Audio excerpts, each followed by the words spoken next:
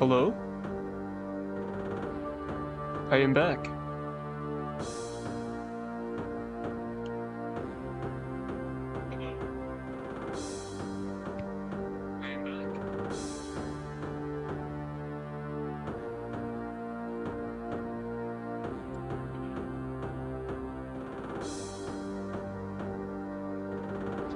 Sorry about that, just testing audio, making sure everything sounds good.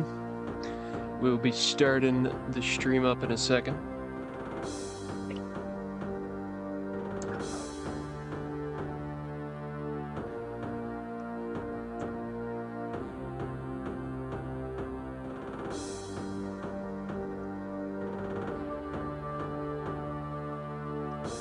Current resolution is 2048 by 18. Not supported by this configuration. What is that?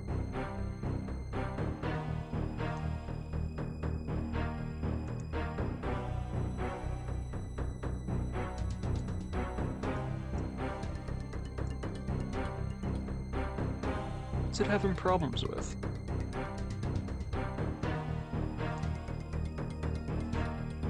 Does it actually look like that?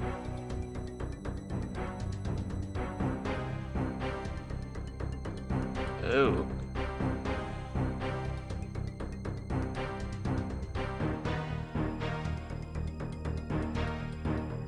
Okay, is it because of that?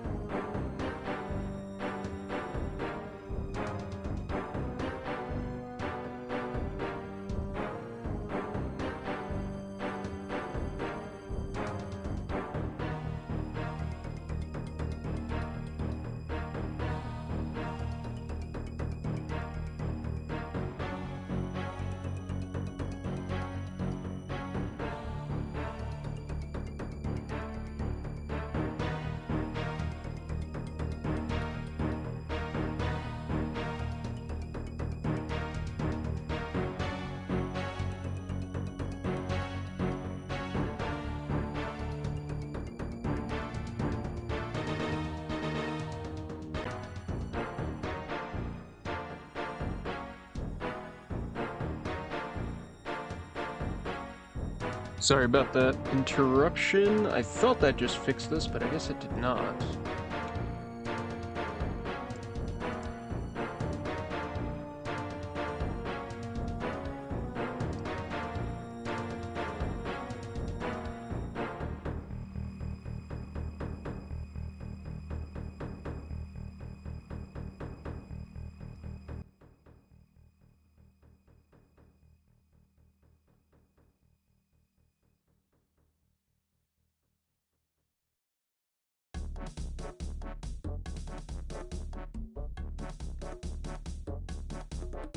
Okay.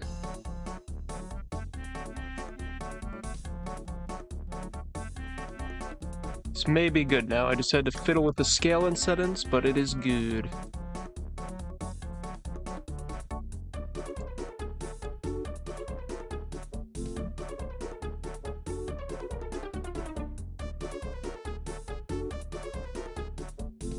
All right. I think we're good to go, boys. Time to kill some Duke.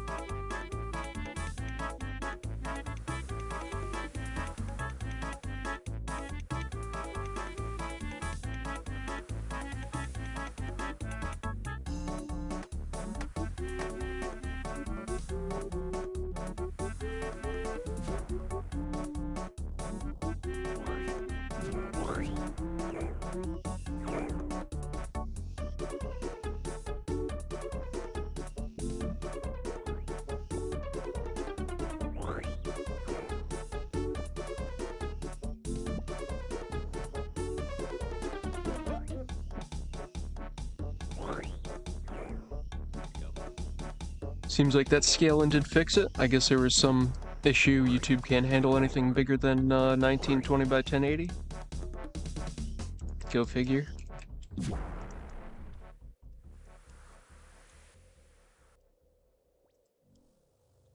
It's looking good now. No issues, no problems. Just killing some Duke.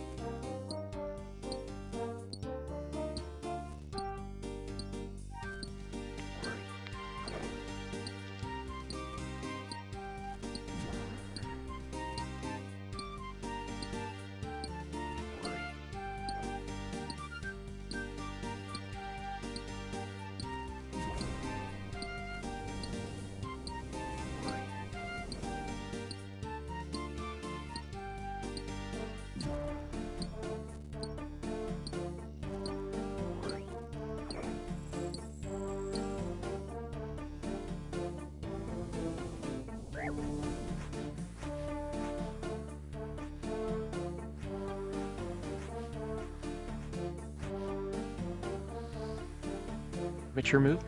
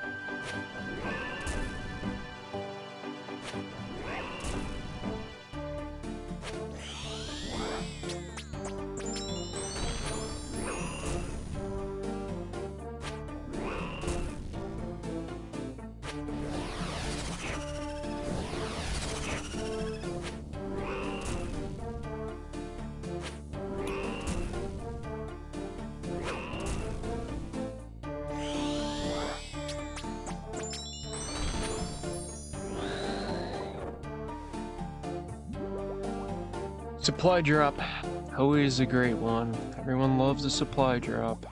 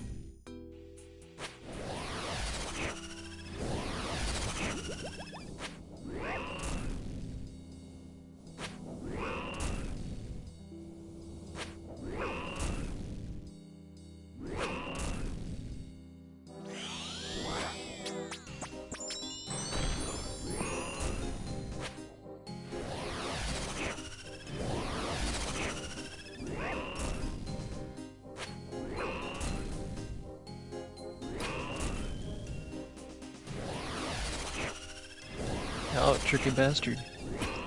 Mixing it up.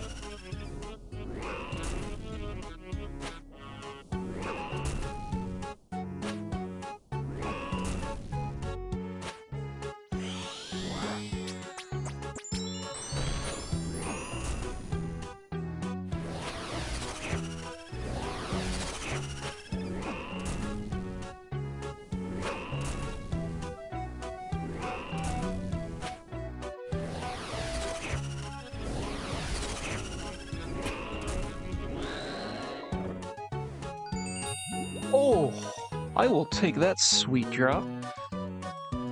Too bad these things are only worth half the price they used to be, but still a nice 400k.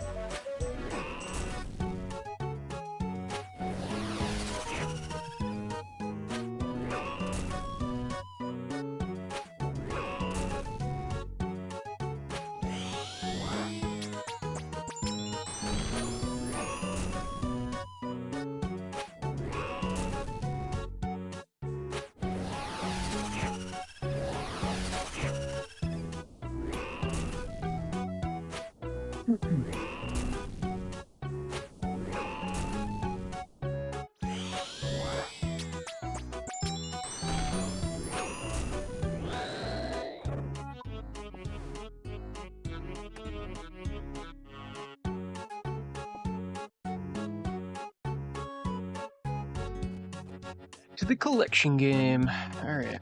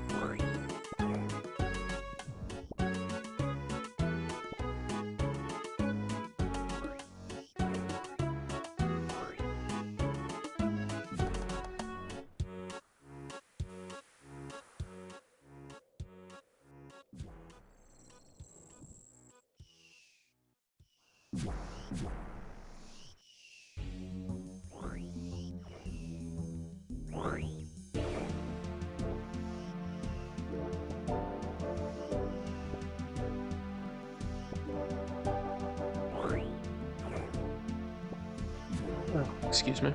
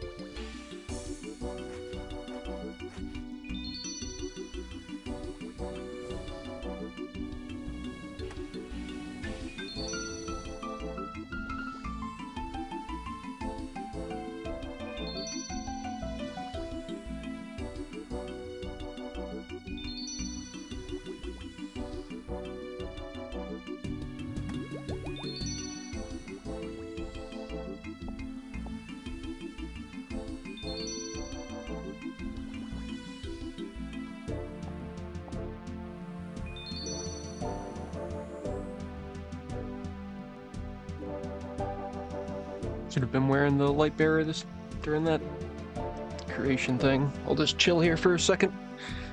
Let that spec energy regen.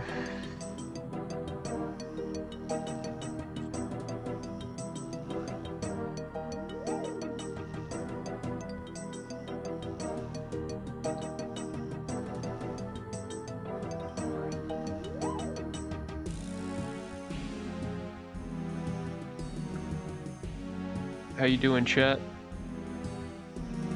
Anybody around?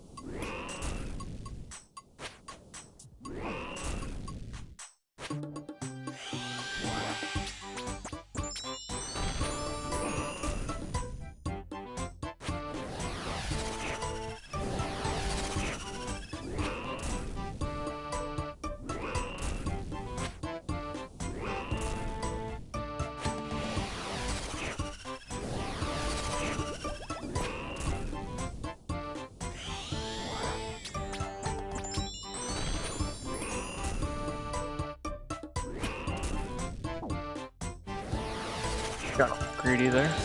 Thought I was gonna one-tap him there. Oh! Raw sea turtle. It's not a super common drop. It's been a while since I've gotten that one.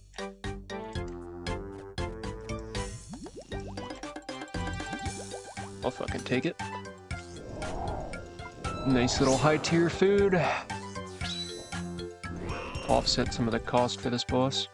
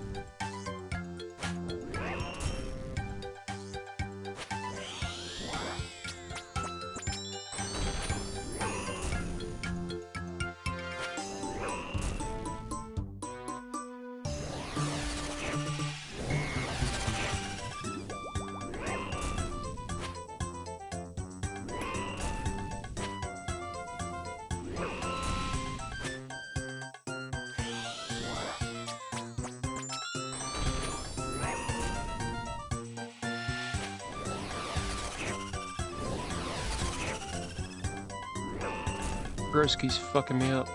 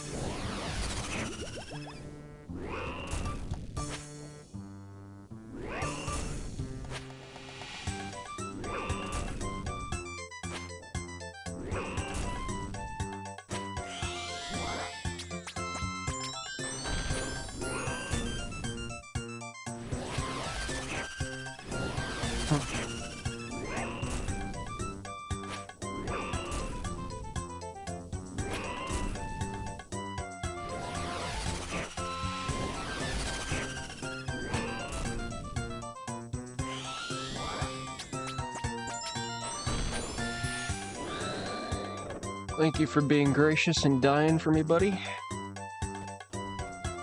Probably should have popped a super combat there.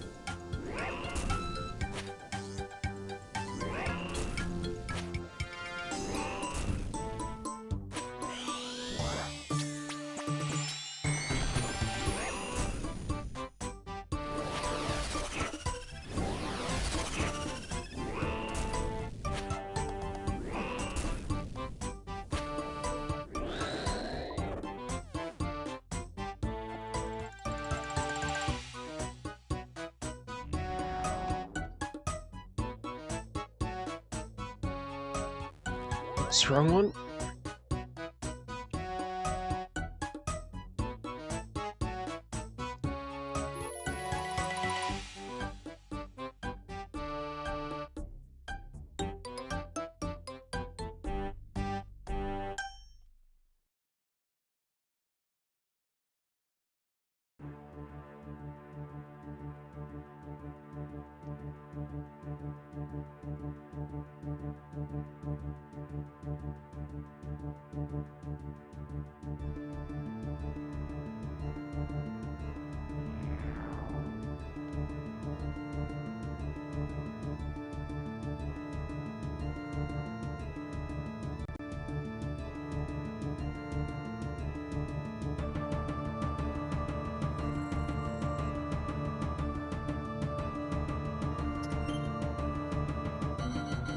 Good, still heavy lift, I'll need that.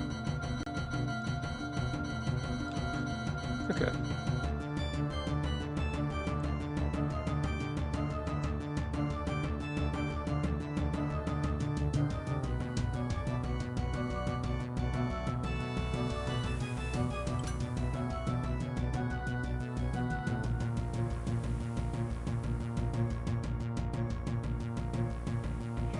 I did not mean to burn all these fucking prayers. I was not even paying attention when I pulled that out. You have to depot these as they're taking up way too much space.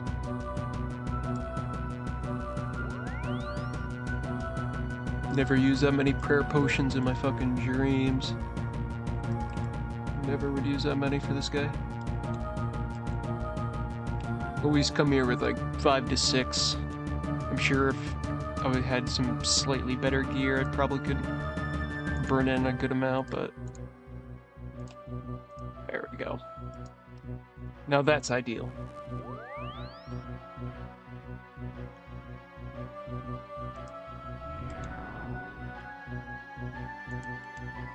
Keep using the wrong damn teleport every time.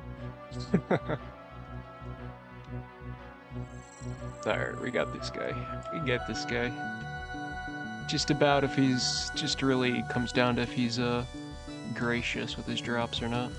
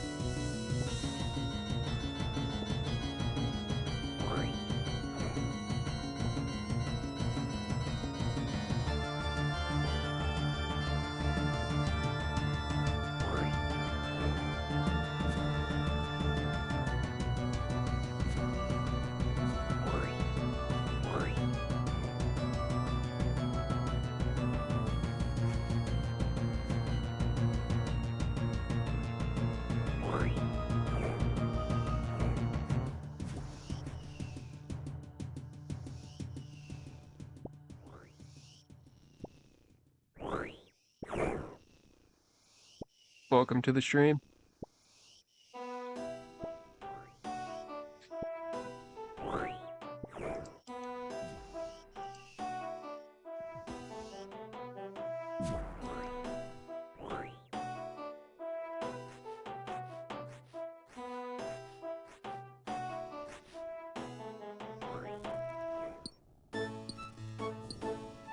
Out here killing some dude, hoping for some uniques.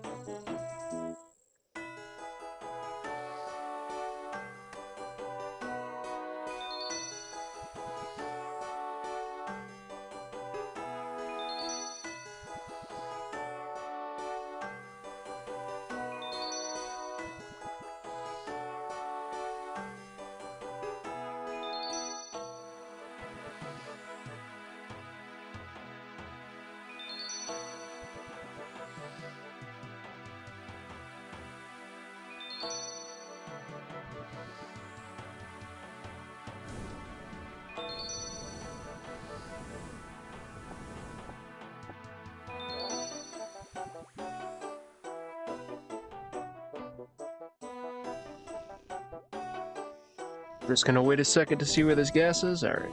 Just don't want to get gassed at the beginning of the fight.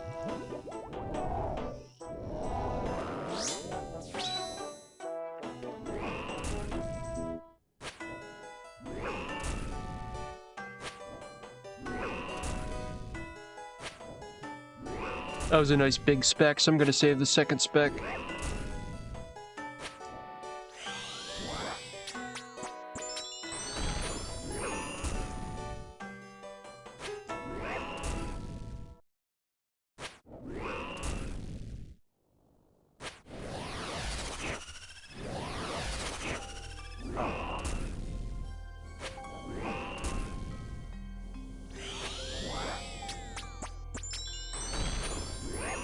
Would have been a record time Duke kill until I hit like 3 zeros in a row there. Kinda sucks.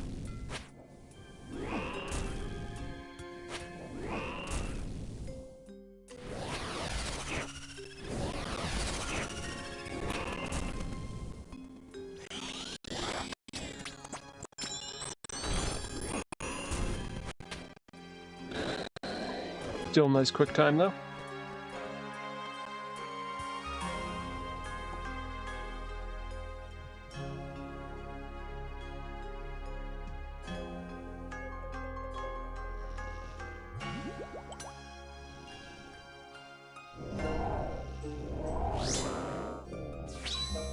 Ooh, another nice big spec.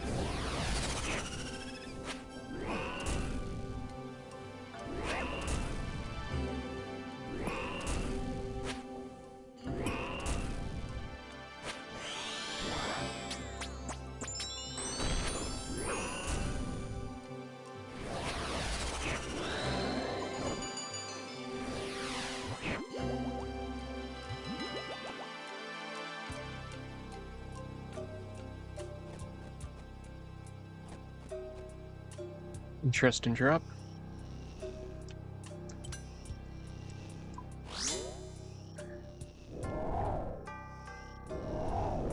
I guess people are clawing for iron ore after they beat Desert Treasure 2.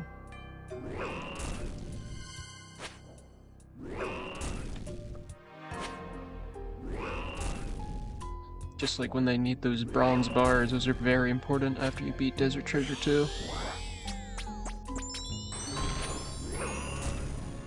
Very logical drop table.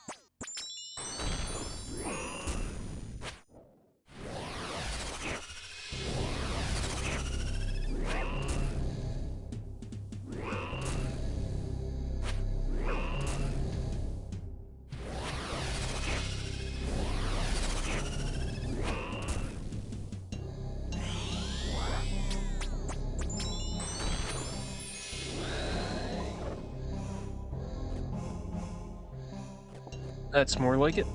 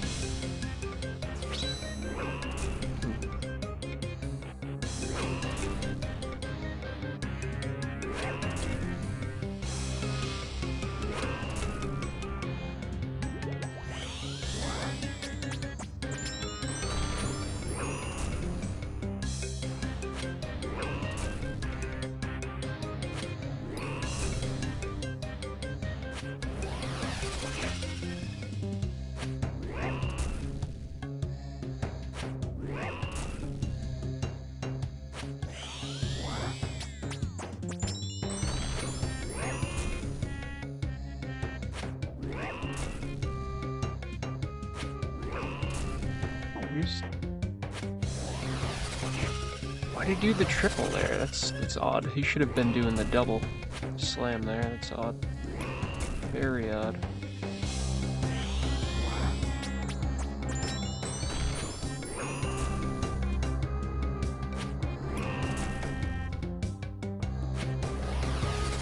Bro, read me like a fucking book.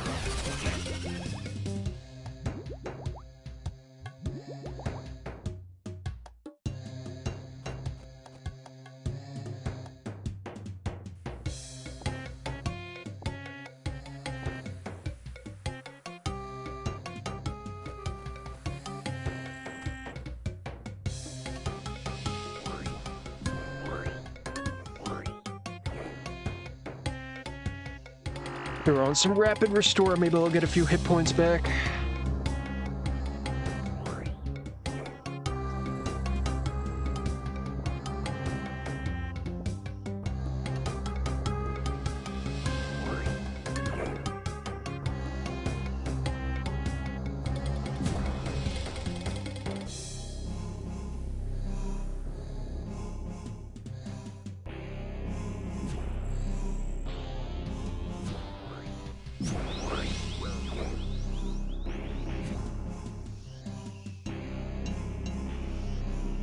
That's embarrassing.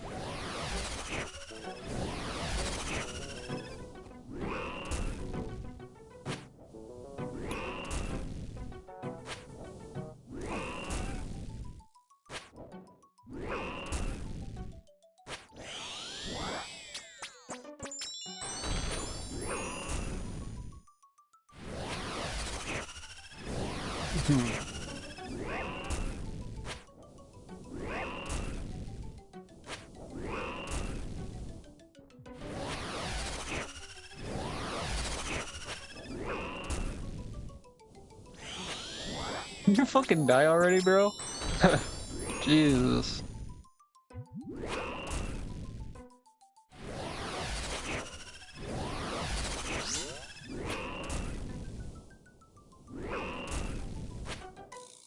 Thank you.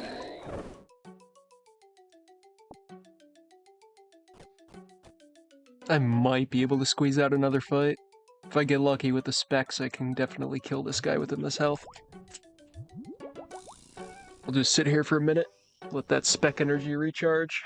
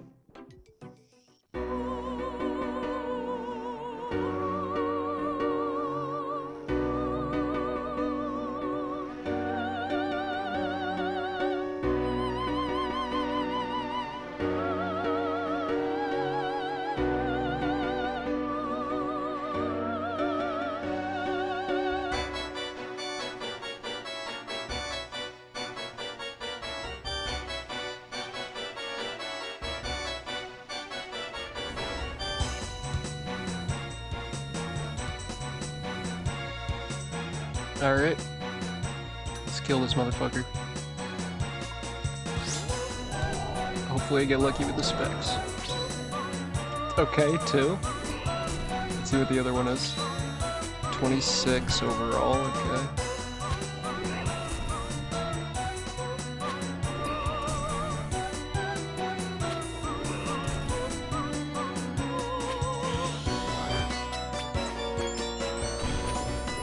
Might have to tally out for this guy.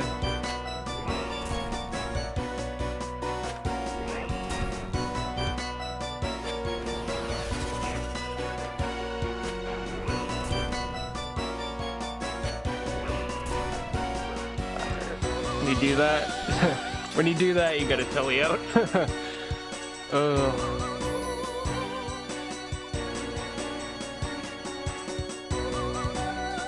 That's fine. I have a long way to go anyways till I get those items.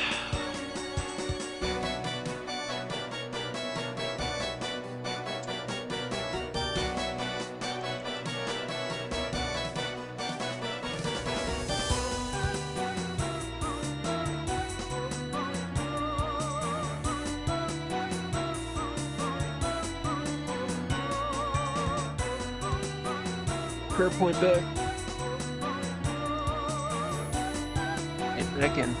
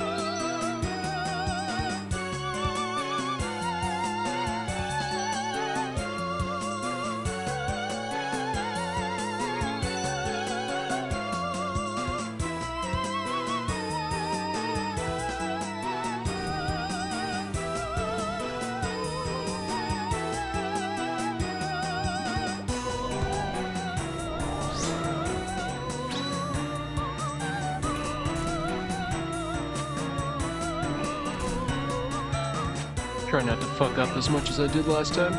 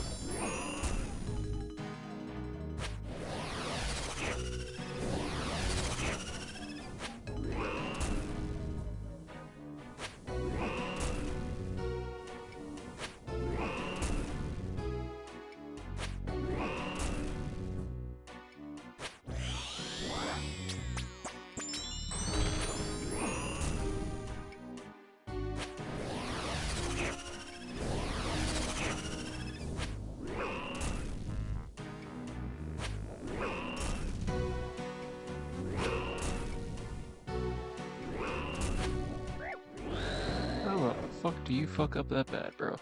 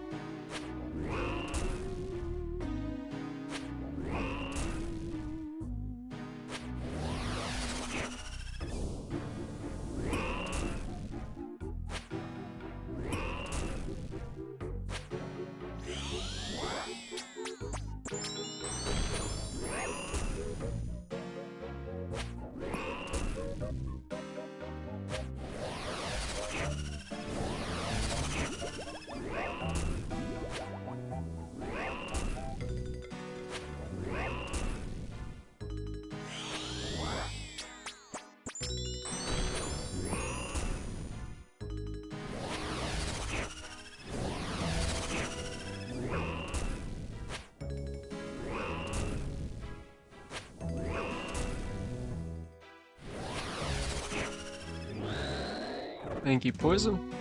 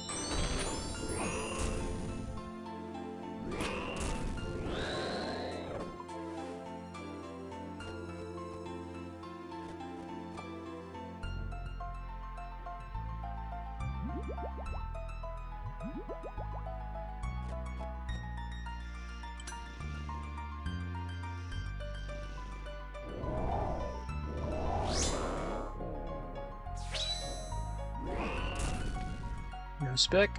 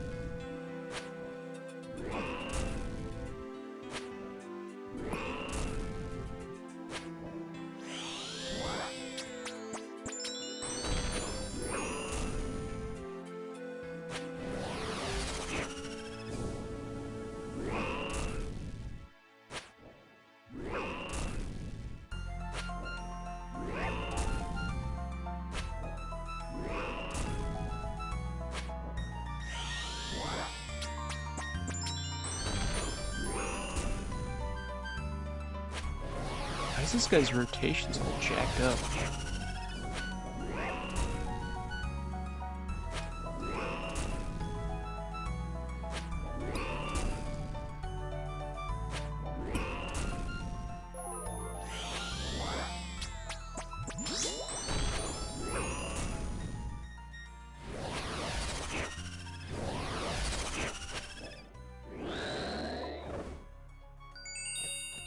Okay.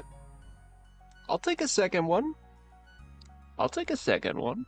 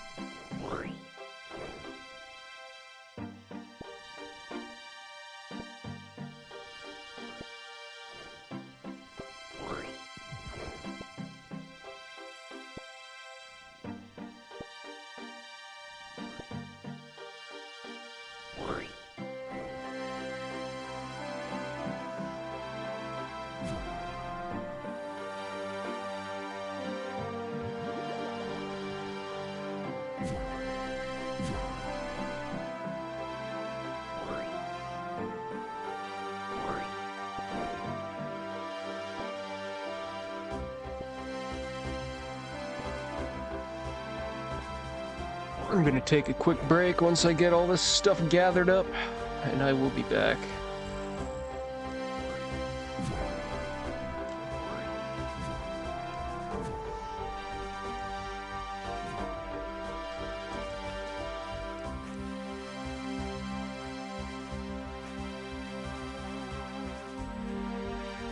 Alright, I will be back, stream.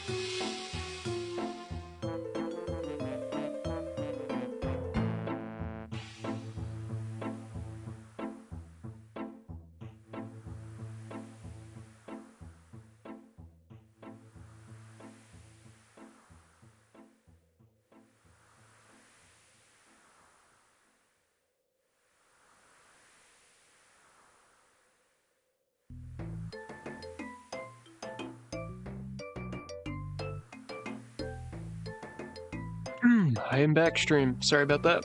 Just made myself some food. Sorry about that. Just made myself some food.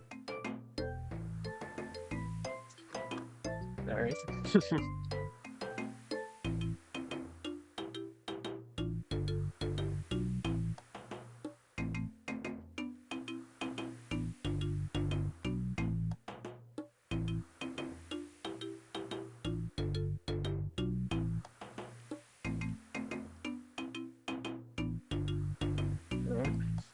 Let's get back to some Duke. Get some brews going.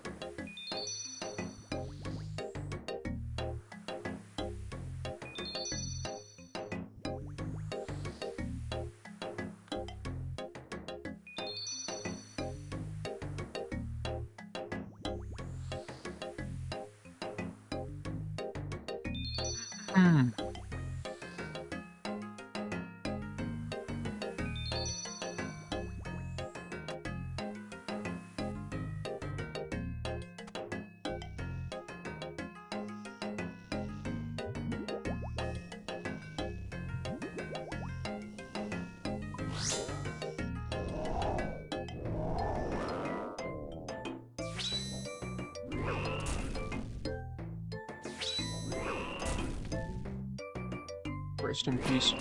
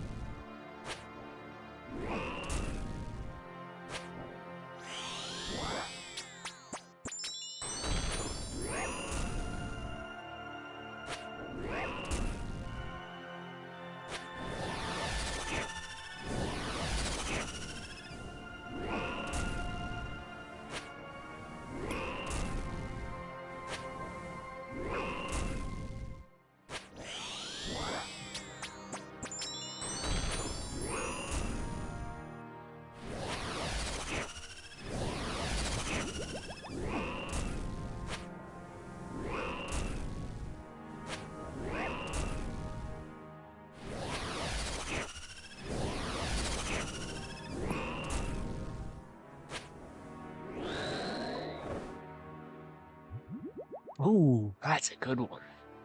That's a good one.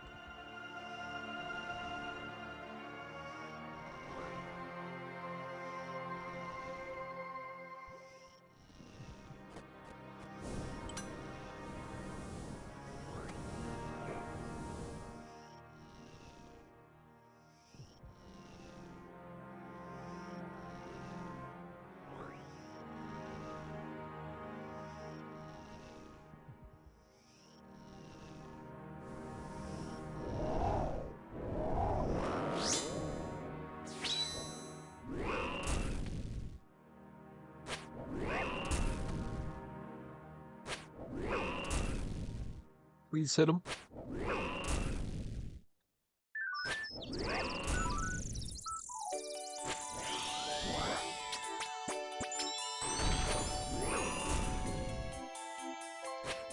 Oh, why are you in zeros? Come on. You can do it. Oh my god, he finally did it. Finally hit above a fucking 8.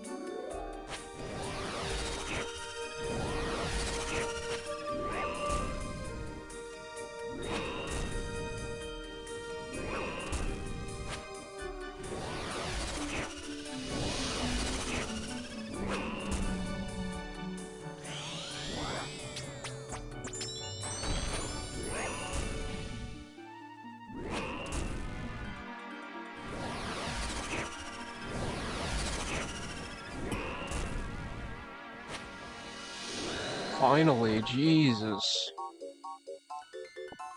2 minutes and 30 seconds for that fight. That's ridiculous.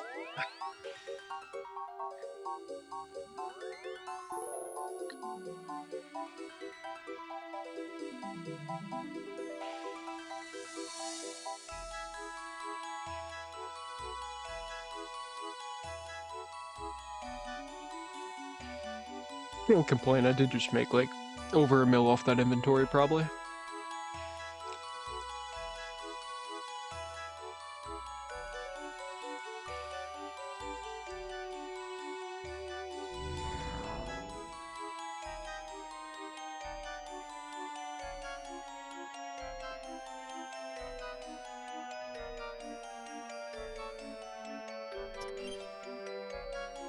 Oh, I guess I just passed 14 mil strength. Sick.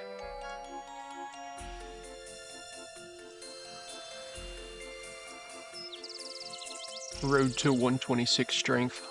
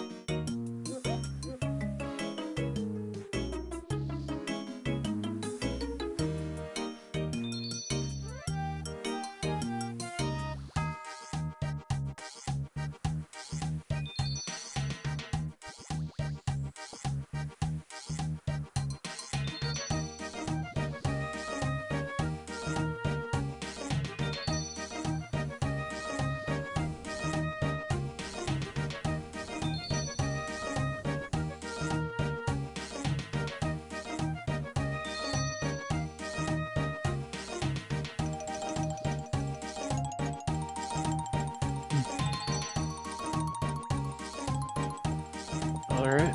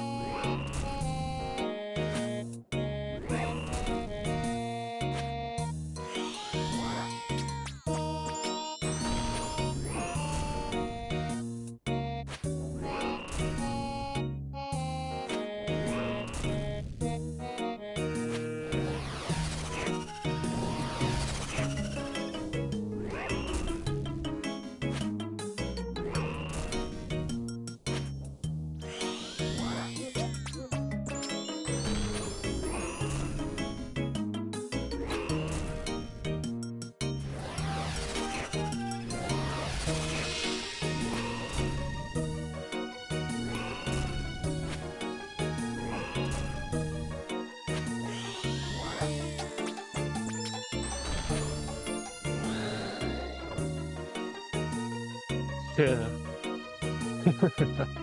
The worst item on the drop table. Nice.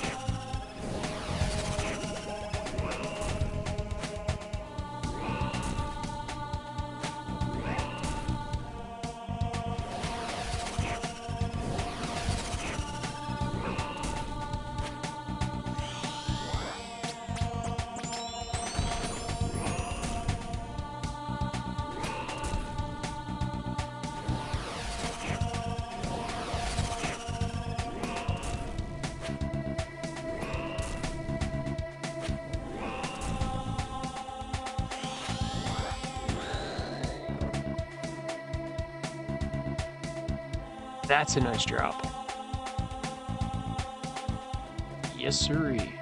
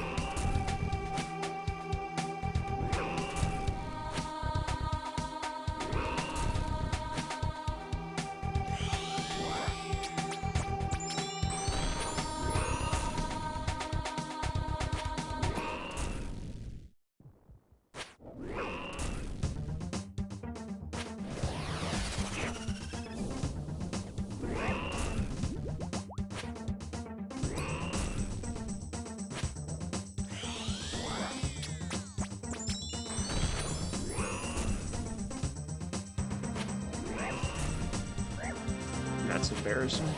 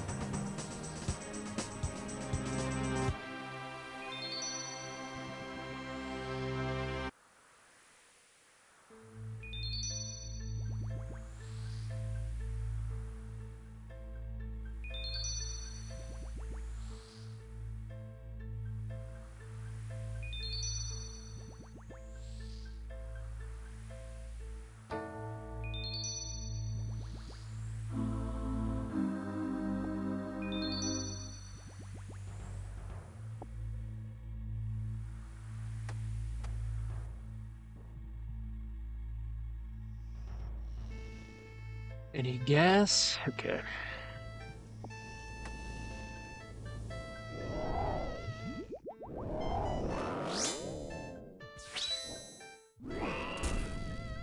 Beautiful spec.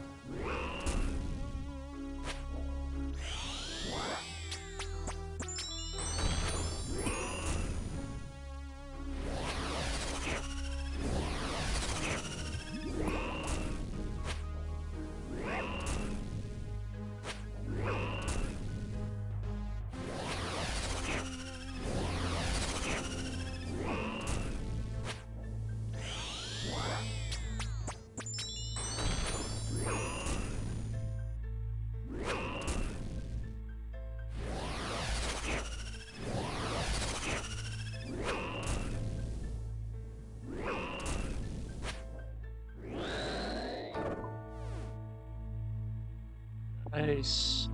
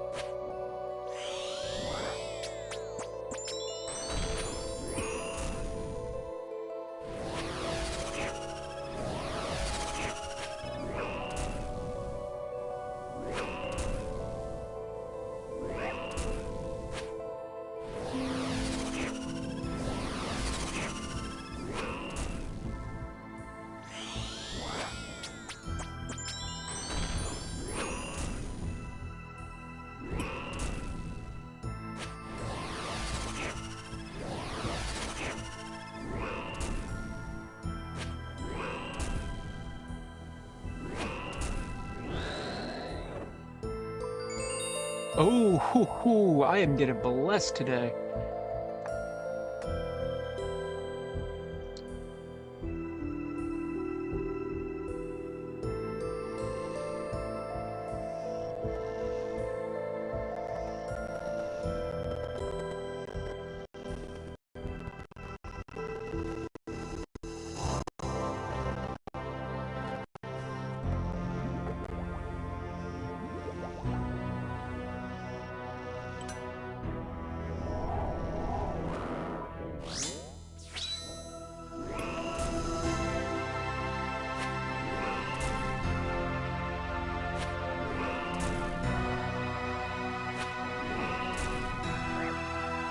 A little preemptive.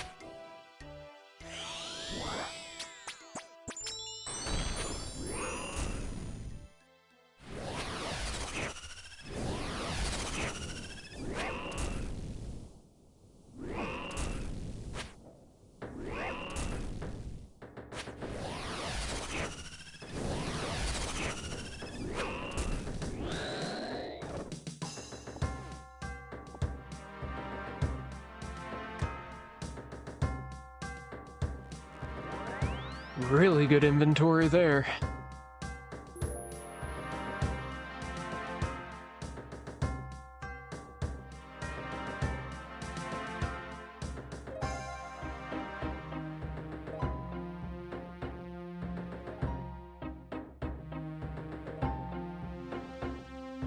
$1.1 mil. Easy. Holy fucking shit, bro. I just realized I don't have my Void Gauntlets on. I've been doing this fight without the full Void set. What the fuck? That would probably explain why some of these fights are taking so long. Jesus. That's funny.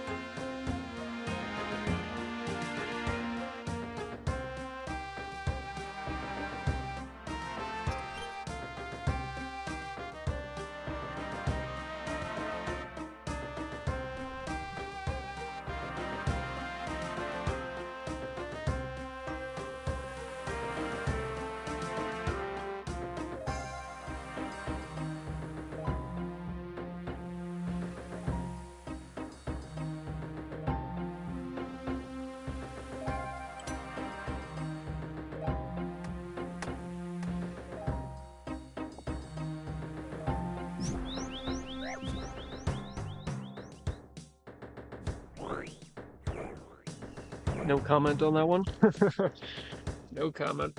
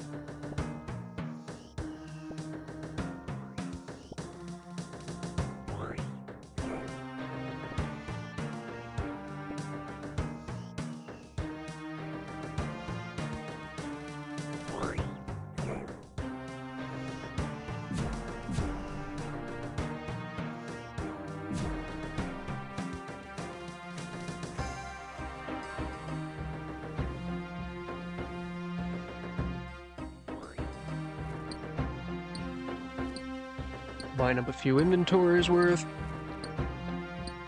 I was wondering why I was having so much fucking trouble with this dude.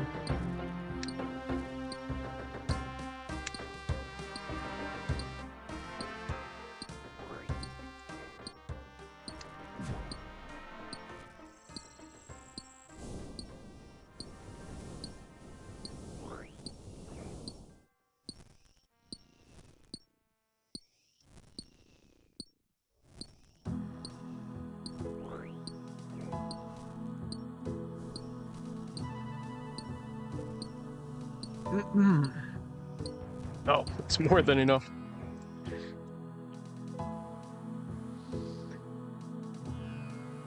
Mine up to 144, so you have enough for 3 inventories. That's my strategy, so I don't have to mine every time.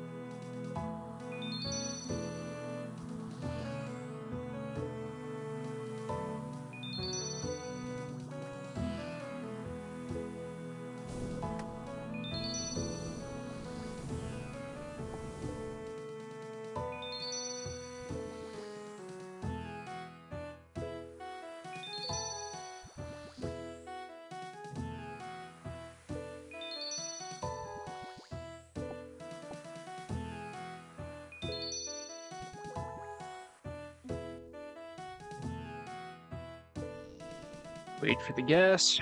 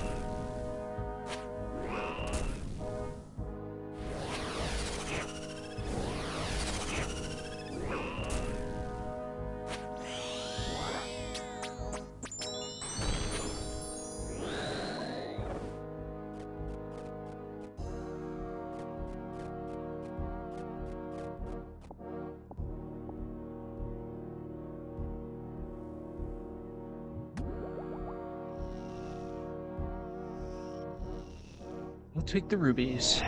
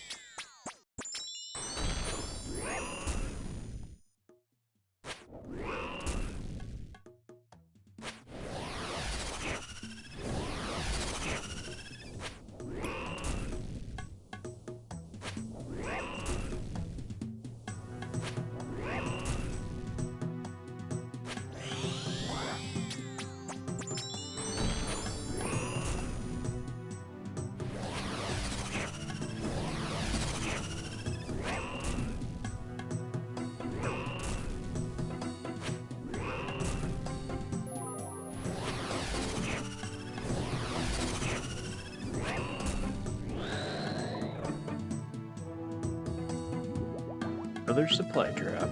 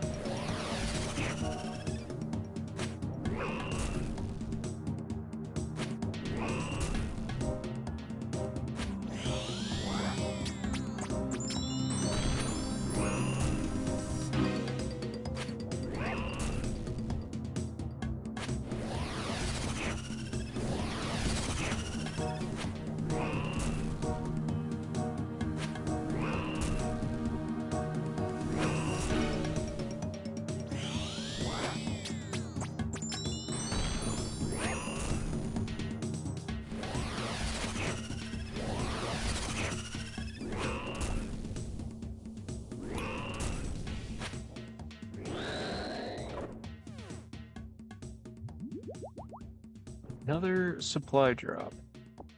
Okay.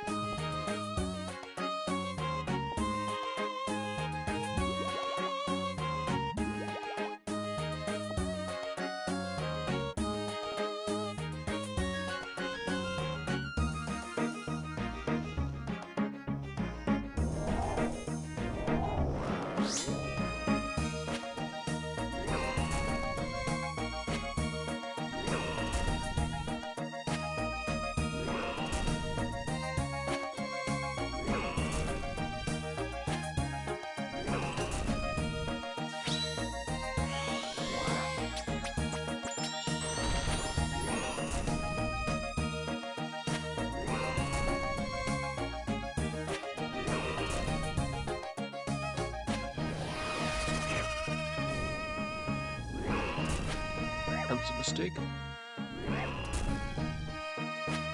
It's fine, I have plenty of food here.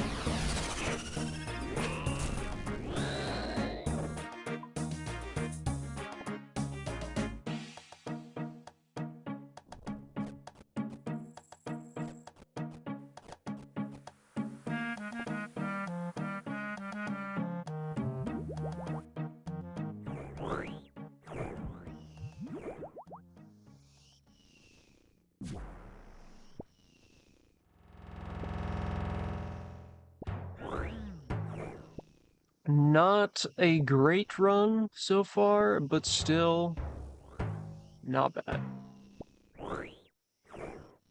The 4 supplies drops is kind of ridiculous. Although I haven't gotten a supply drop in a while prior to that, so the game's just reminded me of my place.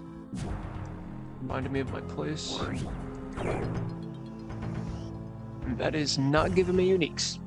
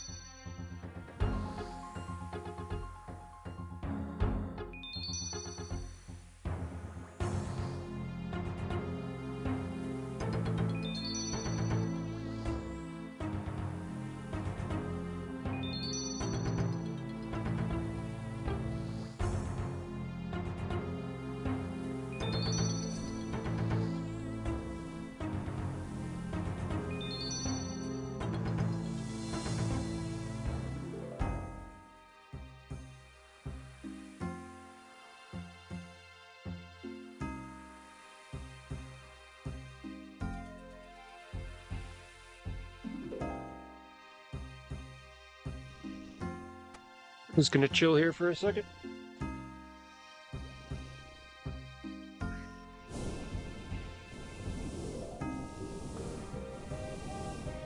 Prepare a dab.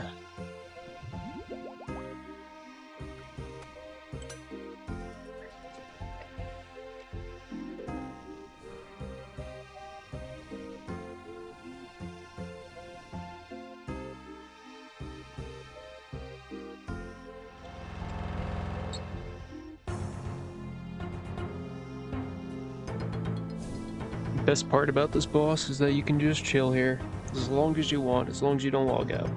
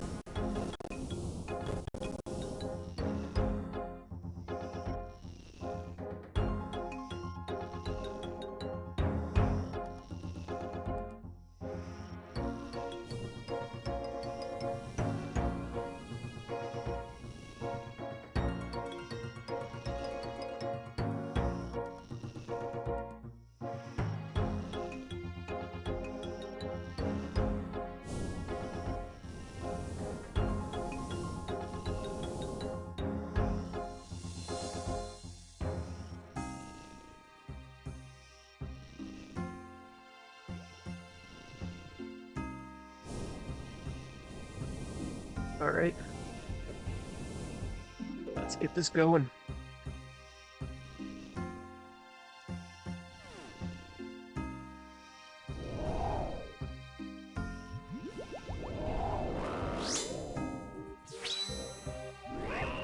Double spec for the hell of it.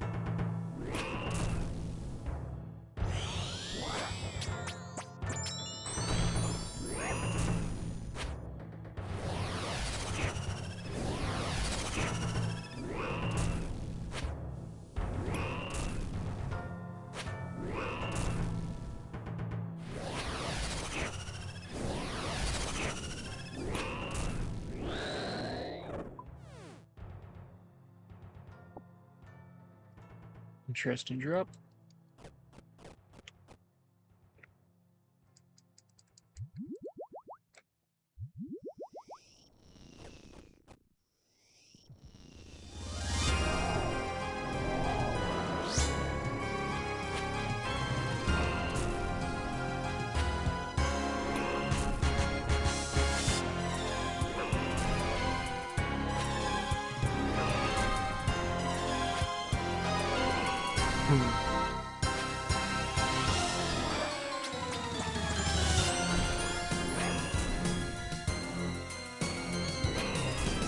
Give me the Araxor soundtrack, bro.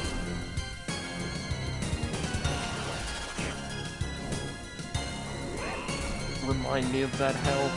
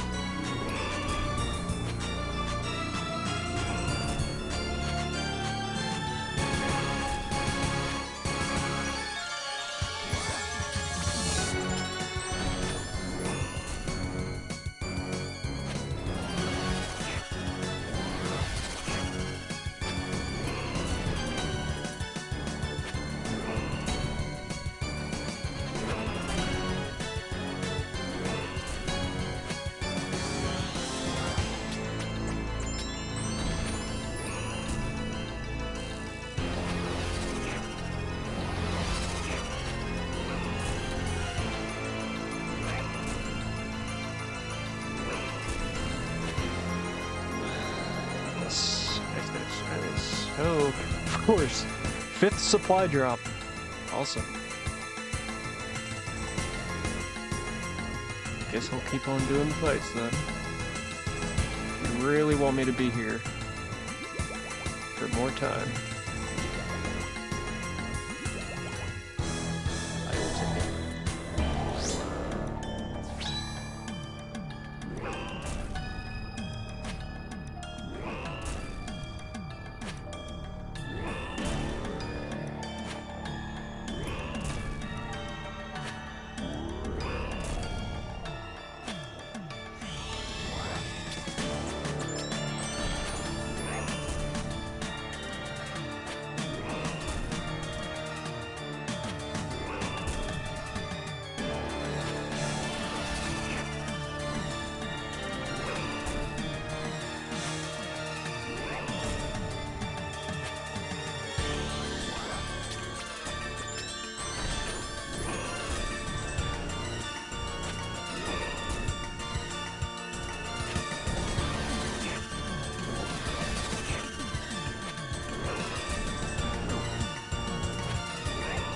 I felt a little too soon to click back.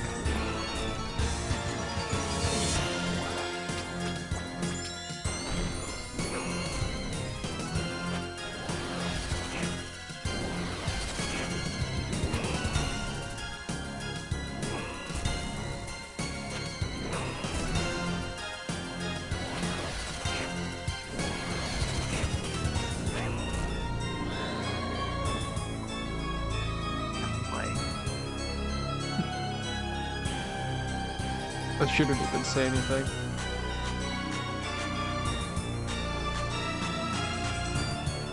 I'm not gonna say anything.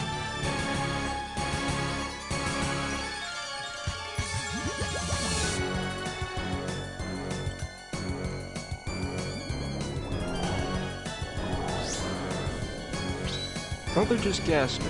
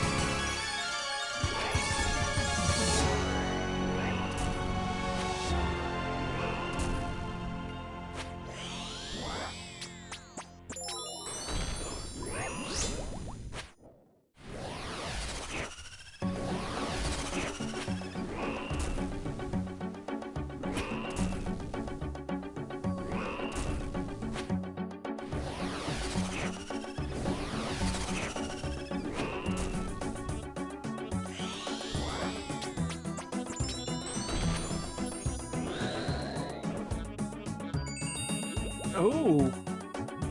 He rewarded me for not saying anything last time about the supply drop. Hell yeah, brother. He's fucking beating me, these things. How many have I gotten today? 4? No. Yeah, 4 Awakener orbs today. Jesus.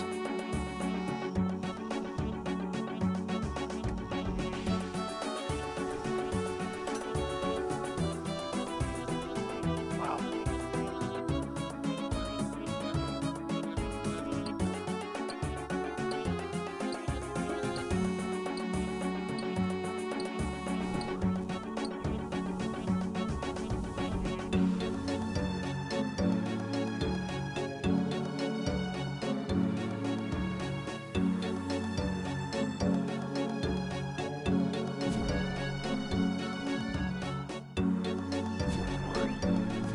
I'll have to burn up this guy's loot drops. I want to see what the rate is on these. Could have swore they're like 1 in 100.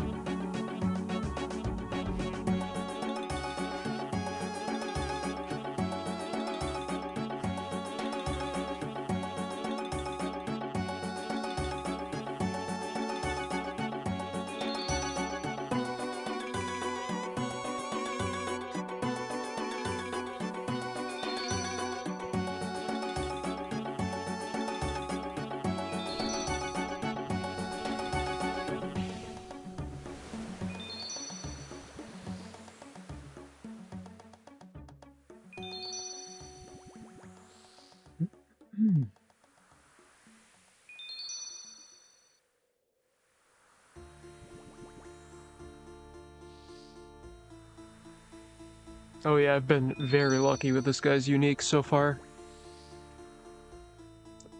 Including the 2 Eye of Duke pieces, too. For the Soul Reaper axe. I do have to obviously get the pieces for from the other bosses, but I will still take it.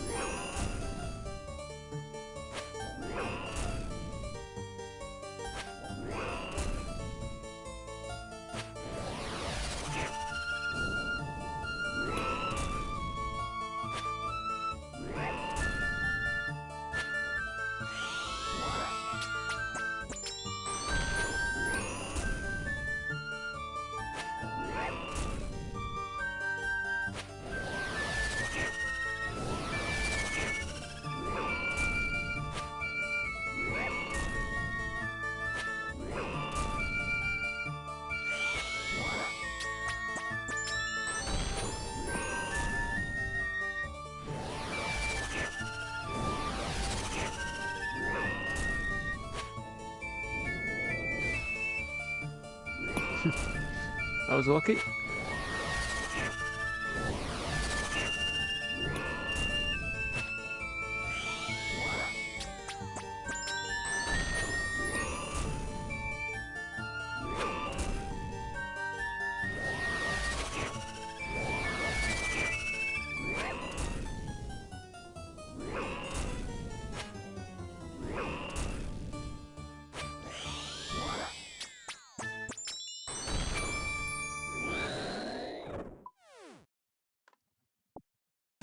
Might be able to sneak another kill in.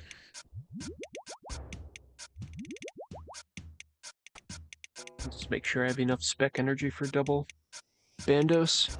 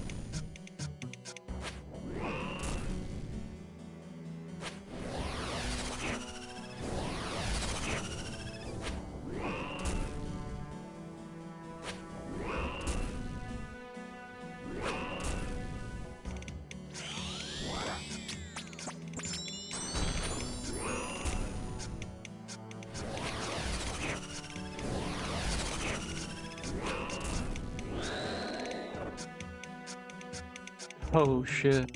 Let's go. 7 supply drops in 1 run.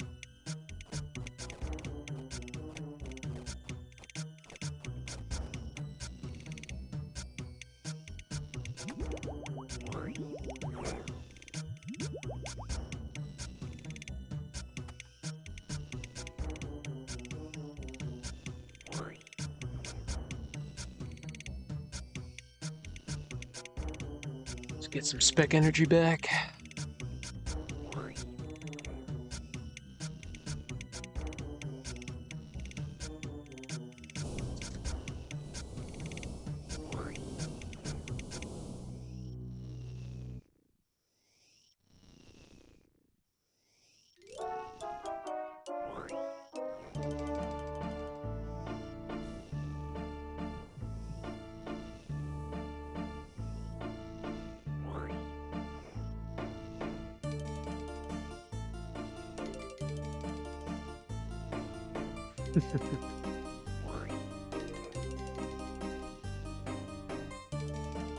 Alright.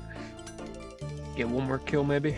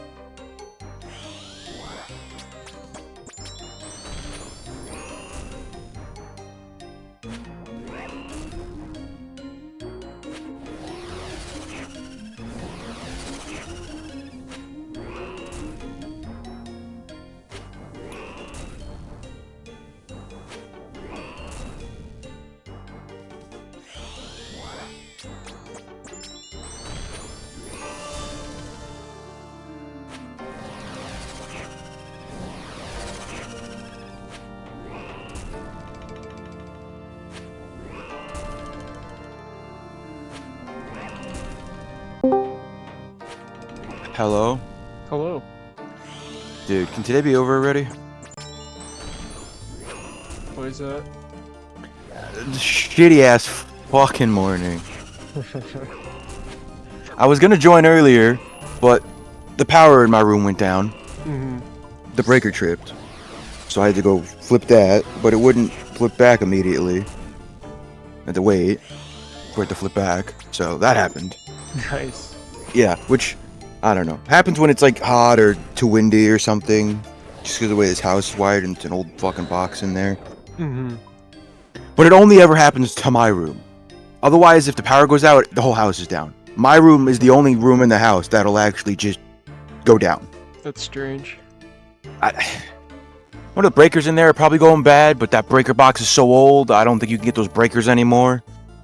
So I think it would need a box replacement, but I don't know. Jesus. Yeah. That's one of the reasons we had to do something. We had to put the AC in the living room on an extension cord to a plug in Dad's room, so it's on off of that breaker in there, because the outlet in the hallway that's on my wall, which is the one you could plug it into, is tied into my room. So that would have added another AC, which made my room trip even more, and everything went down, including that. So that's why we had to do that a little while ago. But that was the first thing this morning. So I had to reload my PC, restart it all, reboot turn the breaker back on, all this shit. And then I got up and got dressed, and I went in the kitchen to make the shake that I make in the morning normally. Mm-hmm. And I unpeel the banana. I put the banana in. First piece is fine because it broke in pieces, and then the next piece I put in, the shake splashes out of the damn container over the counter and onto the floor. Made a fucking mess. I was like, oh my god, what the fuck? I gotta clean this up. So I clean it up. Then I grabbed the powder mix that I put in there. I got that like breakfast essential stuff that's full of the vitamins and shit. The chocolate flavored stuff. Yeah. Oh, yeah. So I put it in there. I usually do like banana, that chocolate mix stuff, peanut butter, coffee, and milk. Is the shakes that I make and drink. Mm-hmm. But yeah. So I then rip the package open. Friggin' the top 10% of the package goes flying everywhere. The powder mix goes all over the inside of the sink, all over the counter. So I had to clean that up. That was mess number 2 out of the 3 that happened in the morning, not including my room. So I poured the rest of the powder in, then cleaned the mess up, whatever. I go into the fridge, move some stuff around so I can grab the pitcher of coffee out of the fridge. Mm-hmm. And after I got the pitcher of coffee and then I poured it into my fresh coffee that we just put in the pitcher, I put it into the shake. It was fine. I close it, go to put it back in the fridge. I set it on the shelf. It's on the second shelf, which is our tallest shelf. I set it on the shelf. I don't know if it's because the pitcher's too full or I set it a little awkward or something. The pitcher splashes everywhere out of the side. Because the big pitcher we have that's clear with the pink lid, the lid's broken and it leaks a little bit. When you pour it, the lid doesn't like fully seal. So I don't know if he filled it too much or if it just I was angled going in. But it splashes out all over down the whole side of the fridge and down on the floor, and I had to clean that fucking mess up. So my morning's been fucking wonderful. Yeah. You sound like the complete opposite of the luck that I've been getting with fucking Duke. It's been good? Oh yeah, he's been blessing me.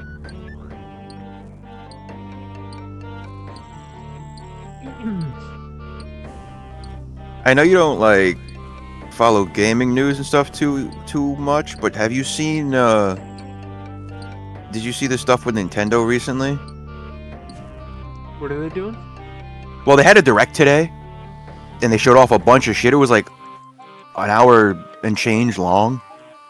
They showed off the next Super Mario movie, which is whatever, but they showed off, it's Super Mario Galaxy, the movie, or whatever. They're making Super... Oh, God. It's the next animated Mario movie. But they showed off a bunch of shit for the Switch too, a bunch of Switch games. DLC for the Donkey Kong game, which looks pretty good. They're bringing the Virtual Boy back as an accessory for the Switch. And it's limited titles that it had. Oh my god. Yeah.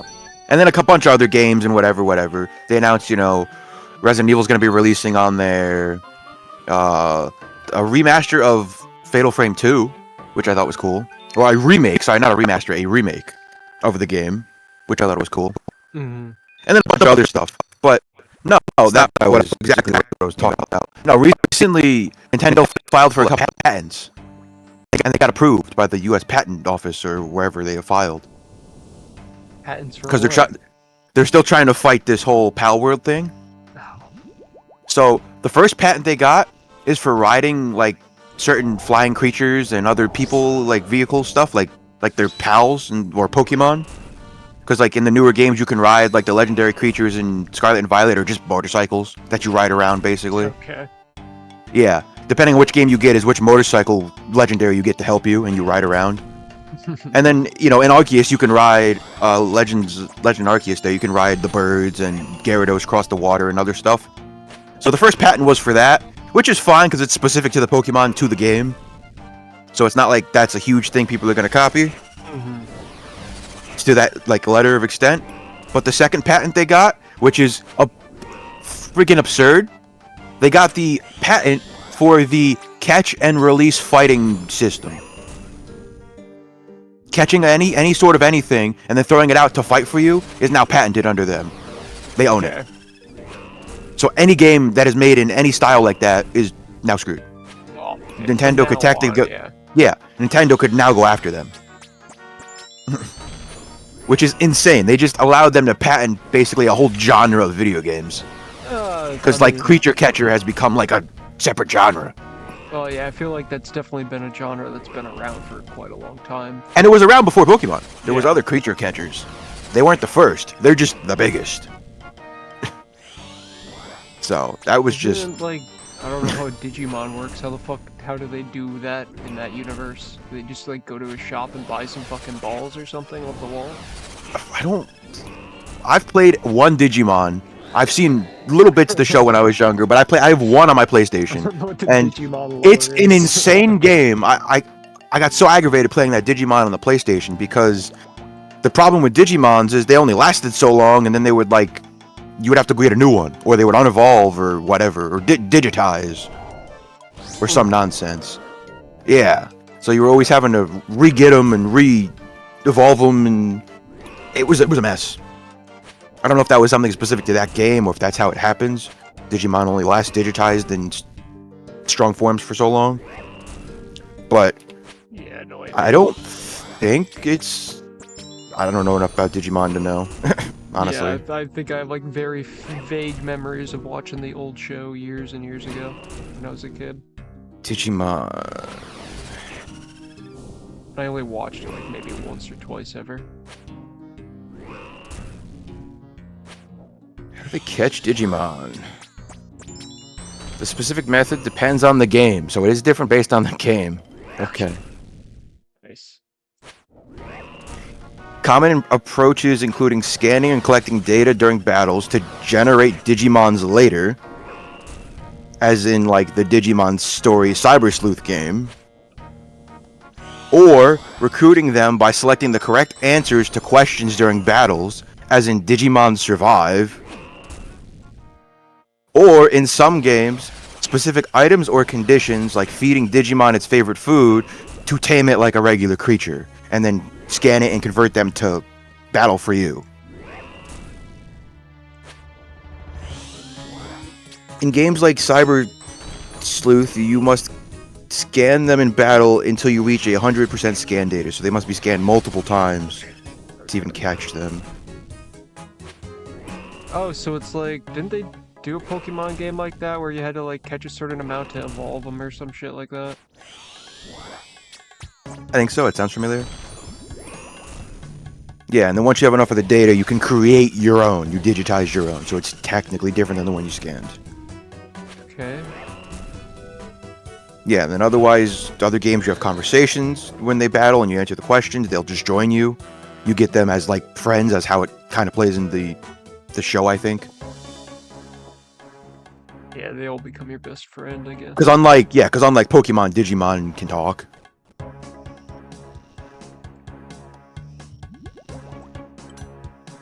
Yeah, you gotta answer the questions correctly till you fill up a satisfaction meter. If they're satisfied enough, they'll join you. If you mess too many questions, they fuck off. Such a shit system. They could never Yeah. land on a good system, obviously. That's why No. they kept changing it. And then taming, as in Digimobs or mod, in some Digimobs mod, you feed wild Digimon food until they join your team. You basically tame them like a normal creature. So, yeah, apparently there's been multiple modes.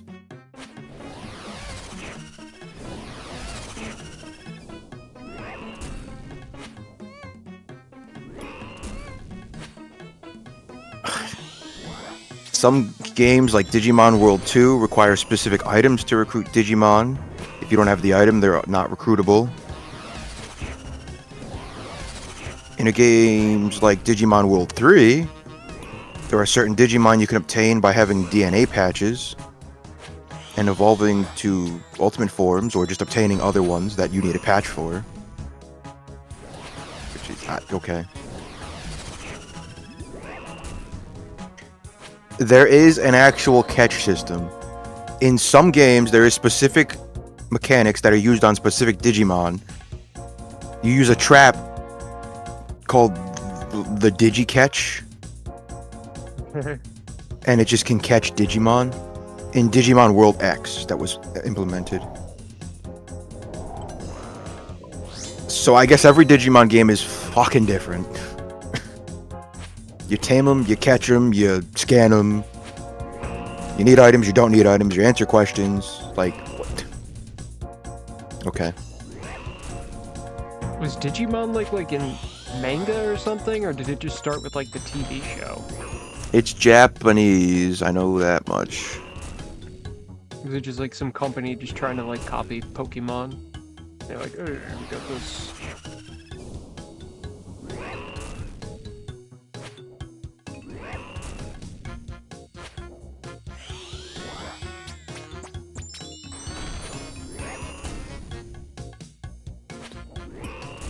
Digimon first appeared in narrative form in the one-shot manga Come On Digimon, released in summer of '97.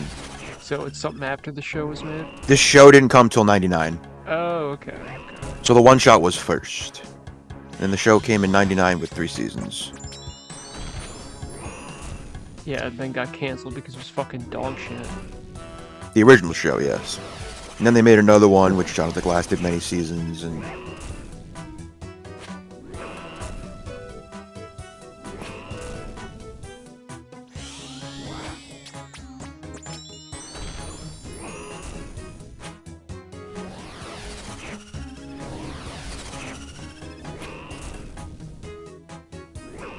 There have been at least 9 Digimon television series since 1999.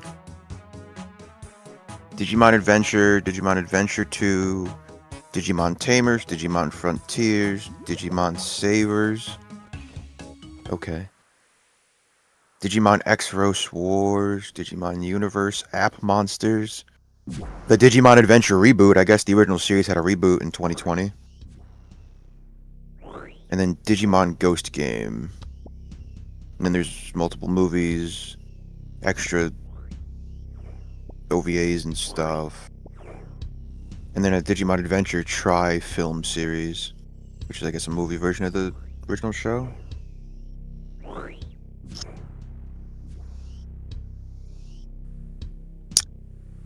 Digimon Adventure 1, 2, and Tri.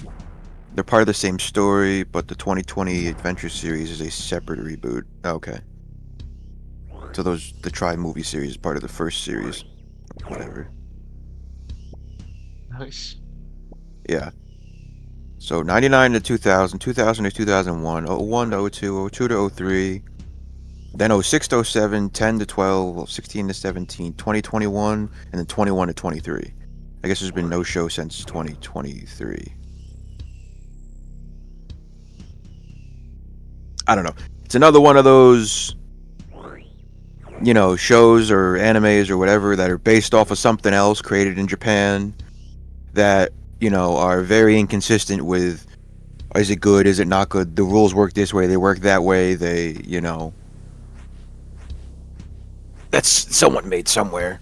You know, it's kind of like Beyblade, how that show keeps coming back and leaving and back and leaving. And I feel like Beyblade was more popular than Digimon. Not too much more popular, but I feel like it was definitely more popular. Because at least I feel like people Beyblade lasted for a while. That's what I was gonna say. Like I feel like kids saw Beyblades, and when they actually got Beyblades, you know, there's actually like I felt like a use with them. Unlike Digimon, Yeah, it was well, Beyblade became an just... actual like tournament fighting thing. Yeah, People still do that now, like exactly. professional Beyblades and stuff. But Beyblades was much bigger. It's broken up into series, and each series has multiple shows. Mm-hmm. The original series itself had 3 shows. Pegasus! Then the second series had 4 shows. Then there was a spin-off series, Bay Wheels, in 2012, which no idea, didn't do great, I guess. Yeah.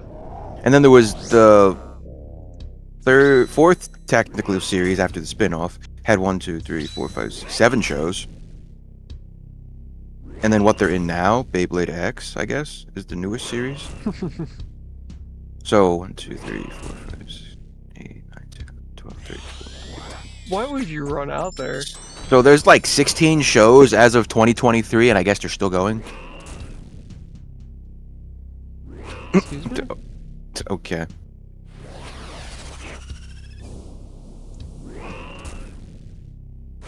That's crazy.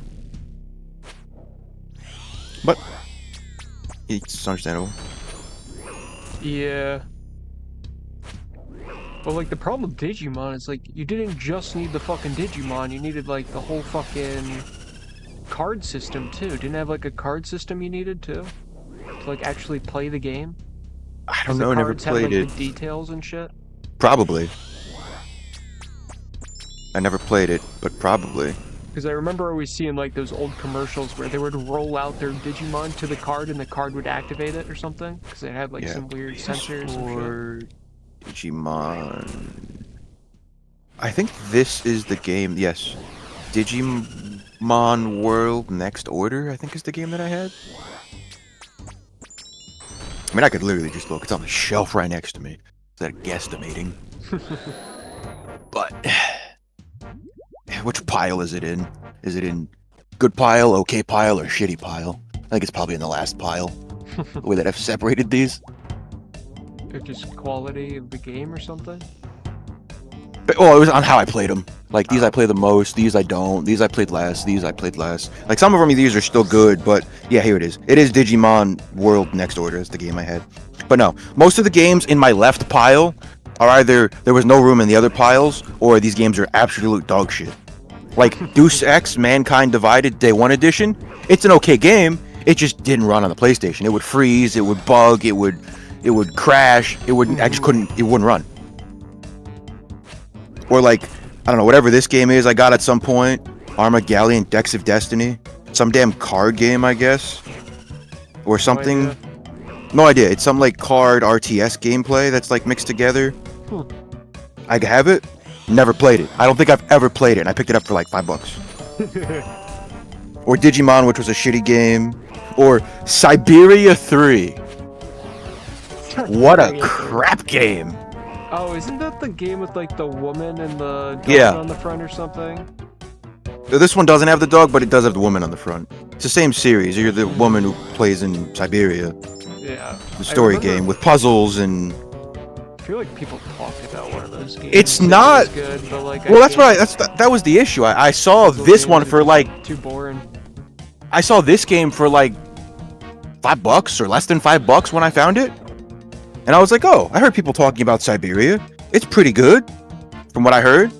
And then I picked up number 3 because I found it cheap, not having played either of the first 2. And number 3 is apparently the worst.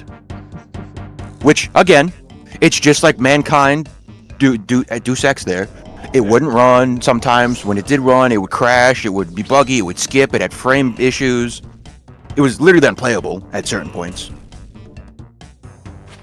So, yeah.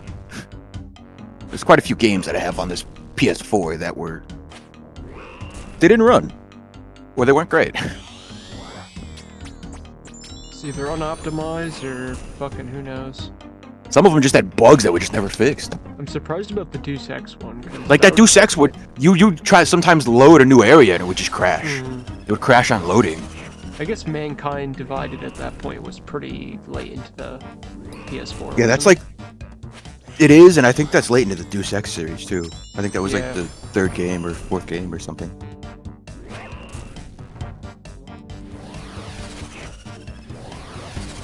Deus Ex games.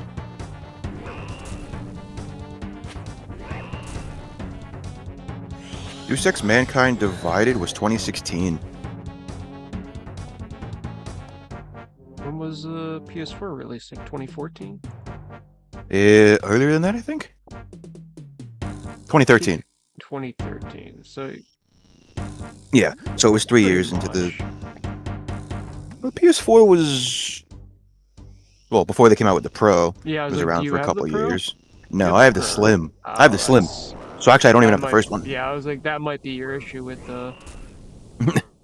I have the Slim, which is at the time when I got it, what they were selling. Yeah. Because it was just I don't like when they think did the Pro was out PS3. at that time, was it? No, it was just like when they did the PS3. It's like the PS3 came out, and then the Slim came out, and the Slim was everywhere, and the threes just kind of the regulars just disappeared.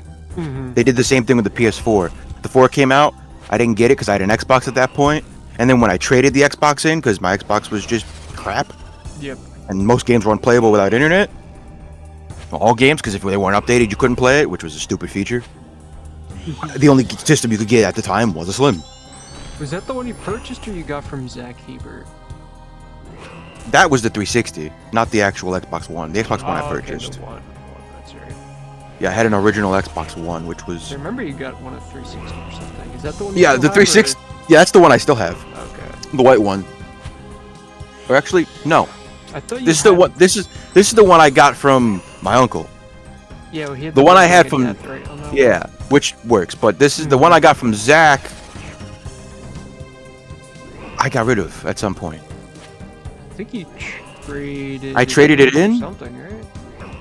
I think I might have traded it in over the years for whatever I traded it for. Maybe for PS4. 'Cause it games or worked? something? Cause it worked. I think I traded that towards the PS4. Because I think it did work, but I think it also had issues, separate from the issues that this had. So I was like, eh. And I don't play it. And yeah, because that's when I downsized and lost like all my Xbox 360 games. Because if not, I would have like 3 times the amount of games I have now. Yeah, I think you. If I remember correctly, you like traded in pretty much everything, and you didn't have to pay a dime for that Nope. console. I think I only paid for a couple of games that I wanted. Mm-hmm. That were extra on top of the games I got already.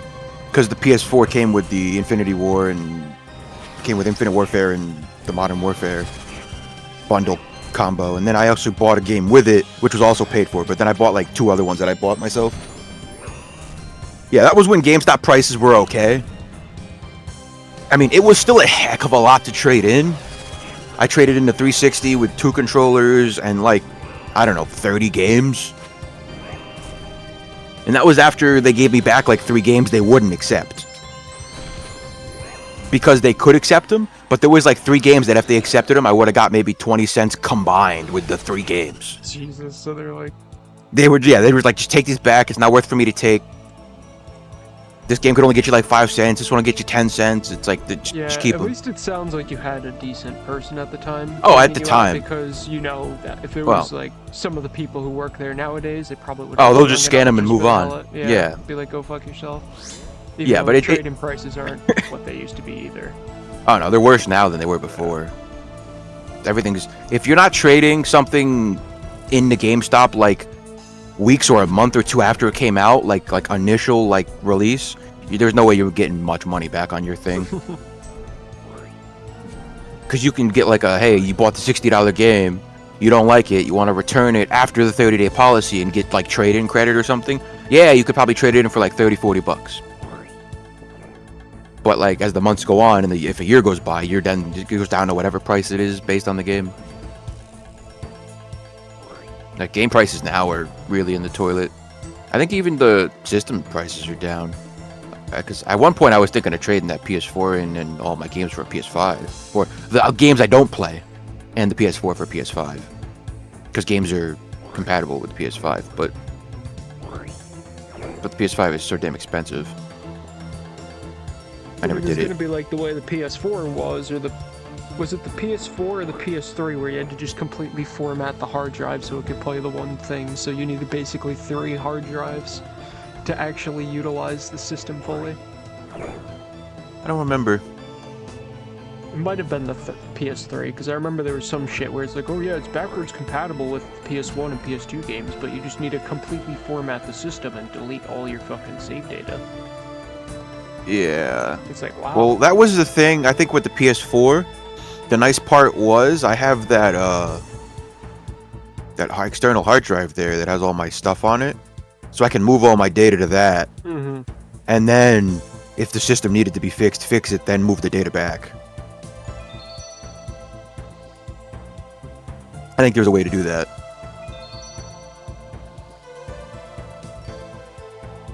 But let's see. Let's look at trade-ins. Let's see what this PlayStation is worth at the moment. I know it's down from even just a couple years ago. So I don't know if that's the. I don't know. Is that the 500? Or is that the terabyte? I don't remember. I But want to say it was the terabyte you got. I think so, because I think that was more common with the Slims.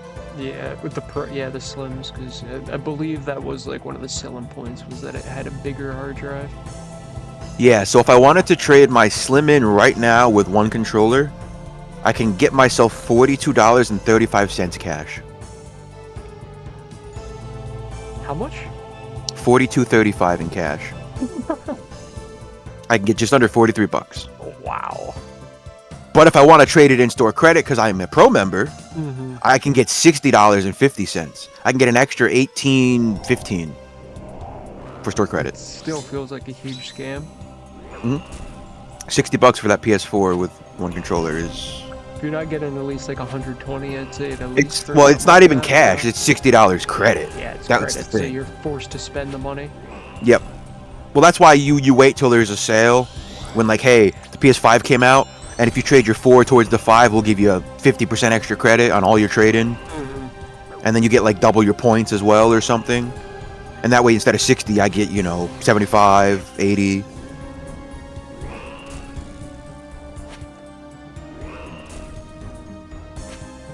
Yeah, the Pro's not much more. If I traded in a PlayStation Pro 1 terabyte, it's only $71.50 store credit. You get an extra $11. That's it. For a system that costed a lot more than $11 extra.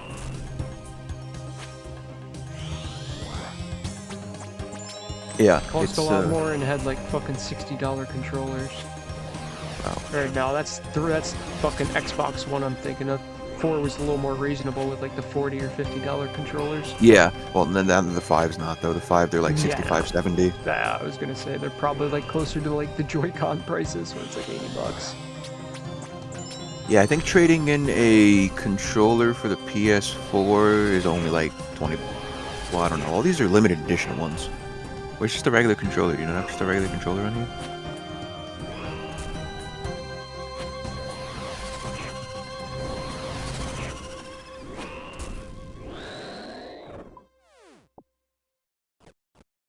How much could you get trading?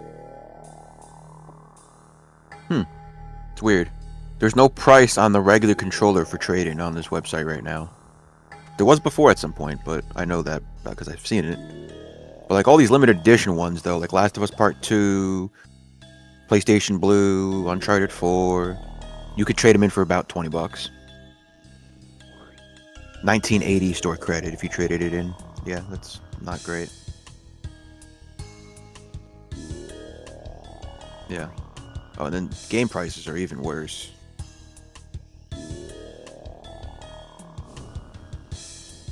Let's see, I have this game on. Wow. That's pretty bad. What's up? I looked up one of the games for the PS4. I could trade in Persona 5. Just the game. store credit of 55 cents.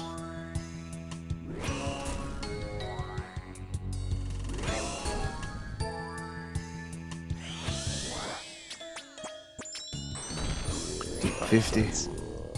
Yep. That's because they only sell the game for $4.99. For PS4. They sell it for $5.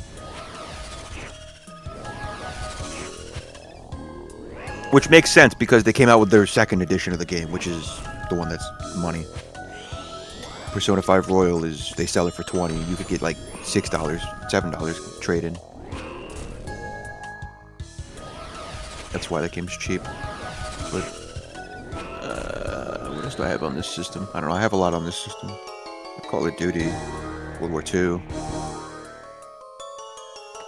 What does J Street do? They must have some kind of trade-in stuff, right? They do, but I don't think they have like a website to check it. Oh boy, I could get $2.20 for trading in World War II.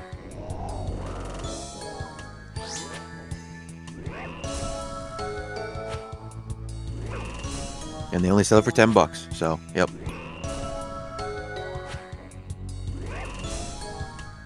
Yeah. I mean, collectively, if I were to trade in all the games I had for the PlayStation with the PlayStation, yeah, it'd probably go from $60 to maybe just over 100 store credit. You'd be lucky. I might make $40 on all those games. It's so bad. Especially now with GameStop moving away from games. Like they've started opening, like some stores are retro stores and have older games and game systems and stuff now that they're selling. And then they've also gotten heavy into Pokemon cards and trading cards. And some stores have also started selling Legos as well. So they've started branching out of their games. Heavy games market. Heavy modern games market anyways.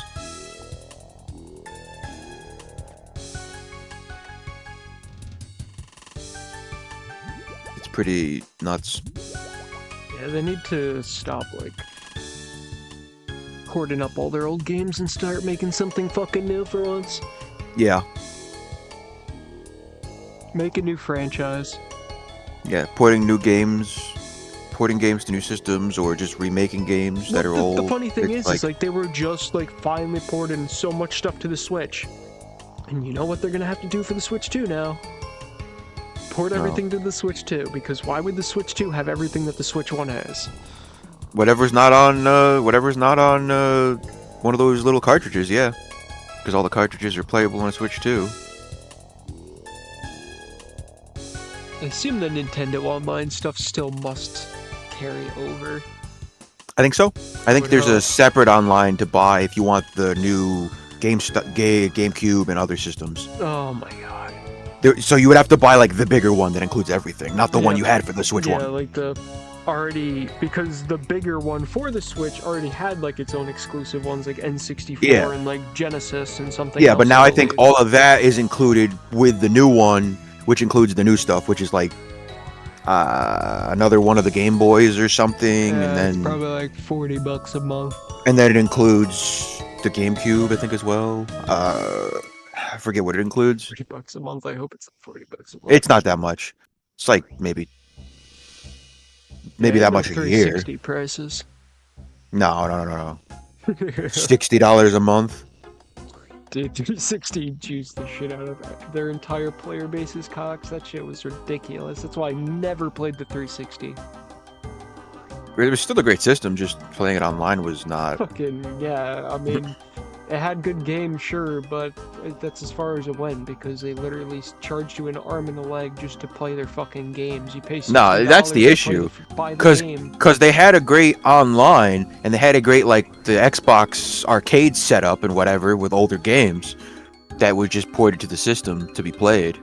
But it was just, without the $60 a month membership, you were screwed on everything.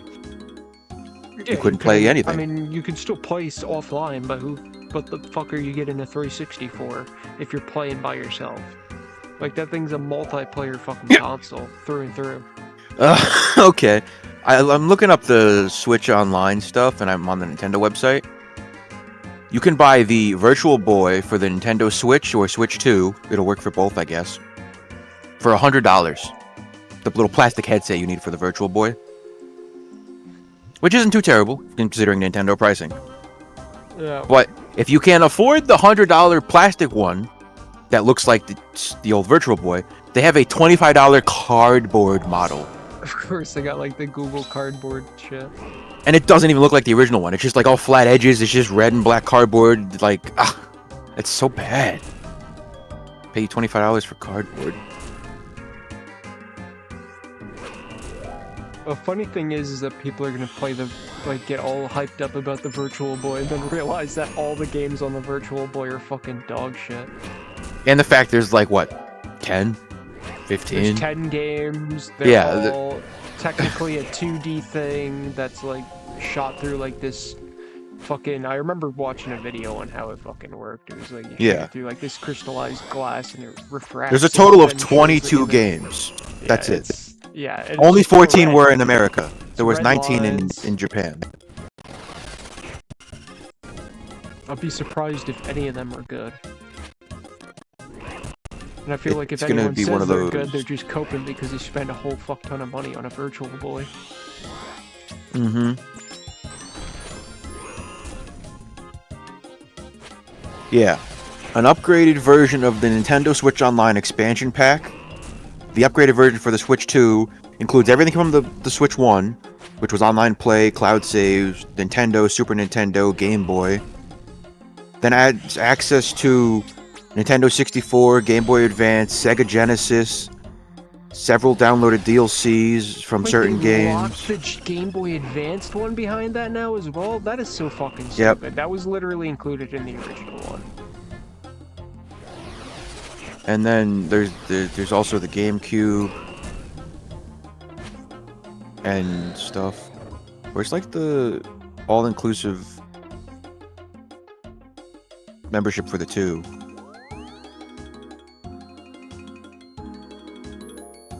I want to see like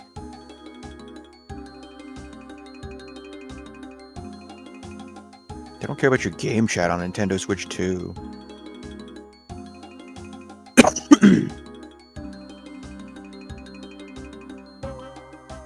Yeah, so the Nintendo, the Super Nintendo, the Game Boy, Nintendo 64, Game Boy Advanced, and then the GameCube. The original Game Boy is what they added, along with the GameCube.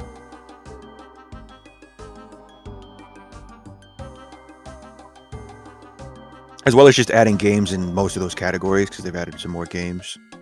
Like Super Mario Paint's supposed to be coming to the Switch if it hasn't already. Don't get me wrong, like it is a huge category, like a huge catalog, and it is definitely worth it. But again, if you don't already have these things on emulator, like yeah, so with the expansion online pass, it's $50 a year, which is cheap compared to most subscriptions.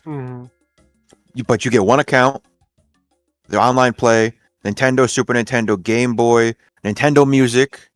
You should also get expansions for a few of the games too. Like I believe they had Mario Kart tied in there, and they did have one of the Zelda DLCs was linked to it as well. Yeah, you also get game chat if you with the Switch 2, because without internet and the subscription you can't use it. Save cloud data, quote unquote special offers. Exclusive GameCube to the Switch 2 only. Exclusive 64s to the Switch 2 only.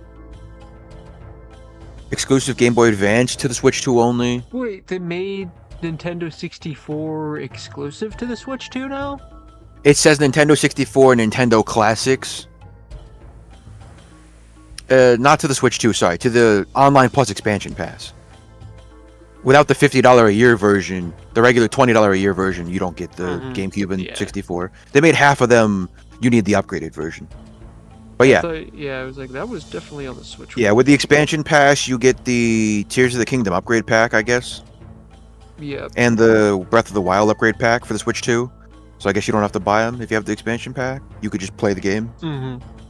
Yeah, you do get the Mario Kart 8 booster courses. You get there's the DLC for Animal Crossing. Splatoon 2 expansion. And then you get, the Sega Genesis online stuff. With the big one.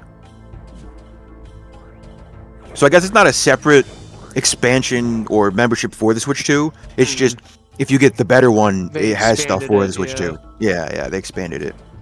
But it sounds like the GameCube one is exclusive. You can't use that one. Yeah, the GameCube is exclusive to the Switch too. And Yeah, that was the new thing they that added. should be the exclusive one. All the other ones were on Switch 1. Yeah, you just need the upgraded version to play them for this. Some of them. Yeah. But So basically, they just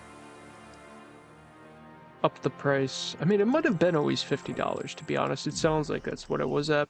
It was somewhere around there. I thought it was a little cheaper than that, but you could buy the maybe it family was. pack for $80 a year, which just honestly isn't bad. I mean, how Instead many of one consoles? account, you're allowed 8. Phew, That makes it $10 a console per year. that's not bad. Not at all. When one costs you 50, to get Seriously. 7 more for, $30. It is not bad at all. People call Nintendo greedy. They are in every other aspect. It's probably why their yearly subscription is so cheap. Because then you go out and buy a controller for $70. They have a massive market control in their fucking country, probably. Oh yeah, The Japan amount makes a of money buttload. they fucking get from their citizens. They sold 1.2 million fucking Switch 2s on release. They sold double like the Switch 1 release. No fucking way they sold that much. Yeah, they put aside 1.2 million for Japan only, and they sold them all. Whereas the Switch 1 only sold like 600,000. So what was the selling point with the Switch 2? That it has different controllers, so shit isn't compatible with the previous one. The dock's different. It's everything the Switch 1 should have been. The screen is 1080, whereas the Switch 1 it's not. No, 720. It's a little bigger, I think. The stand in the back isn't just one little piece; it goes across the whole back and opens up, so it actually works. Because why would they fix that when they can make it on a whole new console? Yep. The controllers on the sides are no longer lock-in; they're magnetic, as well as being bigger. The Joy-Cons also have a gyro in them, so there are PC-type games. You can use it like a mouse. That was one of their new features. It has 2 Type-C ports, one on the bottom, one on the top. Because you'll need it if, say, you're charging and using the camera, because there's the camera for Game Chat now. Game Chat's one of their big features. Which is basically like even worse Discord. Their Game Chat. And that's where it gets you. You need all the new stuff so you can have the C button. Yep. Like, you gotta buy a new Pro Controller. It's exactly the same as the first one, except it's got a C button for Game Chat. Everything else is... They didn't, like, change any joysticks or anything. People are still having joystick issues. They're still drifting and braking, and... Like, they didn't upgrade them to anything. Nothing. Like, what they did was very minimal. For that, then that's why I said for them to charge as much as they did, it's expensive. Because the Switch OLED, Switch 2 OLED is gonna come out, so... Oh, probably. In like a year or so, or 2. And then They'll release it. Switch 2 Lite. That'll come out too, probably, yeah. But, no, it's just for like the upgrades that are in the system. It's stuff that should have been in it already. It's not new stuff, it's all old. It's stuff you've seen in other systems or other consoles for over a decade.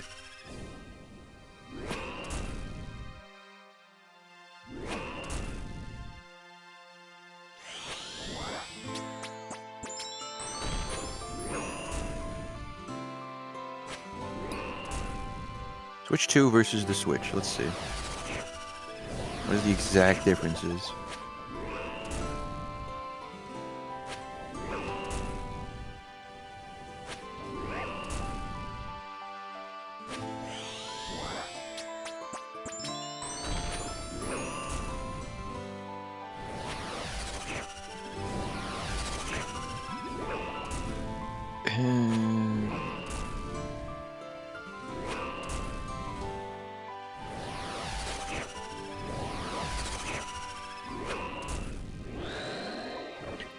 So the Switch 1 was $300, the original. The Switch OLED was $350, and the Switch 2 is $450. which prices on the Switch went up or are going up eventually. So it'll be, instead of 3, it's be 350 and whatever. I guess they were supposed to be raising prices. Well, the demand's going up, so of course they're gonna fucking scalp the shit out of their damn customers. Tariffs. That's everybody's explanation nowadays. Yeah. So we can use tariffs for every single fucking excuse now, I guess. no, of course, yeah. Anything electronic-wise, that's what everybody says. But Switch 1 had only 4 gigs of RAM. The Switch 2 has 12, so that's 3 times the RAM. Except 3 gigs are reserved for the System OS on the Switch 2. Holy shit. Where the Switch 1 only had 0.8 reserved, less than a gig. God damn. So, you had like 3.2 usable on the first system. You have 9 gigs usable on the second system of RAM. Okay. So it's got more RAM. It's got an 8-core processor for the CPU, whereas the first one was a 4. But 2 are reserved for the OS, so you can only use 6. So you get 6 cores versus 3 in the first one, because the first one had 4 with 1 reserved for the OS. So you double your CPU cores, you more than double your RAM. It's got a better GPU. It's got better internal memory. At this point, people are better off buying like those bootleg Chinese fucking consoles. Oh, a lot of those are much better and cheaper. In them, yeah. Like the one Vinny bought is insanely nice. He spent like $300-400 on it. Less than the Switch 2, but almost as much as that. And he could play anything, like it can emulate anything up to a PS2. In a little friggin' handheld that looks kind of like a Switch. You could play even PS2 games, which is like kind of crazy. And it's also like an OLED screen, and I think it could do like 4K and 120 hertz, and like literally everything the Switch should have for that price.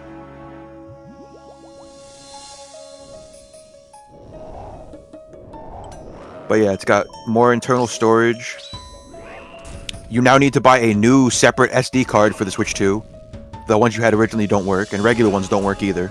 Oh yeah, I remember seeing someone like going into the actual like programming on why a lot of the shit doesn't work, but yeah, they added a bunch of like commands in there that only yeah, they added a bunch of shit because apparently the new, from what I heard, the new Switch 2 SD cards are a specific type, and they run specifically like the best with this system, and they're compatible with no issues.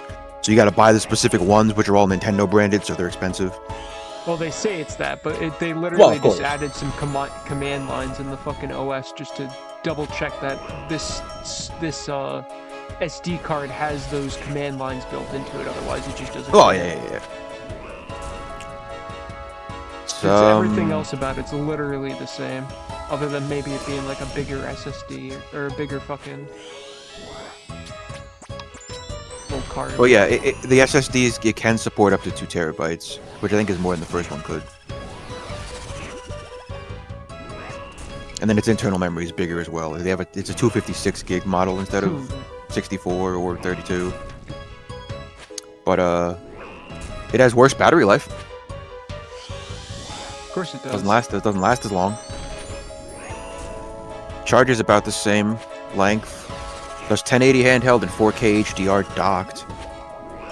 So it's, and the Switch one had okay battery life. I feel like it didn't have great battery life. It could last anywhere from 4.5 to 9 hours, depending on the game.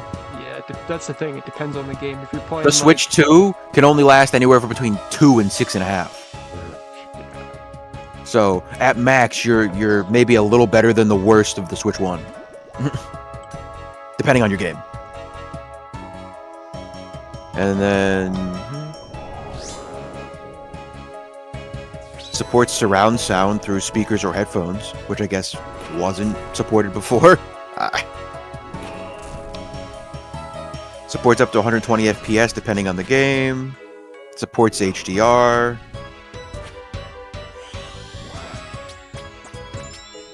It's a slightly bigger screen.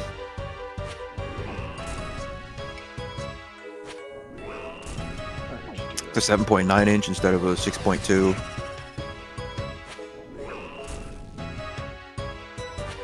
So it's even bigger than the OLED, which was bigger than the Switch 1. I hope it's not all fucking downsizing from the OLED, you know? No, yeah. Besides, the screen's definitely gonna be a separate release. It weighs a little more, obviously, because now they got gyros in the controllers and magnets in the controller and the Joy-Cons and everything, so it weighs a little more. See, the thing is like, if I would ever to get the Switch 2, I'm just gonna wait for the newer model. Yeah, and I'm also probably gonna trade in my Switch 1. Because Switch 1 games are playable on the Switch 2. Yeah, all cartridges I feel like and everything. There's not really a reason to keep it unless if you wanted to jailbreak it. Well, if there is any system you would do it with, I would do the Switch 1 over the Switch 2, because the Switch 2 will ban you if you do anything to it.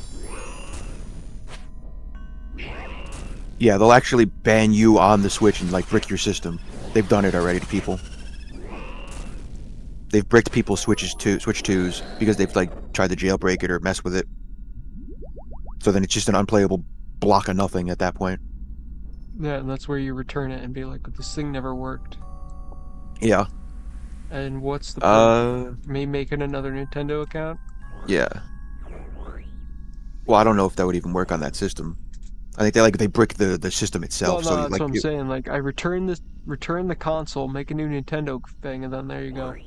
Yeah. No harm, no foul, and I just except the fact is you got to find somewhere that'll accept it and doesn't know that, hey, your system's bricked, that Nintendo that's why did it. you straight up buy a brand new Switch 2 and start jailbreaking day one.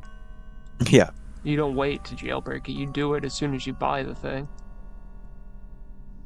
Well, that's what I'm saying. I know it's only been out for a little while, but people have done it. I don't know if they've jailbroken it, but people have like tried to hack the system and have gotten banned and bricked already. So apparently they have some way to detect what you do.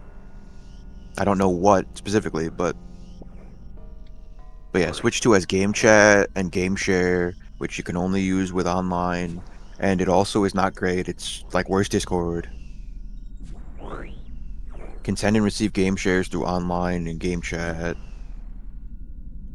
Buttons are mappable, I guess. Some of the buttons are mappable on the controllers. On the Pro controller, sorry, on the Pro controller they're mappable. Not on the Joy-Cons. And there's an audio jack on the Pro controller. Oh my god. So the Pro controller has the C button for game chat, has mappable buttons, and an audio jack. Those are your upgrades. But the base console does not without the Pro controller. So if you want to go spend another $70 on a Pro controller or whatever they're charging now, 70, 75 or something. Why are those things not built into the fucking regular console? Mm-hmm. That is so fucking stupid. Yep, they added the mouse controls. Get more money out of people. Yep, they added the mouse controls in the Joy-Cons for certain games. They added a secondary USB-C port. Instead of 3.5. Oh, okay, I guess that makes more sense. Yeah, because one would charge and one would be a camera or something, or whatever your other additive device is, like the Virtual Boy or something. Did they put the charging port somewhere else in the fucking? Yeah, one's on the top. One's on the top, and the other one's still on the bottom. Are they both charging ports though? Yeah, they're both just regular USB-Cs. That would charge the console? Yeah, they're exactly the same.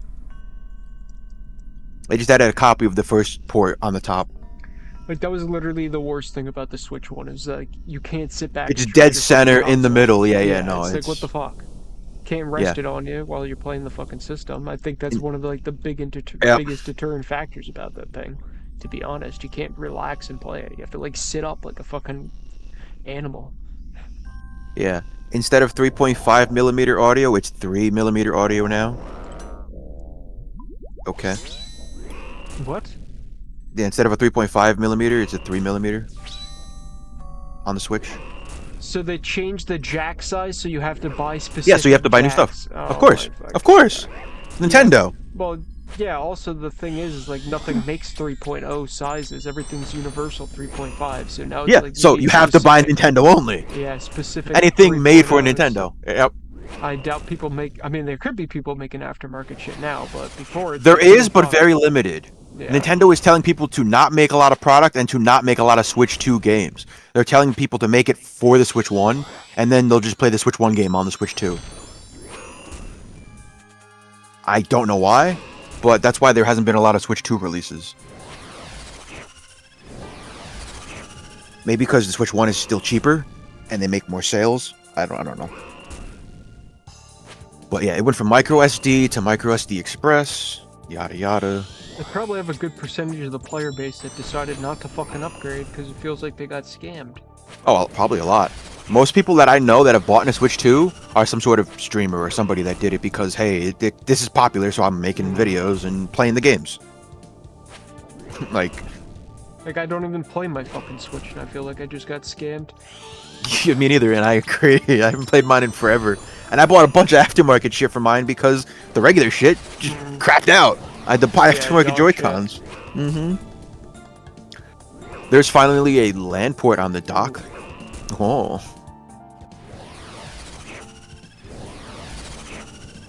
There's an upgraded LAN port.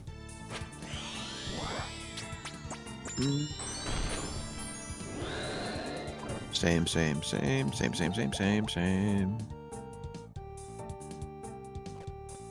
And that's about it. So, yeah. And it's the biggest, the biggest thing was it's $450. If it was $400, if it was $399.99, it would be fine. I think it's about $50 overpriced. Oh, they're selling a console at the loss, bro. They're selling it at a loss.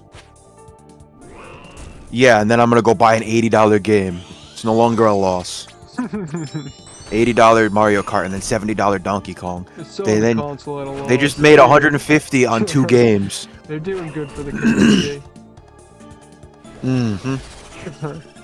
Dude, you want to talk about how greedy they are?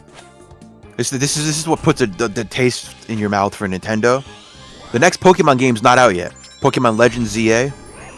It comes out later this year. And at the Direct today, they've already announced incoming DLC and the game's not out yet. DLC for a Pokemon game is ridiculous. Not only is it DLC for a Pokemon game, because they've started doing that recently, it's DLC for a Pokemon game that isn't out yet. That means they have more content made, ready to go, to sell to you for extra money. Yep. And a lot of what they're doing is they're doing stuff based on Mega Evolutions. Bunch of Pokemon are getting new Mega Evolutions, and like there's a Mega Dragonite, and there's supposed to be like a Mega Raichu, and some other Pokemon they did, some newer ones. But yeah, they got incoming DLC for a game that's not out yet. Crazy.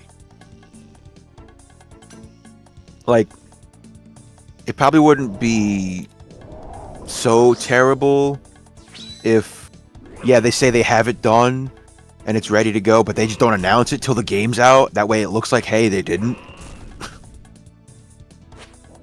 Be like, hey, because we just made it, here's some more content or something. But no, they're literally announcing it before the game's out. I'm wondering if it's going to be new content or old content they're going to incorporate in there somehow. Well, if it's anything like the DLC that was for, what was the one that I played? Sword and Shield, I think, is the one that I have. You have DLC for that? Yeah, the DLC they added was a separate island, and the majority of the island, I think, was old generation starter Pokemon. Yep.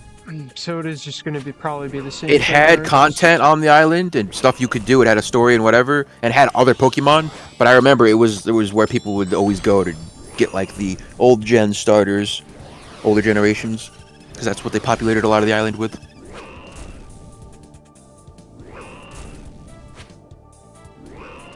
I don't know. So, I remember playing it forever ago, but care less about fucking Pokemon nowadays. I haven't played that shit in so fucking long. The last generation I played was 5th gen. Like, come on, bro. Is that 5th or 6th is the one with the black and white?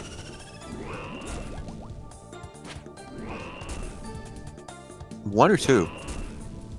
I mean, I think it's the same gen, aren't they? Yeah, I think it's the same gen. I don't think there's any new Pokemon in that, to be honest. Maybe there's one or two, but... 7? 5? 10? 21? I don't know. Black and White is Gen 5. Yeah. I've tried White 2, I think. Black and White 2 are still considered Gen 5, yeah. Yeah. They're sequels to White and Black 1. Oh. God damn.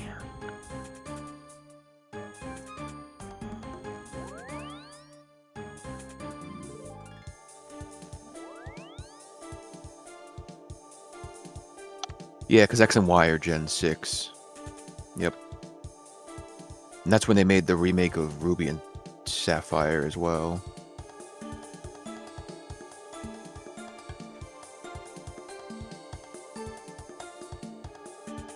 So now I guess Ruby and Sapphire are Gen 3 and Gen 6 because of their remakes. Okay. These drops have been fucking ridiculous. Really good. Ugh. Gen 7 was Sun and Moon. That's what Sun and Moon was. 4 Awakener orbs. Yeah, then it was Sword and Shield and then Scarlet and 500 Violet. Dragon Arrow tips. Yeah. 45 Runite ore. Like, those drops alone, that puts me over, like, almost 3 mil. Yeah, so, I don't know. The next game that's coming out anyways isn't even, like, the next generation, so... It's not Gen 10 or anything. It's some other weird game. It's not the only Pokemon game they announced. They announced another one. They announced a Pokemon game where you play as Ditto, who shapeshifts into a human. Mm-hmm. And the Ditto runs around, and it's basically like Animal Crossing but Pokemon. It's called Pokopia. And you're basically a Ditto, and you befriend other Pokemon, and then make a town, and basically do everything you would in like an Animal Crossing. That's the other Pokemon game they announced today. Or yesterday, whenever the Direct was. This morning, I think, maybe? Yeah.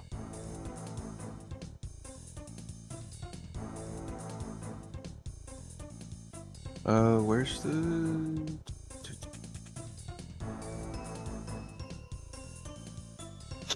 Yeah, it was Pokemon Shield I played that had that DLC. I forget exactly what it was.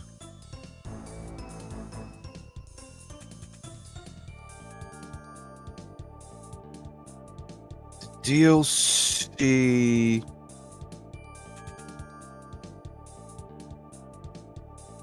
Who was Benji Slayer?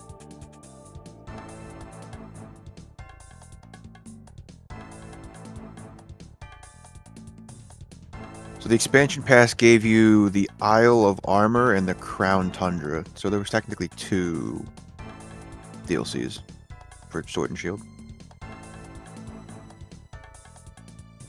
Yeah, the one had a battle dojo and a bunch of Pokemon.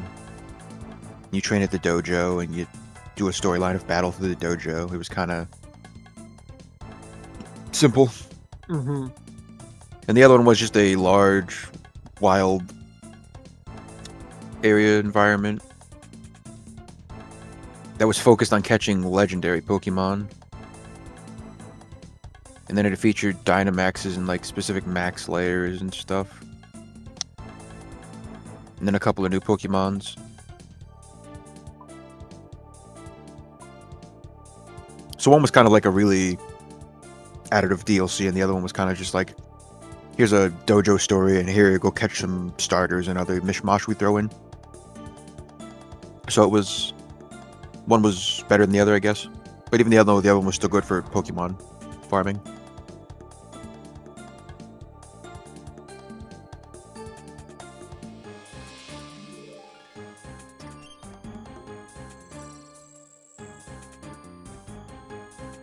You seen any of the reviews for Borderlands 4? I heard people saying it's a buggy piece of shit or something. Mm-hmm. I haven't read them. A lot of people are saying it's a good game. Like, a lot of people are rating it really well. Looks good, plays well. It feels like Borderlands. But a lot of people are saying it's really hard to run. I mean, it has high requirements to begin with. Mm-hmm.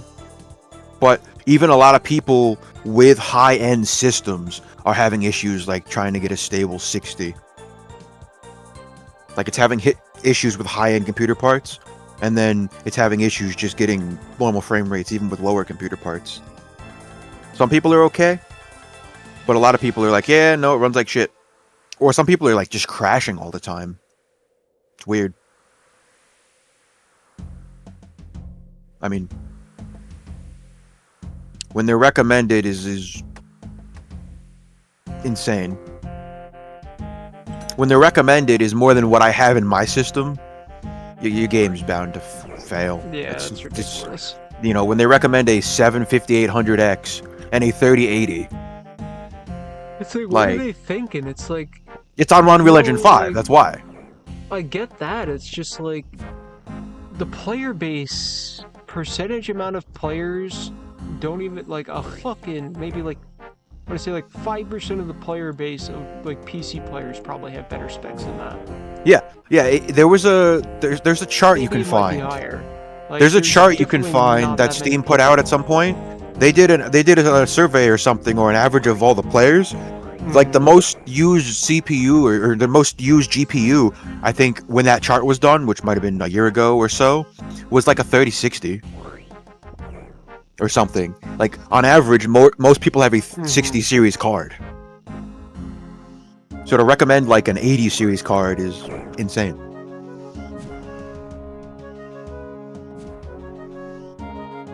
Well, it's like, I get like technology's getting better nowadays, but it doesn't mean you have to utilize the technology. Yeah. The survey as of August of 2025, the most used is DirectX 12 GPUs, obviously. But it's a 4060, and then the 3060 is still number 2. Then it's the 4060 laptop GPU.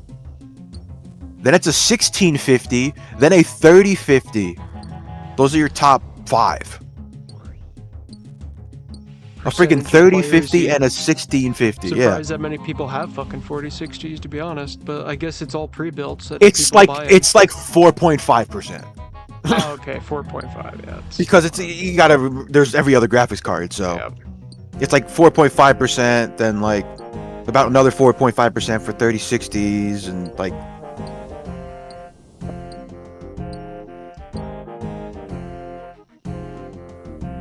But yeah, it's funny that they're all 4060s, and that's how you know they're pre-builts. Yeah. It's 60 series, 60 series, 60 series, Most 1650, 60 series, 70 series, or 50 series. You Yep. never really see 80 series pre-builts. 1, 2, 3, 4, 5. I know 6, they're 7, out there, but 8. I feel like The 3070 is 8th on this list. Yeah. Otherwise, it's 60, 60, 60, 1650, 50, 4060 Ti, 3060 Ti, then the 3070. Then it's 3060 laptop, 2060, then the 4070. AMD Radeon graphics. What the? Okay. 1060, 47. Where's it? 30? Jesus.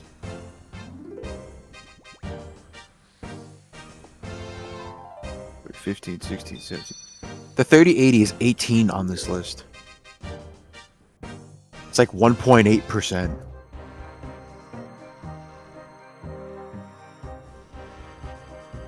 Out of all video cards. Like, that's insane. No, the percentage is not big for high-end GPUs. Just because you see most streamers with high-end systems, because you need that to stream at the level of a lot of streamers do, the 5%... Everyone must have them, right? Yeah, the 5% of streamers that you see who have those high-end systems don't make up for the 95% of every other video game player. Seriously.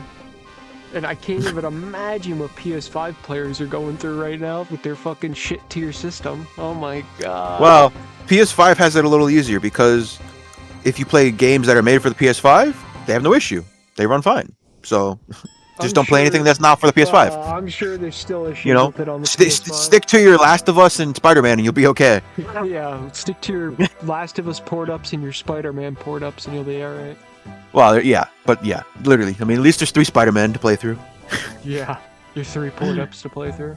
Yep, Spider-Man, Spider-Man 2, and then Miles Morales, but still.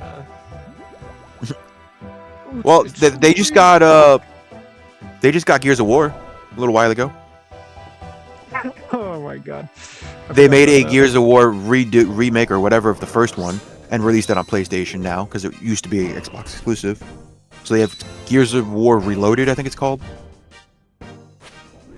And then Xbox got Helldivers. So that was the trade that day. PlayStation got Gears of War, Xbox got Helldivers, and then that was when the Halo crossover came out, so. I don't know who made out bigger there, to be honest, because Gears of War is Xbox. a big fucking franchise, though, bro. Well, let me rephrase that. I'm gonna say Helldivers made out bigger that day. Yeah, because their numbers, due to the Xbox players joining and the ODST crossover, like tripled. Mm-hmm. Well, the amount of players that joined, it tripled. Well, it's PS4 game, PS4 company running it, so it's technically PS4 who made out big there. Well, yeah. And so probably PlayStation. An entire franchise with it as well. Yeah. So I would assume PlayStation made out bigger then, because not only are they going to start getting the rest of Gears of Wars eventually, because they got the first one, they got all that excess from the Helldivers 2, so. Mm-hmm. Yeah, definitely Sony. It's the first of many games that are supposed to cross over. PlayStation's talking about a few more they want to release on Xbox, and Xbox is talking about, like, possibility of Halo releases on PlayStation and shit. That would be a big mistake. Well, I mean, we'll see what's going on come October, because October is when they're supposed to talk about new Halo stuff during whatever the event is that's happening in October for Halo. Is it the Halo Championships or something? It's or like some... their only selling point to their fucking consoles at this point is the Halo exclusive. They don't have anything well, else. Well, they'll probably release, like, say, the Master Chief Collection on PlayStation, but, like, Infinite will probably still be on PC, Xbox, you know. There's the possibility of Halo 5 maybe finally releasing on PC, on Steam as well. Halo 5. Well, and then I don't know why they haven't done that one, to be honest. Yeah, and then there's what has been talked about and is most likely the next game. If it's not, it would be crazy. Is the Unreal Engine remake of Halo 1. Because they released a video of it a while ago that they're doing a remake of Halo 1 in the Unreal Engine. They're trying to switch over to the Unreal Engine because it's what everybody uses nowadays.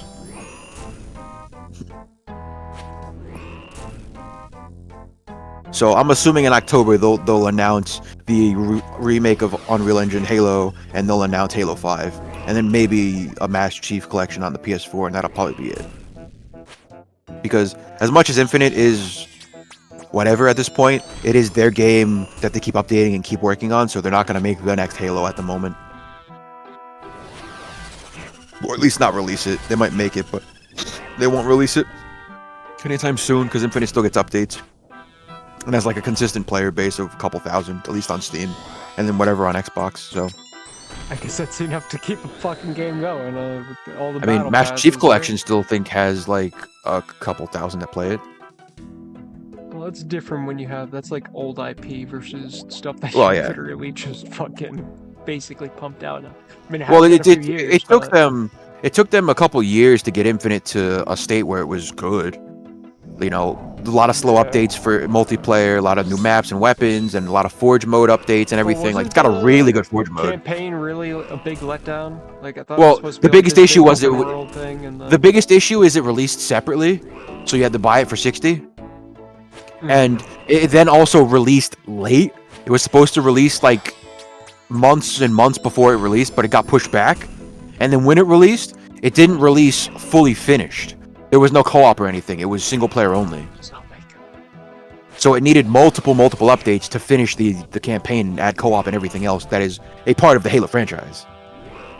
So it's done and good now, years after the release. But Halo Infinite release. Good?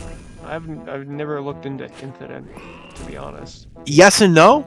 I hear people like it. I hear people don't, because it's not like regular Halo games. It's that open world map, and you could drive around and do what you want when you want. It's this open world map, and you drive around as Master Chief, and you could go over here and save these troopers, Or you could go over there and save these troopers, or you can go over there and save these guys, or you have choice of what order and what you wanted to do. It's interesting, I guess. Yeah, it was a different concept. I can see why people didn't like it, because that's a huge change from just a story narrative that you went from mission to mission to. And it's pretty crazy, because once you save a bunch of troopers, you can then go spawn a warthog with those troopers, and they can ride around in it with you. And you could save a group of people with RPGs, so you could ride around with a group of troopers with RPGs, and they just shoot rocket launchers all the time. You know, the Halo friggin' rocket launcher. But, in my opinion, the other issue is, it's kind of like Halo 4. When you played Halo 4, they put you into a story, and without any prior explanation from this story, they just introduced a whole new group of aliens. They introduced, the Prometheans or whatever, and all those weapons. They do the same thing in Halo Infinite.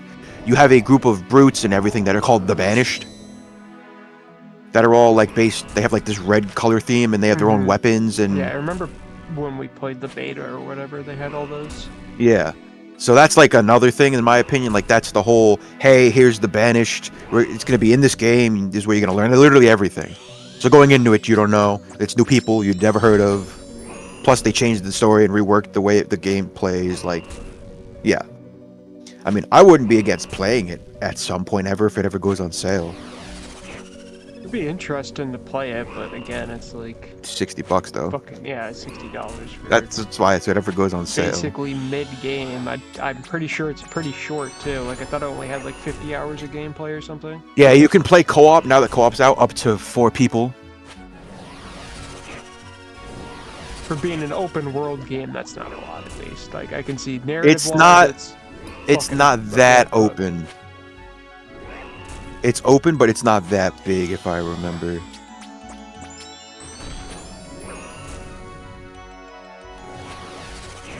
Because you only play on a small portion of Zeta Halo. You're on one of the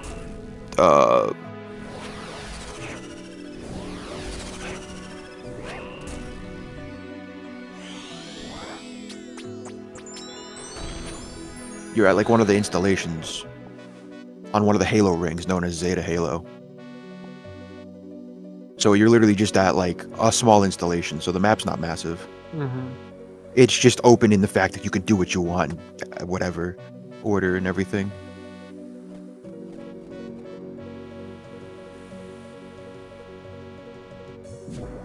Which again, that's cool concept for it, but I feel like it sounds like one of those games where you have to get those objectives done anyways, no matter what you do. So you'll have to do enough to progress the story, so it's whatever order doesn't matter. You just do it how you do it.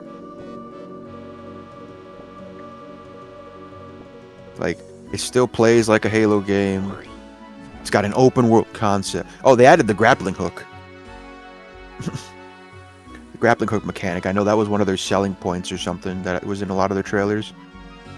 Master Chief would grappling hook a damn explosive barrel and then toss it at the enemy or something. I think for an open world game, it has to literally go back to its roots, old school Fallout style or old school fucking Elder Scrolls style, where you could just walk to the end, kill the final boss, and win if you wanted to. Yeah. That should be how true open world is. Well, the problem with it being a campaign in the Halo style, it's open, but it's still locked to you need to do the story missions or the story. You gotta hit the points and watch the story cutscenes for it to, keep going. Open areas up, I assume. The world is underdeveloped. Feels like a lot of busy work. And the story kind of feels in the back. A lot of the areas kind of feel repetitive. Some of the characters feel kind of bland. And it doesn't feel like it's worth $60. Who would have thought? Yeah. I mean, it's better than Halo 5, I can tell you that. Well, the campaign was shit, and the rest of it was unplayable without internet, so... It was unplayable, but we'll see how it is aged, I guess, right? No, it wasn't a bad game. It just was a bad release. The campaign was okay, but it wasn't the best they've done. But for that to be the only thing I could play for $60 made it really annoying. Yeah, just the go play through the campaign. Any once Halo game before that, you can play local multiplayer, you can play local Forge mode, like, you know, they had Firefight, and it's like all of that was locked behind internet. Even Forge mode, because they switched to like a different Forge engine and everything, it was more higher end, and it's really good, and you could do a lot of shit, but it's like you needed to be connected to the internet. It was like, okay. Which has always been my biggest issue with the Xbox, why I got rid of it in the first place. They had games had to be updated. You had to have your internet. If you didn't have it, it was unplayable. I had to have internet just to start that system originally. Yeah. If I remember, I had to go friggin' start it at your house. Unlike the PlayStation, it's like, yeah, you could just skip all that, the and Xbox you know. One, I think you're right. Yeah. I believe I remember you basically unboxing the thing here because you couldn't really start it there anyway. No. Yeah. And unlike when I switched. Halo 5, right? You bought it with Halo 5. Yeah. Yeah. Yep. I do remember that.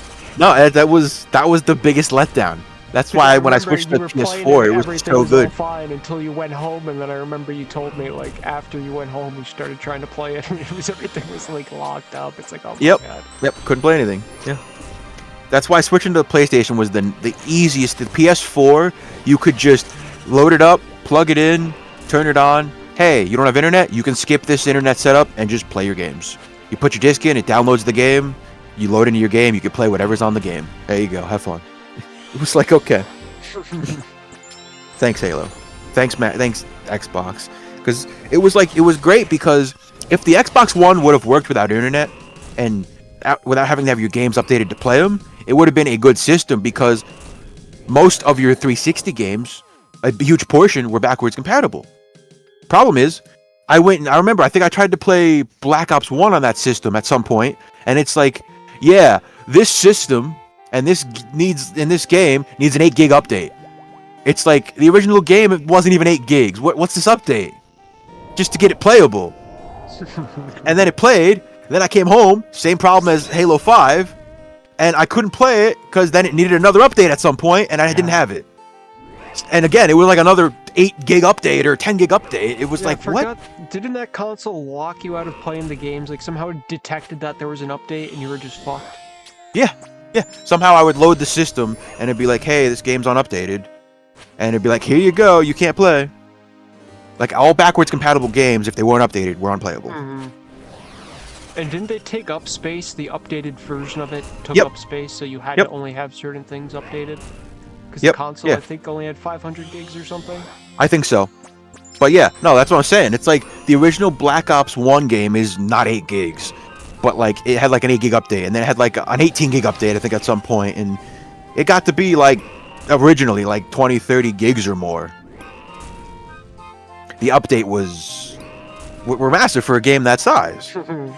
Games on the 360 were not gigs and gigs of games, except for very few. Like, if you played Rage. Rage was one of the very few 2-disc games because it was so big, and it was a couple of gigs. But other than that, it wasn't that big. Fucking Rage, what a fucking shit game. What are you talking about? Rage 1 was great. Never finished it. No idea. I played some of it, stopped playing it, forgot about it, was gonna play it again, never really hopped back into it. Rage 2 came out, made me want to play it again. I restarted, didn't get any farther than it did last time. Saw Rage 2, I was like, oh, Rage 2 is utter garbage, who cares? I'm not gonna play it. So I stopped playing Rage 1. As much as I enjoy Rage 1, and Rage 1 was an okay game, if you look at it for the time it came out, it was okay. It's just... It was like, what's it called, right? It was like Far Cry, basically, how it played. A little different, but yeah. Just kind of ran around, helping people. Well, there was vehicles and stuff, so it made it a little different. And obviously a little different, obviously the story and the weapons and the care and, you know, NPCs and all the villains and casts were obviously all different, but so like the apocalyptic story made it a little more enjoyable than some of the Far Cry stories. Because like as enjoyable as Far Cry 5 is, when I was playing it with Connor and whoever else I played it with, was it Rob or I don't know, it was somebody. It was like 3 or 4 of us playing it. That game is kind of repetitive. It's got a base overlying story where you have to defeat these like 3 guys to get to the head boss, and each of them have areas you have to conquer and like capture the areas and make them yours, turn the territories. But it was like battles were repetitive. Gunplay kind of felt the same across multiple weapons, and there was long distances to travel just to get to another area where you did similar things. It felt very like cool with your friends because you get to fuck around, shoot, and blow things up. But Yep. playing solo, it was.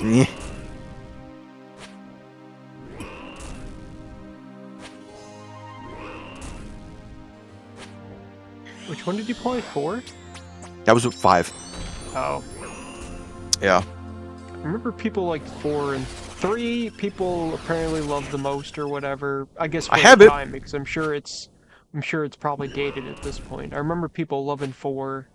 I believe people kind of shat on 5. I know people completely shit on Primal. Dude, Primal is. I enjoyed Primal, and in my opinion, better than 5. Primal was so different, and it was so story based, and wasn't so open like 5 was. So it didn't feel that. It didn't feel that repetitive. God, Another good drop. fucking 5 orbs.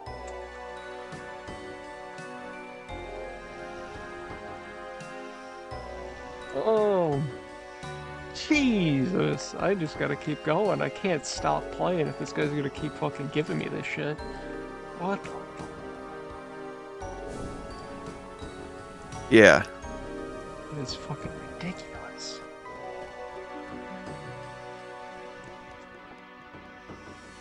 Ugh.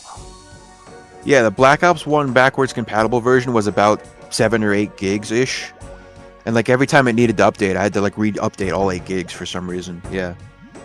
It was always an 8 update gig, even though 8 gig update, even though that it didn't. It was just like 8 gigs. So the updates were just, I don't know. It's how they did their updates. It was a little weird.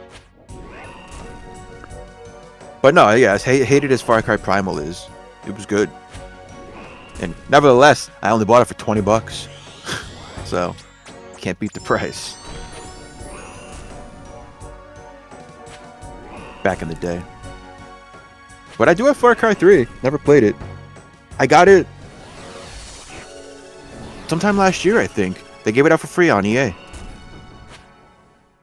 I think it was on EA.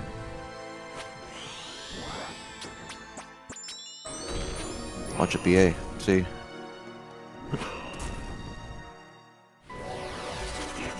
Was it EA? Or was it something?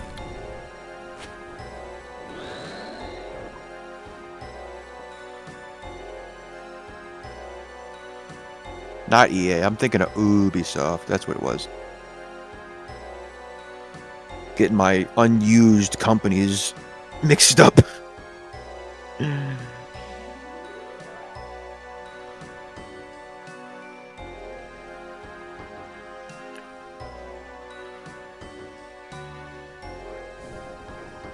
Whenever Ubisoft wants to update and connect.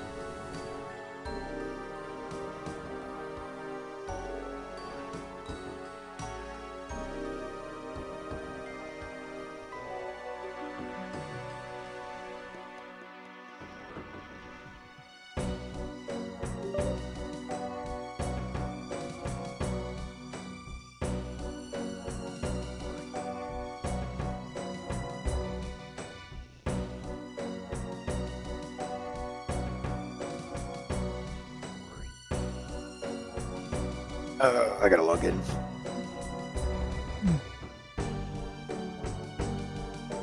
Been on Ubisoft in a while.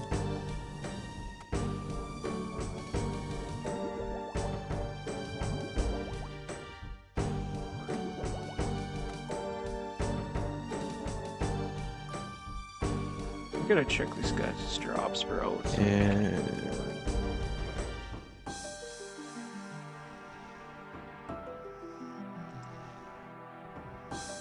More common than I thought. I thought these were like 1 in 100, they're 1 in 48. Let me see.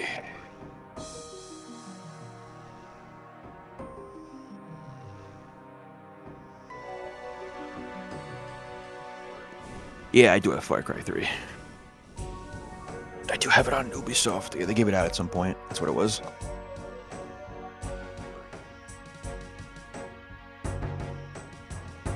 I don't remember when. I think it was last year or something. Do they give out games on that shit? I don't know. I would assume not normally. Other than their generic free ones they have. It's just, I had it. It was during the time we were playing Far Cry 5. And I just happened to go on EA and they were like giving out Far Cry 3 for like a certain amount of time. Huh. Yeah, last year. Because they were celebrating the 20th anniversary of Far Cry or something.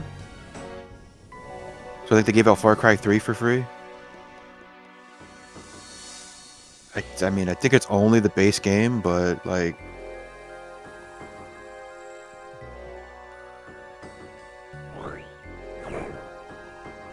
What did I get? Yeah, Far Cry 3... I got a tattoo pack, a wallpaper, some Magnum gun, some original song soundtrack or whatever, and then some single-player mission. I came with that stuff, I guess. I have no idea. Rewards through Ubisoft. I don't know. I don't use Ubisoft enough to really care. Ubisoft. Yeah, because other than Far Cry 3, there's Far Cry 5. Rainbow Six Extraction. What a fucking dead joke. Yeah, that game was fucked. Huh. Fun until you figured out how all the enemies worked, and then it became the same garbage loop every fucking time. Yeah. Mm-hmm. Reload, please. Thank you.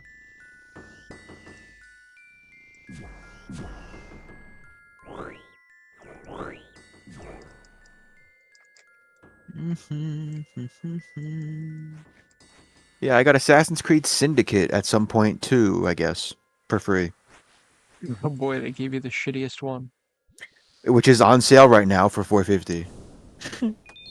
Because I guess they're having an Assassin's Creed sale on Ubisoft.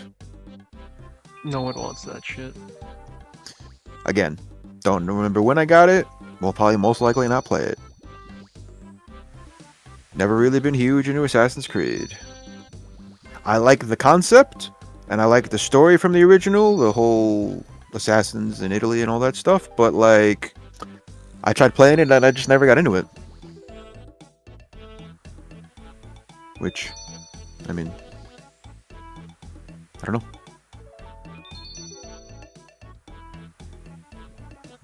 But, you know, that was... Which one? I don't know. And just in general. Oh. But I've played... I don't know, this is going back of forever. When I originally had the Xbox, not the one I have now. When I had the original 360. My first time around having it. Did you play Black Flag? That's all my question is. No. Oh, so you did not play the best Assassin's Creed of I don't think it was out yet at that time. Yeah, I know, yeah. That was before Black Flag. I've never played Rogue, but I heard Rogue was basically the same thing, which, I don't know. No, I played... 4 was so good. I played, the part of the NCO storyline stuff. Yeah. 1, 2... Trashio, that dude's so overrated, bro. People fucking jerk off over Ezio way too much. That's why I said it's like I liked the story. The story was cool, but I don't know. I just didn't get into the game. Bro, fucking Kenway for the win, brother. Well, I mean, it's my biggest issue is probably that it's like stealthy somewhat. So, and I'm not a huge stealth-based game. The problem, I'd say literally the problem with that is that they advertise it as a stealth game because it really does not play like a stealth game. You don't have to play them like stealth games, but I remember at least in the first couple, it helped majorly. If you didn't, it made everything really hard. Probably. That's why everything was like a walk on the rooftops and jump from rooftop to rooftop and jump into the hay bale and I don't know. I've tried stealth games over the years and I've never really been a huge fan. I feel like I am kind of a big fan of stealth games. Certain stealth games, though. Certain stealth games. If they're I've tried... I don't like Sticks. I was gonna say, that's the other game I've tried. I have Sticks on the PS4. And didn't really play that much of it. I don't like the side-scrolling stealth or like the top-down stealth shit games that there's so many of those. Fucking Dishonored, that was a good fucking stealthy game. Not full stealth, but I'd say a good portion of it you could just stealth. I think you could do every mission basically in stealth. I've not played Dishonored. Another... First two were great. Anything past that, I am really not too sure about. Got some of them on Epic that they gave out.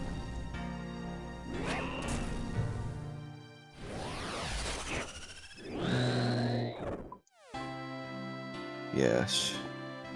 What other stealth games were there? There's a lot. My brain's just no good. Didn't play most of them. Sure, if you want to call The Last of Us a stealth game, go screw yourself. Yeah. It has stealth features, but it's not demanded you be stealth. Not demanded, but again, that was something that you could literally go around on most stages and stealth kill shit. Yeah, you could stealth the game because on harder difficulties it was kind of mandatory, but. Yeah, I did beat that hardest difficulty. That shit was fun. Back in the day obviously on the PS3. Dishonored. Yeah, obviously you got Hitman. But again, with Last of Us, the shit's so overrated. It's like, yeah, it's a good game, but it's not that good. You got Deus Ex. That was stealthy, but again, the game didn't work. So I never played Deus Ex. That was one of the few stealth games I enjoyed just because of the world that Deus Ex Mankind was in. It's just didn't play well, so I didn't play much of it. Game just didn't run. Did they give out one on Epic? I think I didn't try that. Maybe. I feel like I might have one on Epic. I guess that's considered a stealth game. A Plague's Tale. Sure. Yes, sure. But it's story. It's story focused, and it's linear. Yeah, you're forced to do these scenes stealth. You do it this way, or you don't do it at all. Yeah. It's like linear story based. Well, that's a game I would like to finish, but it had issues on Epic. Yeah. Well, it's like people calling Inside. I'm sure people call Inside like the little fucking midget thing you ran around as, or whatever. That people will probably call stealth as well, even though that's how you played the fucking. Let's see. Obviously, Metal Gear. Dodge the fucking person looking at you and you're fine. Thief. That was more like horror-based game, anyways. Same with the Batman series, I guess, but I don't know. That's different. Has parts where you can be stealthy, but then you can just break out in all-out combat. I'd say it's literally as stealthy as the Assassin's Creed games are. They literally play the same exact way.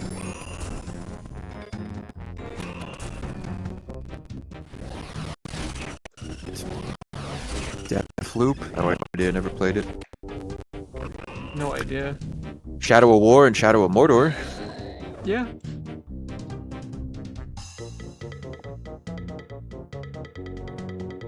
Prey? I guess Prey's got like a stealth thing to it. Never played it. They gave that out for free too.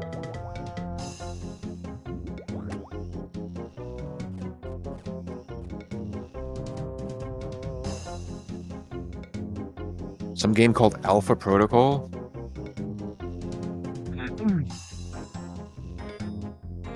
What is Alpha Protocol? The espionage RPG. Rated really well, apparently. 2010 RPG by Obsidian. And published by Sega. What game? Alpha Protocol. Oh, I feel like I've heard of that. It's Agent Michael Thornton, young agent cast out by his government. That sounds familiar. Yeah, it's a RPG stealth game. Where apparently, if you fail your stealth and they see you, all the enemies will like adjust all their protocols and movements to now know you're on the map. And even if you rehide, they still know you're on the map, so the protocols are different. I don't know, it's interesting. It's a turn-based game, right? It's RPG. It's a stealth-based RPG game. Alpha Protocol, not sure. It's like I said, it's rated pretty well. Very positive. It's ringing a bell, I just can't remember what the fuck it looks like. It's 20 fucking 10, so I don't know.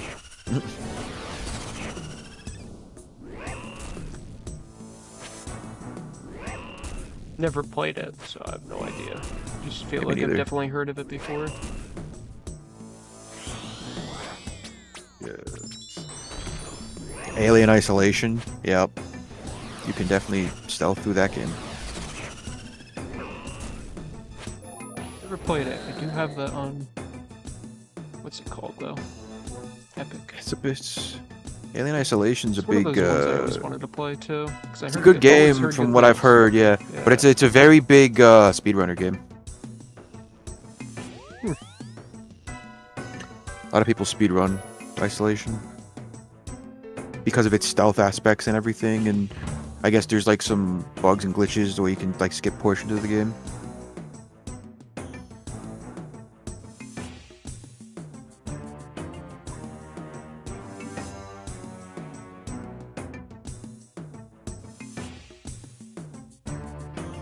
It's like criminal for me to sell these things at this price. They should not be this low.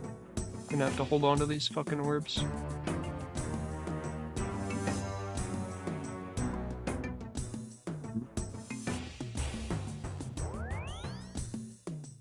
Yeah.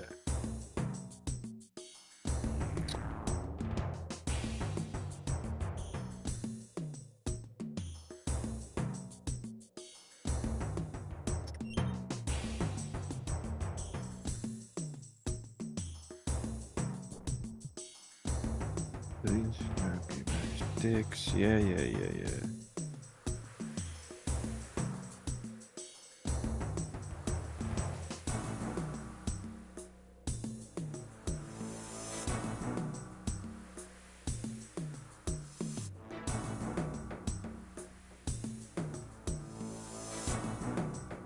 Yeah, Metal Gear, Thief, Metal Gear, Splinter Cell. Really forgot about Splinter Cell.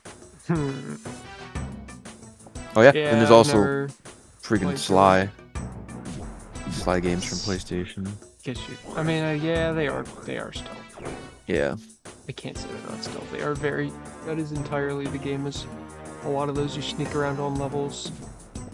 Some game called Soma. Some kind of stealth horror game? Yeah. Science fiction stealth horror? Soma. I always see that on sale.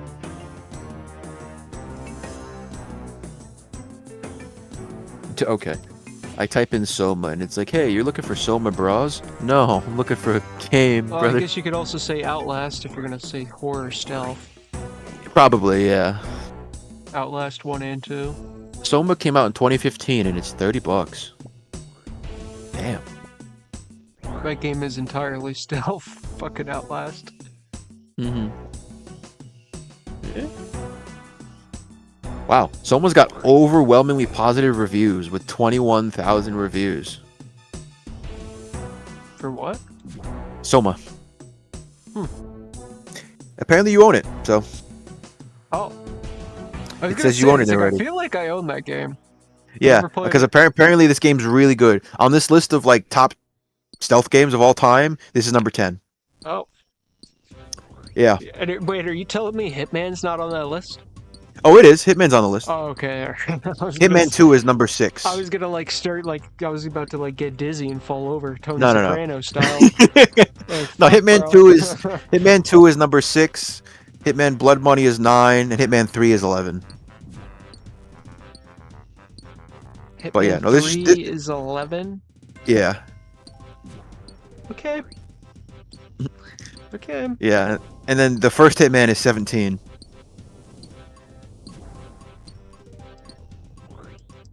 I'm surprised Hitman 3 is not like at the top of the list, considering the things you can do in that stealth game. The other ones are just nostalgia. I mean, don't get me wrong, 2 is fucking great, but like, there's some outdated mechanics, brother. And when you're comparing the two, even Blood Money is above 3, and Blood Money is from 06. Blood Money is 9. Kind of like the newer ones, compared to 2 at least.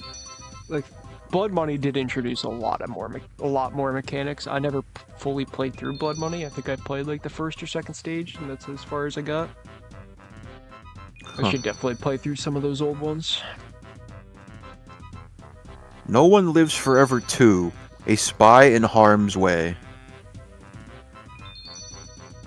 Never heard of it. No, you've never heard of No One Lives Forever? Yeah, I think I've Nope.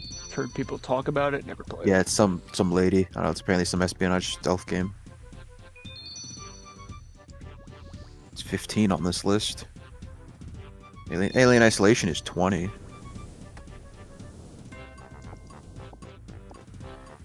What is this?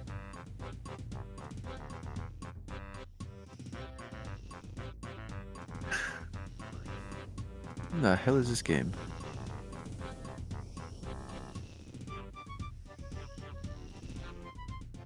Oh, okay. Sheep, Dog, and Wolf.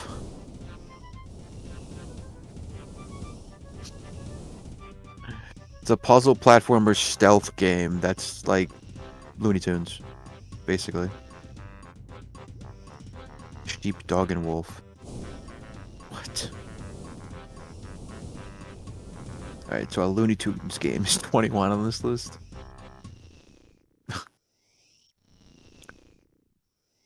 Oh, bro. The Chronicles of Riddick. I guess that had stealth aspects to it.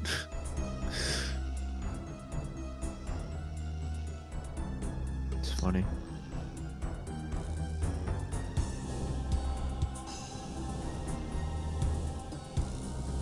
Yeah.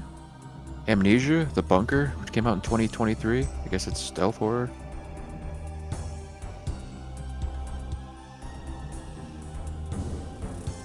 Then obviously Amnesia, The Dark Descent. Yeah, I guess those are considered horror and stealth.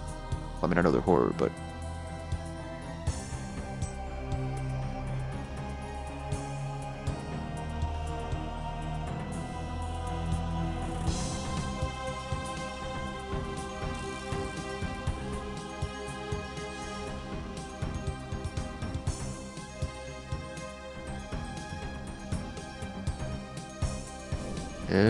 The War... That's not... Okay.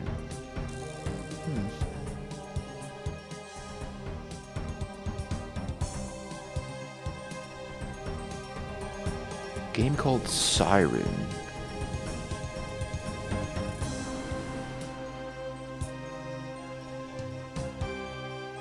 Not Sirens. The original game, Siren.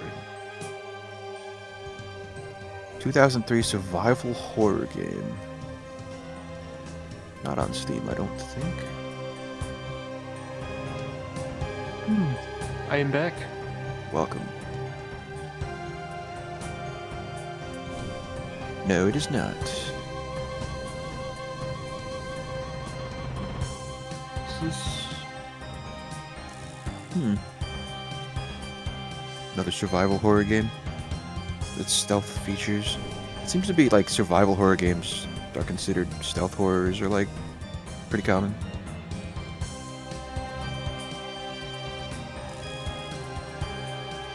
It's an easy thing to combine. Yeah. Because usually stealth brings that slow gameplay aspect to it, which most suspense horror games utilize a lot. So it's like a perfect combo thing. It's a great recipe for a good game. Or going in the right direction, at least. So imagine a horror game where you're like fucking full sprinting Call of Duty, slide canceling around, you know, like you're not gonna care about anything, funny. Bro. You're zipping around the fucking map. That would be funny.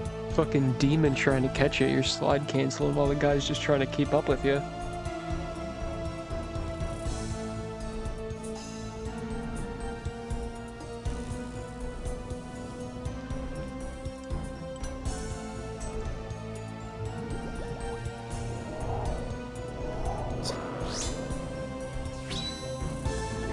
Okay. I didn't even know this was going on. What's that? The Hungry Ghost Festival. What the fuck is that? It's a sale on Steam. Third-party event. But it's just called the Hungry Ghost Festival. I saw they had some other sale going on yesterday. Some channel point things. You can... Yeah, this sale ends tomorrow.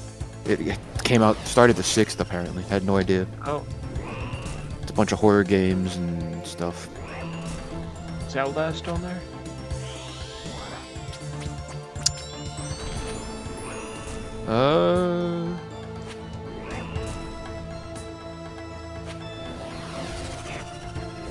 No? These might be games only made by a certain company. Yeah, by Hungry Ghost. Third-party event is presented by... Yep. Presented by who? Southeast Asian Game Aesthetics or something. So it's Southeast Asian specifically. The fuck do they make over there?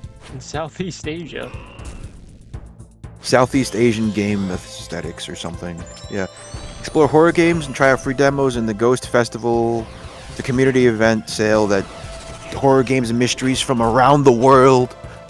Southeast Asia Game Aesthetics is hosting another Steam-based event. Does Japan count as Southeast Asia? I guess it does, right?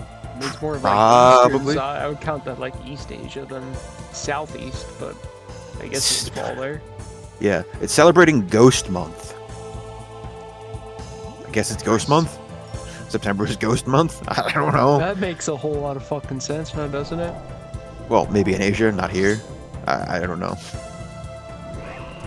They're fucking strange over there. Yeah. Yeah, games from Asia. Literally, it's just, here's a bunch of games from Southeast Asia. The company or whatever. Halloween a month back, they're fucking New Year 2 months ahead. Like, what the fuck, girl? It's almost like their society developed separate from the Eastern society, Western society. It's weird. You know, that's one of the new holidays they're getting off at school. Chinese Lunar New Year. Really? Yeah, they were showing me.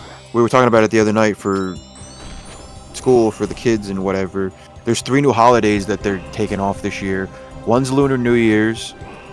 One was some Indian religious holiday or something. And then one was some other like Middle Eastern holiday. Well, don't they have like and they're all going to be days off in the year. Of like fasting or something, the Muslims? I thought they have like some kind of religious thing where they like fast for like a day or 2 or something. I can't remember. I don't know. I just know one was like Lunar New Year, one was like some sort of like Hindu or Indian thing, and then one was some other Middle Eastern thing separate from that. Because they're trying to be more inclusive to other worldly cultures. Yeah, I mean, but to be honest, they should have done that a while ago. Yeah, but I don't know if if kids in the school really need 3 more days off in the year. Well, they already stole like one of their week vacations, didn't they? But yeah, because they moved the winter stuff.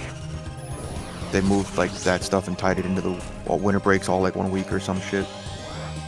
That's dope shit. Instead of like you got your days here and then a week there, it's just hey, everything's that week. I remember the 1 year like Christmas was like in a weird part of halfway through the week, and like we got like 2 weeks off in a row. That shit was awesome. Yeah, the problem is though, it's like, yeah, you can give us these other days off and you can, you know, do all these things like here, have 2 more days here, have 1 more day here, holiday, whatever.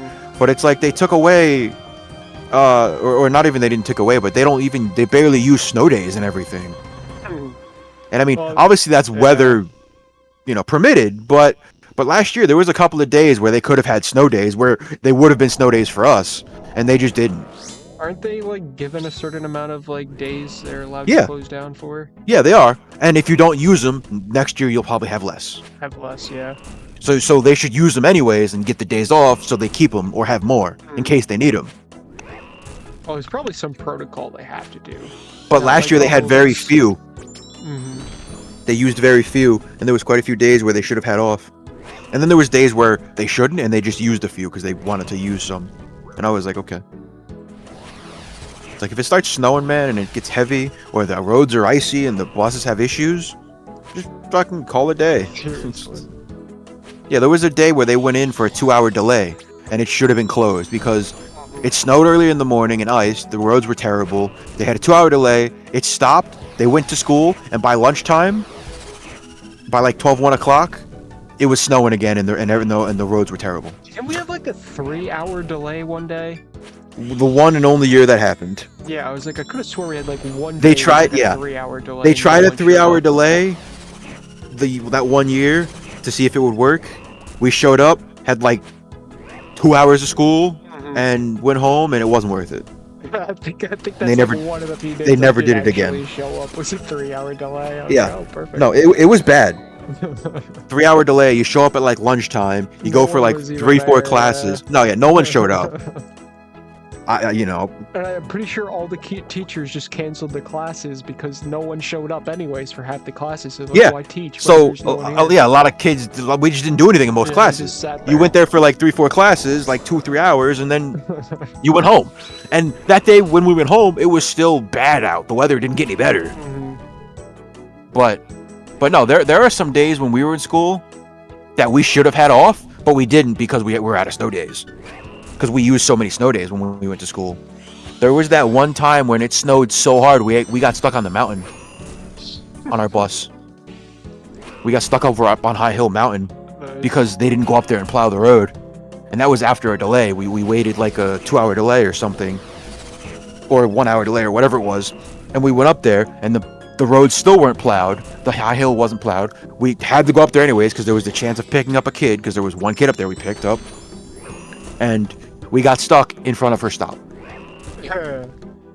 We literally were then there for like waiting to get plowed out for like, I don't know, an hour and a half or something. We had to literally wait for someone to plow us out and then we could leave. We had to wait for the town to show up or whatever. And no, it was terrible. That was the day they should have closed school, but couldn't.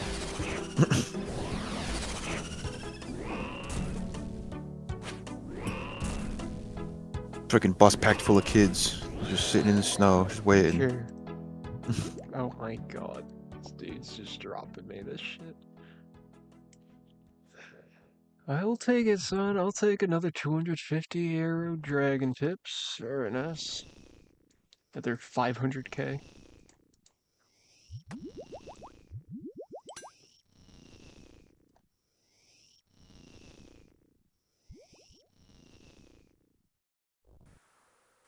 Yeah.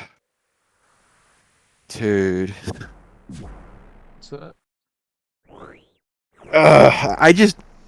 I dislike so much how anytime a new game has come out that everybody has to play it. Like, no matter what you do or what you stream, everybody's playing that game. The amount of people that I see or like that I follow on Twitch that I used to watch but don't watch anymore that aren't Borderlands 4 players, or they might play it in their pastime, or they're not heavy into the series, or you know they're all only play Call of Duty, but like we're all given free keys and playing Borderlands. Yep. It's like 1, 2, 3, 4, 5. There's at least 5 people live right now on Twitch out of the people I follow that are playing Borderlands. And it's like, you play Call of Duty, you play Call of Duty, you play just other random stuff. It's like, what the hell am I watching? Yeah, I mean, I kind of get they want to try it out, but again, like, Oh, well, I don't know. I get they want to try it out, but it's like, they're getting it for free, so of course they're going to play They're it. getting it for free, and also, it's going to bring the viewership no matter what, because it's going to Of course it people's is. curiosity, at least. Oh, of course it is. Tune in. But they're going to get the viewers anyways. It's good for the game itself. They'll get people to play it that, you know, the hopes of getting people who don't play this game to play this game because your streamer you watch played it, whatever. It's good for the game if your game's good. Well, a lot of people are liking Borderlands 4, so I don't know. Yeah, probably the people who can run the fucking thing. Yeah, outside of the bugs, the game itself, people are saying looks good, plays good. It's just the bugs are what bringing it down. Yeah, only the fact that you have to, like... Other than having a high-end system, basically, or what is now considered mid-tier system, I guess, at this point. And I'm sure there's, like, things you have to manually fix yourself anyways. But, no, yeah, it's just it's like, dude, you're just a regular streamer. All you play is Call of Duty or FPS shooters, and I don't get me wrong, Borderlands is an FPS shooter, but it's not that kind of FPS shooter. It's not competitive. It's like like freaking you're switching between Marvel Rivals and Call of Duty or Valorant and all of a sudden, hey, I'm playing Borderlands for the next weekend. It's like, what? I get this probably part of your free game. They give it to you and you play it and you promote it, but whatever. Are people playing co-op? Borderlands? Yeah. I'm surprised I'm not hearing any problems about the co-op or something, you know? No. From what I've heard, people can connect fine. Co-op's fine. It's just Surprising. whether or not you play the game that runs. Surprising there isn't like an Epic game issue. Oh yeah, it did release on Epic too. Well, you know what was the difference between this release and the other release? It wasn't fucking exclusive. Yeah. Because wasn't 3 exclusive for like at least a few months? Or maybe even a Tiny year, Tina's I feel like? Wonderland was exclusive. Was it Tina's?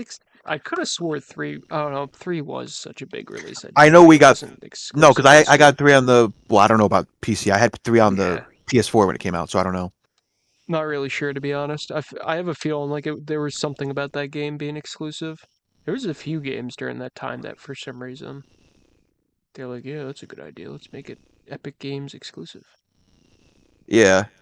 Apparently, as of right now, on Steam, there are 223,000 people playing Borderlands 4. Jesus.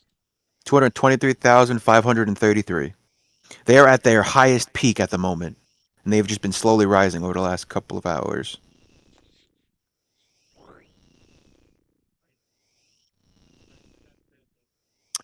Yeah. And like I said, you get all your popular streamers to play it, and everyone else is going to want to hop on. I mean, even friggin' what's his face there, Kai Cenat's doing a Borderlands thing. Yeah, of course he is. He's doing like a hardest of the hardest end game boss battle or something. How long is it going to take him to beat the hardest boss in the end game or something? Oh, so they literally straight up just gave that guy an end game character so he can just do that shit. Well, that's one of the things they want to show off with Borderlands 4 that I heard is there's going to be like apparently regular updates to end game content, and they're going to add new weapons and bosses, and they want to try and keep it fresh or something and play and continuously playable. So I guess that's part of their whole thing with him. That's why he's doing that. I will be right back. Mm-hmm.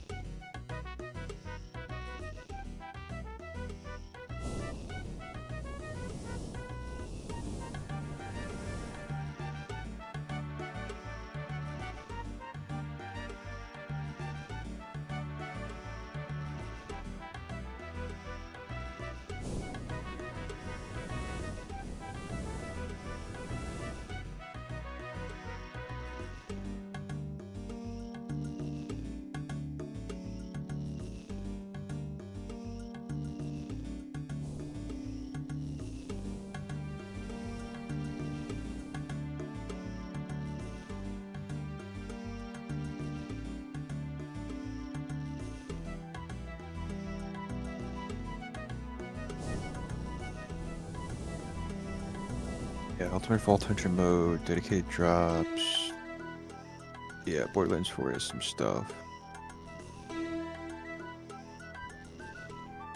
Another optimization for loot farming. Weekly reasons to take on new challenges.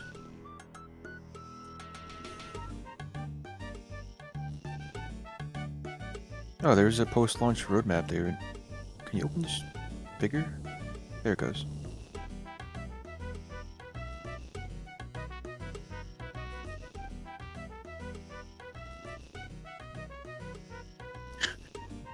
Okay. So, paid stuff, and then there's some free stuff.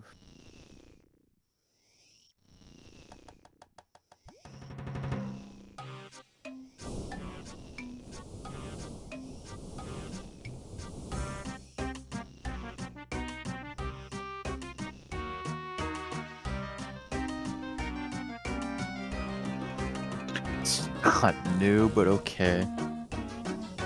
Pearlescent rarity. They're coming back.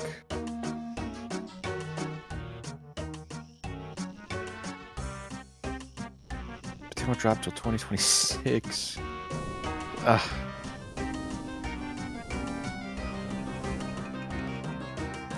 It's okay.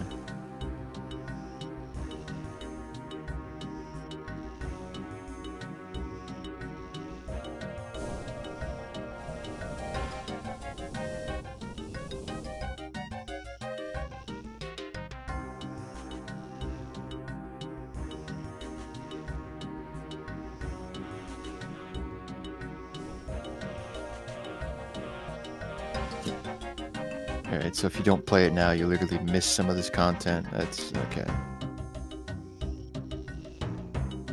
Unless they ever just re-put it in the game and let you play it again later, but...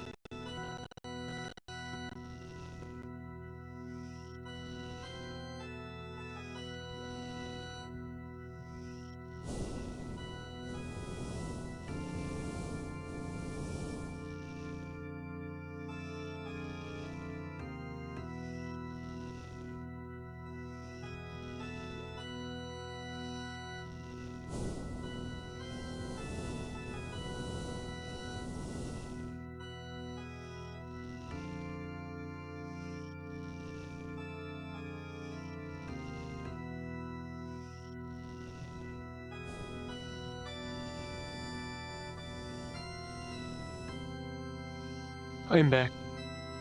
Welcome. So, yeah, apparently they released a roadmap for Borderlands 4 with upcoming stuff. There's apparently weekly missions and daily missions and weekly wildcard missions, weekly encore boss battles. There's that same black market machine that came back, which changes every week from the last game.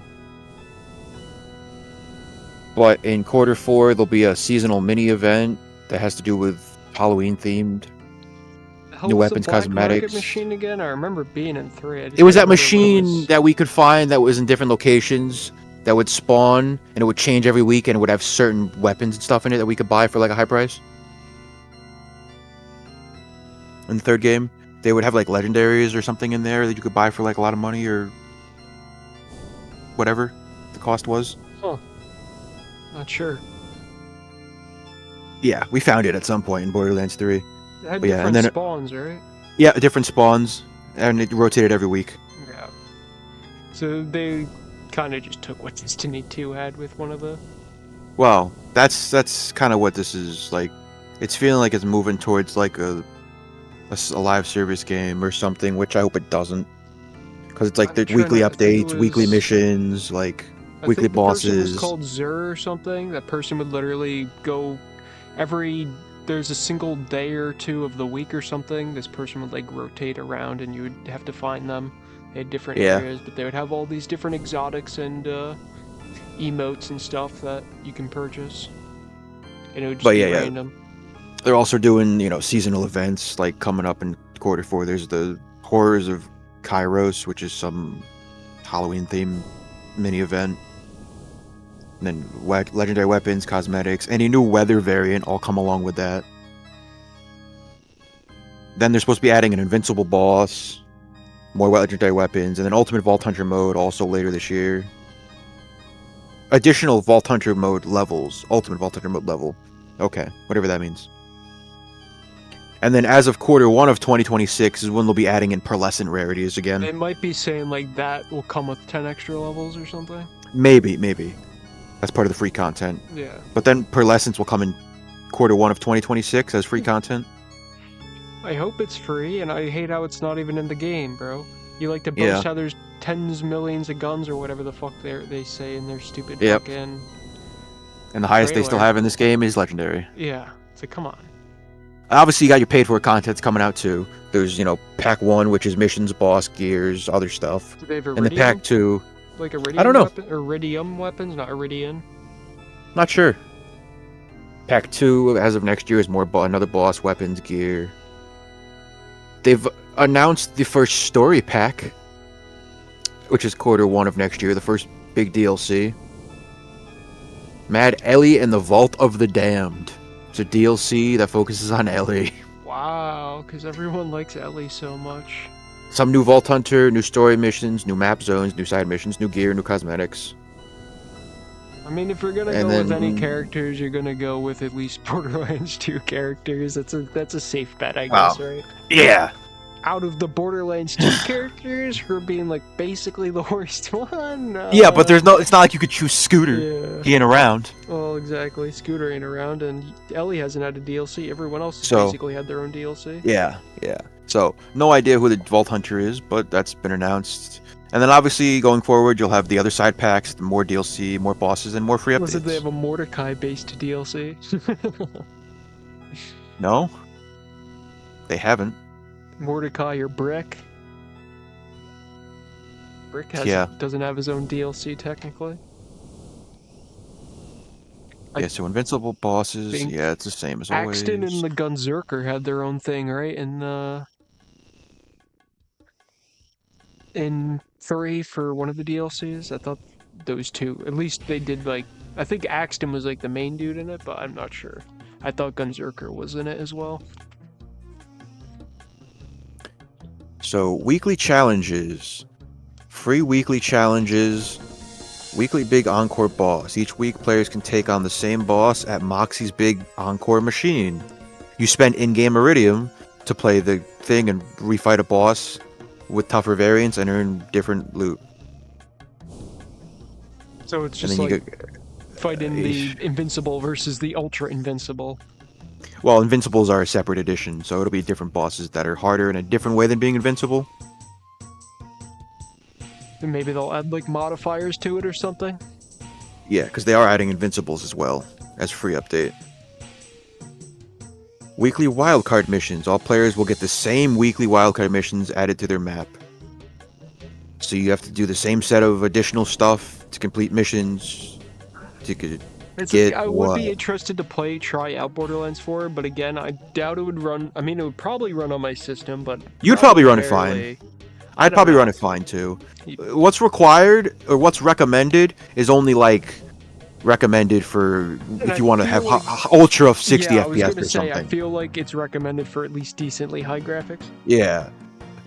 Your graphics card is new enough and plenty great. It'd be fine.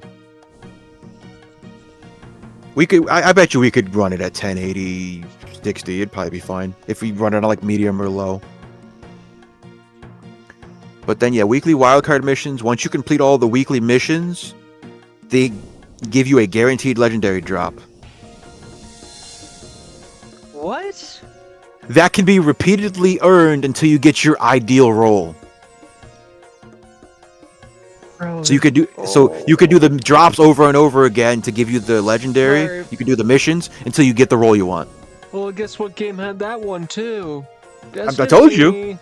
Dude, that is the first thing I said when I saw this they're trailer. Literally just ripping Destiny. So That's what I hard, said bro. when I saw the first trailer. It feels like Borderlands with Destiny. That's the mix. They added, You like, could all the spawn your Destiny vehicles mechanics. anywhere just like Destiny. Yeah. Like Literally added all the Destiny Yeah. mechanics. I mean, I'm not gonna knock them because Destiny 2 is good for what it was.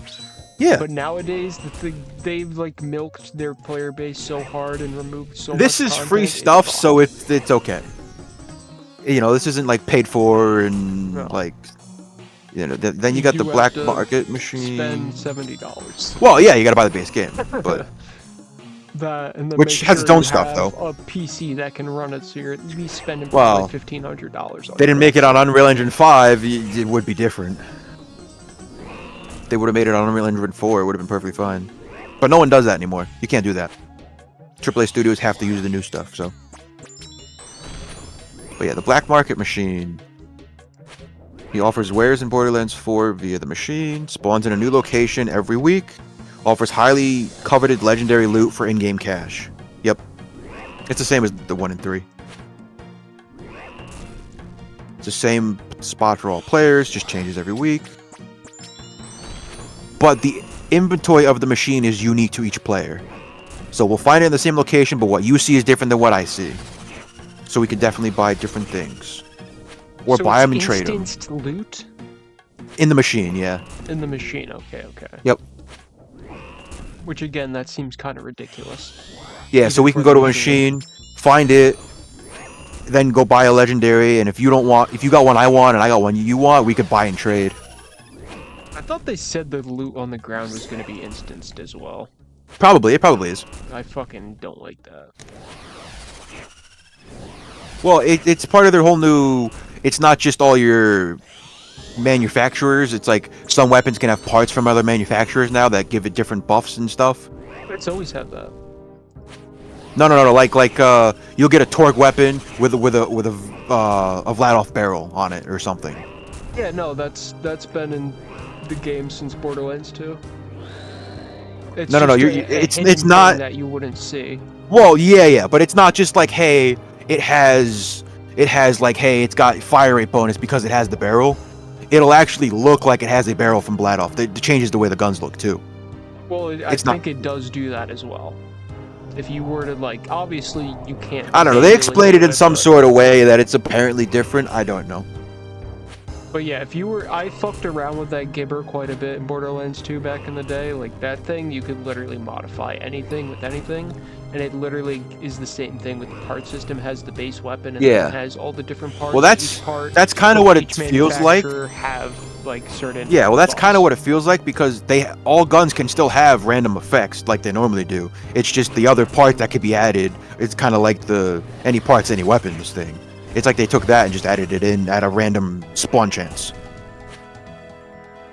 of this to be spawning with any extra. Well, every weapon just would, like, if you would draw. That's how, like, you would get different rolls for different weapons. It would just have different weapon parts on it, like for Legos. Yeah. It would have, like, let's say Unkept Herald. You'd have the regular Unkept Herald, but you could have one with the accessory with double, which makes it so it's the double Unkept Herald. And then you have, let's say you have Jacob's barrels on it. That'll give you, I think, a flat damage bonus. or it might give you a critical hit damage bonus or something. But I believe you can also put a torque barrel on it, which just gives you explosive damage bonus. And there's like a bunch of other ones, like I think like Hyperion had like a, basically was like the one that you'd want on everything because it would give you like a recoil reduction as you're shooting. Yeah. So there, it sounds like you're just saying that they're making it so now it's like a visible stat. Don't ask me. That's the way they explained it. Yeah. That's one of their major things they explain in like all the trailers. Like, hey, guns aren't just, hey, it's here's your gun and here's the bonuses it could have, a random spawn of whatever. It's, hey, it can now have parts from other brand manufacturers and they'll change it even more. That's one of their selling points. Maybe they made it more visual with the weapons. Like, I think it wasn't visually too visual with some of the weapons. Like, some of them just still look the same, but some of them definitely did change. I'm not sure. It was dependent on the gun. Like, you know how like the Jacobs ones, like the rifles, you could get the ones with the Gatling barrels or not. Like those ones, obviously, you could notice the change if it was just a normal or a Gatling barrel. But like, some of the other ones just didn't have variants for their barrels. Like Mountain Lawn snipers, for instance. Like most, I think all of the barrels basically look the same. Her lessons are being added Q1 of 2026.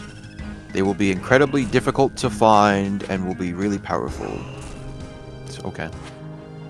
That's all that says.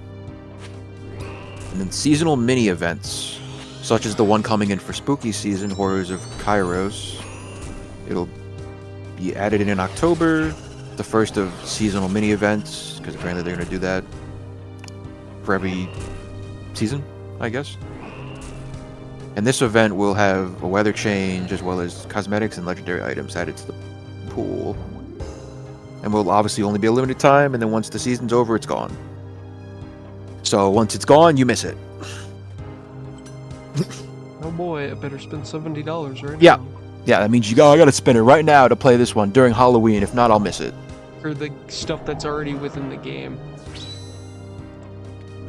Or what, did they give you special cosmetics? Yeah, cosmetics and legendary that's specific to the event.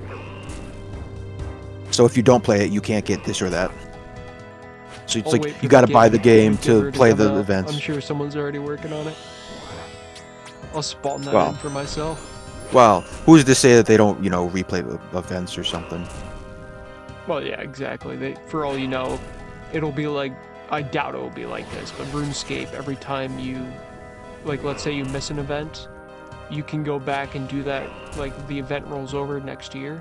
It's different, obviously, and it comes with new cosmetics, but it does give you all the previous years. Yeah, no, they won't do something like that. Because it says, make sure you don't miss out, because once the season's gone, the event's gone. So, I was just saying, if maybe, hey, next year they just implement the same event again or something. The fact that cosmetics would be lazy. is a selling point for your fucking game now. Well, it is. Because here's one of the changes that I kind of don't like. You can actually see all your earnable cosmetics now. They added the screen where you can literally look through all your colors and everything that's earnable and what's locked. And see what's what. Which, I know most games have that thing, and that's a thing for a lot of games, but that Borderlands has never been like that. You have to find it to see it. So, it made the hunt for the cosmetic worth it, unless you looked it up from someone who had it already. Mm-hmm. Now you're going to be able to see everything and be like, oh, I don't want that, I don't want that, I don't care, so you won't go for them.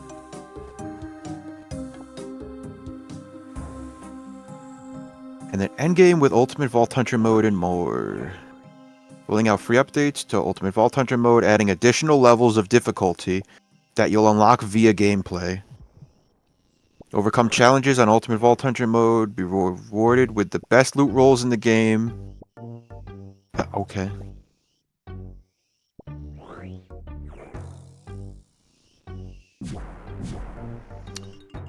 And that's, okay. Okay, so this is an actual endgame separate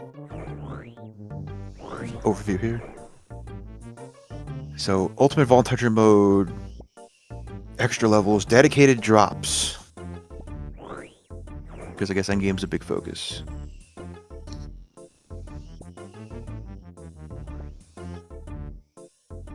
Players of all skill levels have no reason to wreak havoc and make story and game engaging.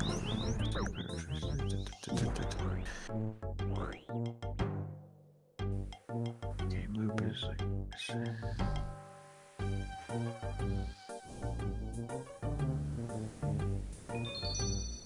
okay.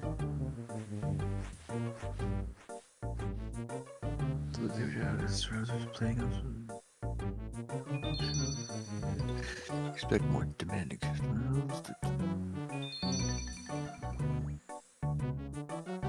When as of launch, the Ultimate Vault Hunter mode will have 5 difficulty levels, which are unlocked by completing challenges across the world. Is it gonna be like the shitty fucking mayhem modes? That shit was horrible. It seems like a mixture.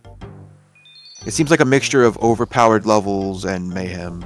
Kind of like they tried to hit a middle ground. Like, the problem with mayhem is, like, it could have been good if you didn't just let people go to mayhem fucking 11 right off the bat. Yeah.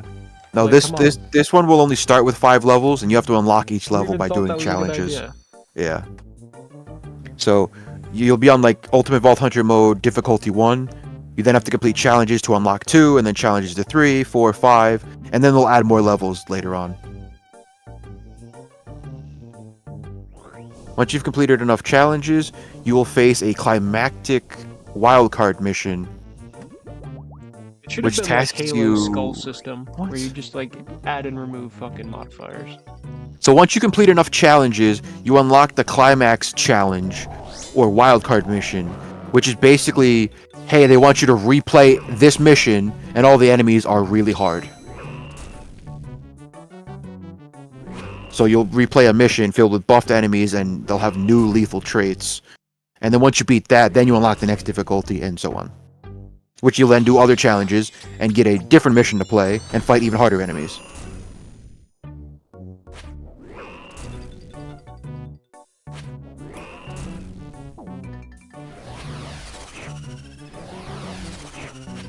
And then it apparently has... Ooh, is that a new fucking PB? Jesus. It is. 30 fucking 7 seconds.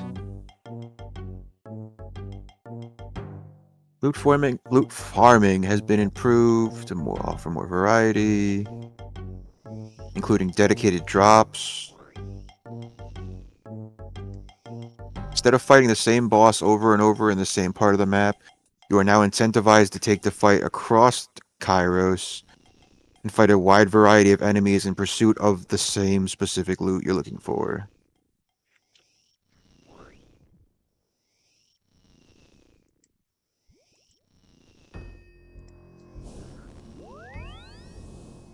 And then hunting bosses also pays well thanks to contracts. There's a thing called contracts in the game, I guess, where you fight bosses and they give you currency and iridium and stuff. They give you in-game stuff.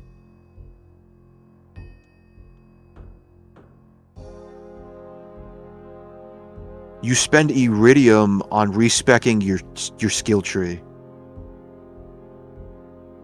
It's no longer money.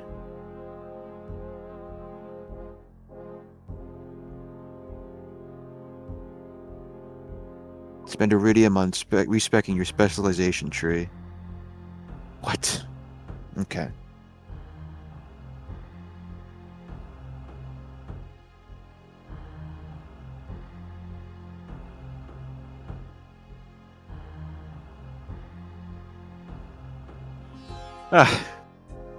Why? There's just so many things they're adding that are in so many other games. They added what they call a firmware system. Like, what the fuck? So all it does is just gear sets. More of the set equipped, the bonuses you get.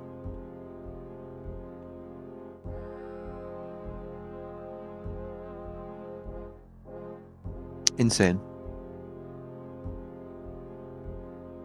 Oh.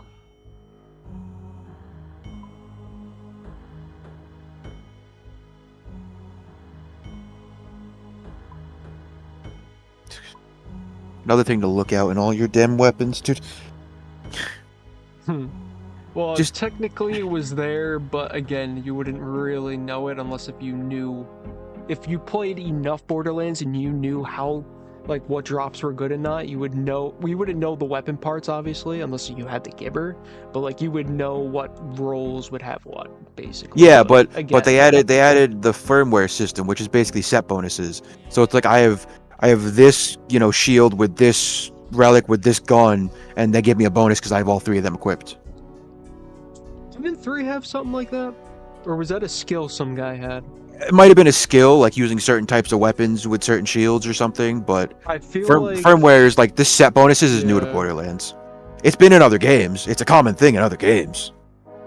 I feel like it was Zane had it or some Zane had some weird shit and on one of his abilities I thought he had something where it was Yeah, you get a he minor used like bonus if you have one magic. firmware item equipped. You have a major bonus if you have two, and you get the full bonus if you have three pieces.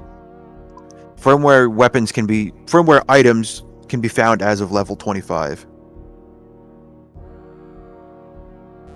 Firmware does not apply to primary weapons. It only is class mods, shields, enhancements, ordnance, and rep kits. I guess they added more stuff to this game. Ordnance and rep kits, whatever those are. And then enhancements, as well as class mods and shields. So you could have all five of them with firmware stuff at the same time and have extra bonuses, on your gear class bonuses, with your, oh, this item has this on it, so it's got an extra bonus on your bonus. Dude, this seems so much grindier, heavier that you have to look out for this much. Is it from white to legendary or white to pearlescent, and then does this version of it have the right drop rate I want, and then does it have the right parts, and is it firmware or not firmware? You're gonna be grinding for like a lot because it's like, oh, I want this with this, and then I want it with this firmware, and it's like, holy shit.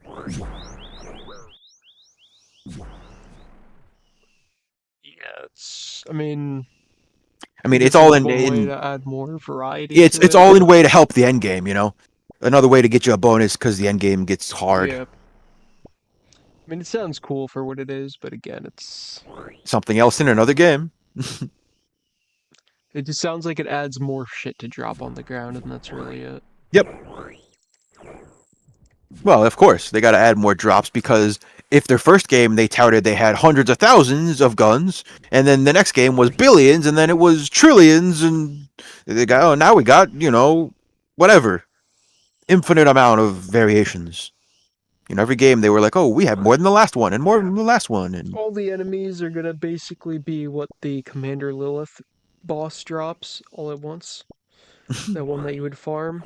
That's what oh every yeah, single enemy is gonna drop. It's just a huge fucking burst of loot.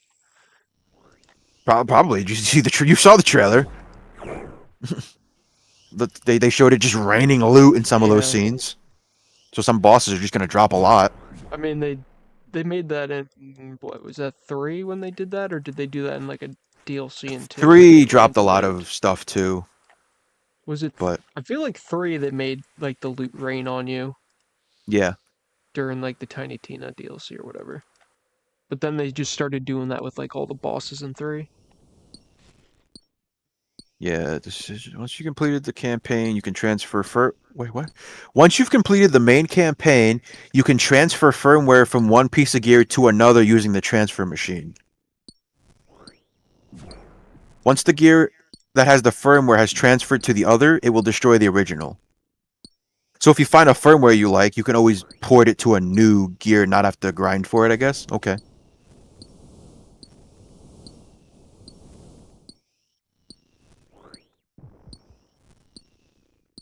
So I guess that makes it a little easier. Hmm. That way you don't have to regrind to get that one item with a specific firmware. You could just transfer it from your old piece. But that means you have to get rid of it. So if it is like a legendary, that means you gotta get rid of that to put it on something else.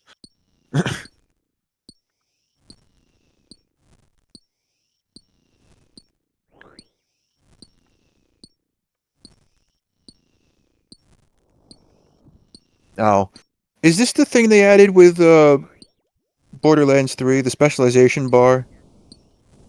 or whatever. Isn't that what replaced the badass rank? Once you beat the main game, like you gain separate XP that gave you bonuses for all your characters.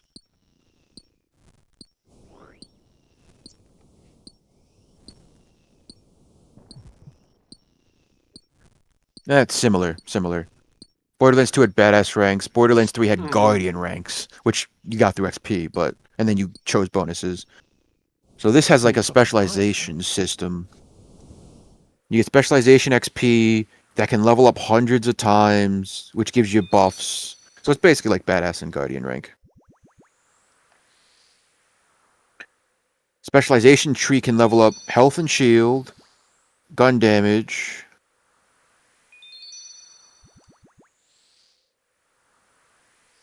or other stuff.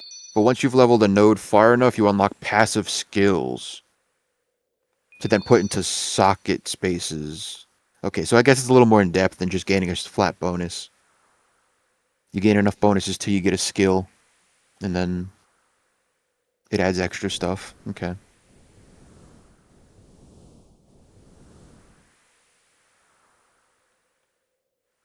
I don't know. That's a lot.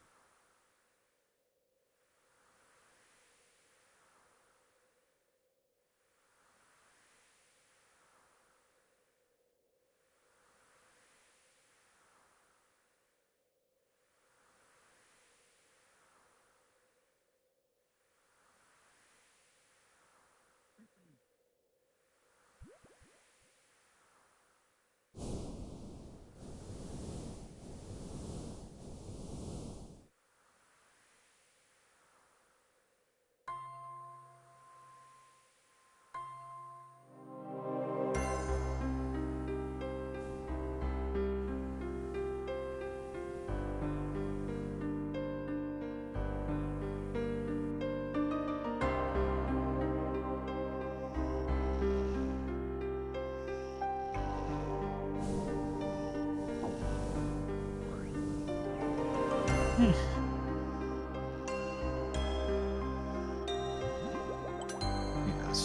70 bucks for Borderlands, yeah.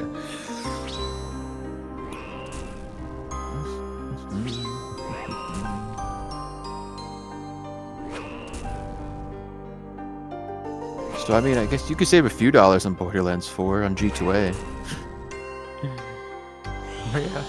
Instead of 70, there's people selling it for like $62, $63. Jesus. Oh, there's a bundle here for $61.80. Borderlands 4 and Borderlands 3 for $61.80. I assume it doesn't come with DLCs. No, base game. Just base game. But that's even like another $1 cheaper than the other people, and you get Borderlands 3. So you could technically get this for $8 off. And you get another game.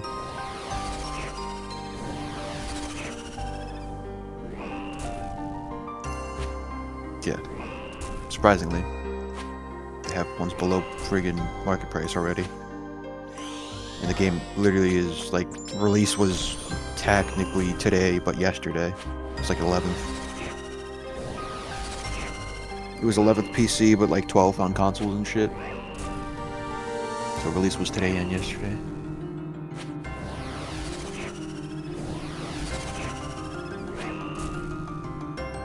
Yeah. I mean, it would be nice to own 3 on Steam instead of on Epic, but... Yeah.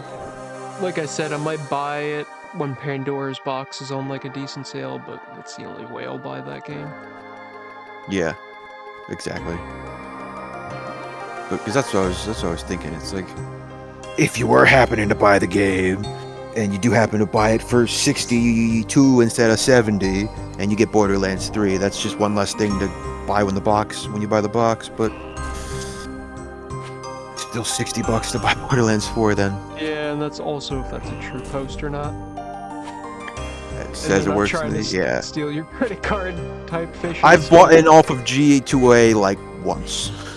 I bought off there twice and got my card stolen second time. Yeah, I've bought it off there like once, just like I've bought it off of. Yeah, so I don't even remember what it was I bought, but I bought something off there. I don't know if it was when I was looking to buy something that I was playing with Tim, or if I was looking to buy something. I don't remember, but I bought something on there. It was cheap at one point. I bought like some Euro Truck DLCs, and they got fucking someone stole my shit on that. It's like, come on, bro, seriously. Yep. Still got the key though. So. Yeah, but he just stole your information. It's fine. You know, he was like, hey, you can have your stuff now that I have all your info. It's like, the fuck? I mean, they only spent $20 and I immediately caught that, so. That's funny. They only spent $20. They didn't go for a big purchase. Well, most of them try to go low just so no one would notice, but it's like, I've noticed that instantly. So it's like, I'm sorry. I'm sorry, but I don't care who you are. If you can't notice there are money missing from your card that you didn't spend, like, you're doing something wrong. You should know that, hey, I just spent $20 or I didn't spend $20. Yeah, seriously.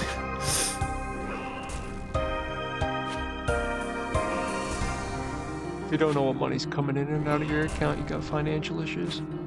Yeah, seriously.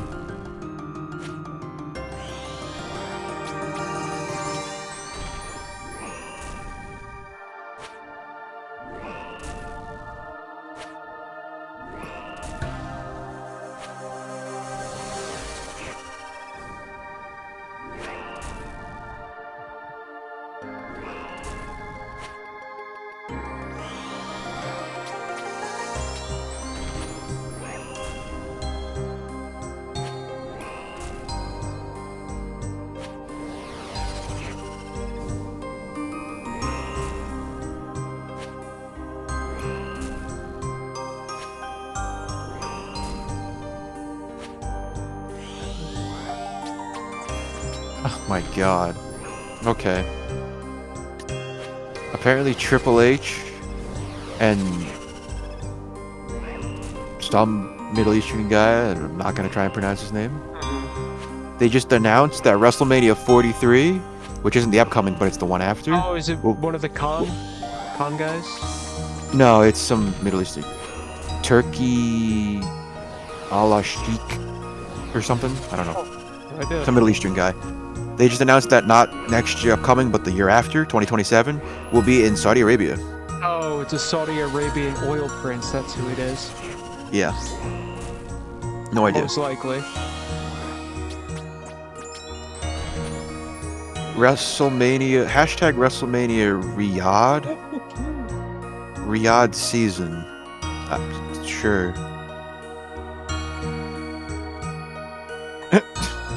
Alright. Scroll down, the first comment, it's a picture of Roman Reigns' face, like, all disgusted looking, and the caption says, "No one wants this." It's like, okay.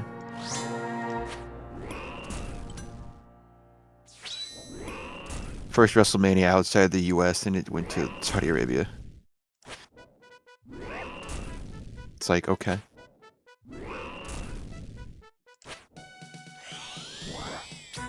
It's fine. They make a lot of money over there. Now they can have wrestling over there.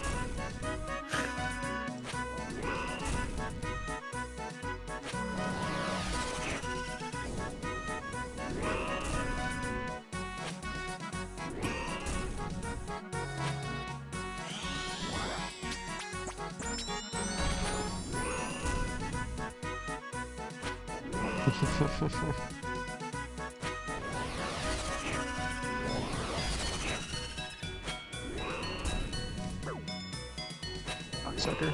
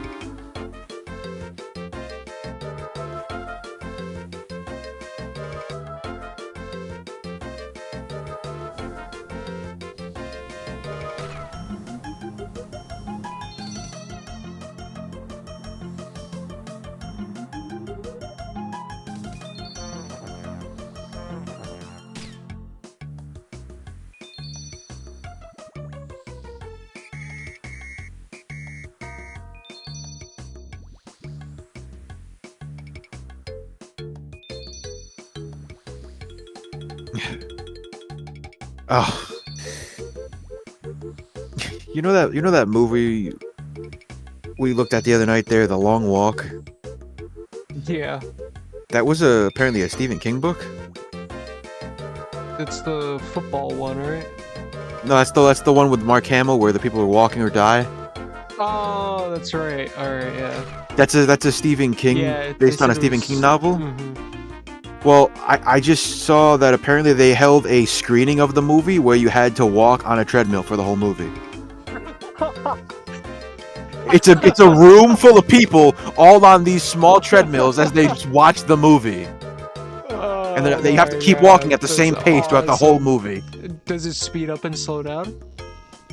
I don't know. It's like a 30-second clip, and they look like they're walking the. It speeds up to a certain point, but it looks like they're just walking the same pace. Oh my God, that's fucking funny as hell. All right. Yeah.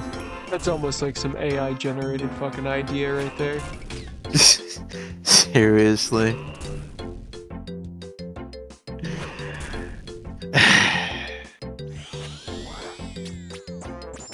It's just a okay.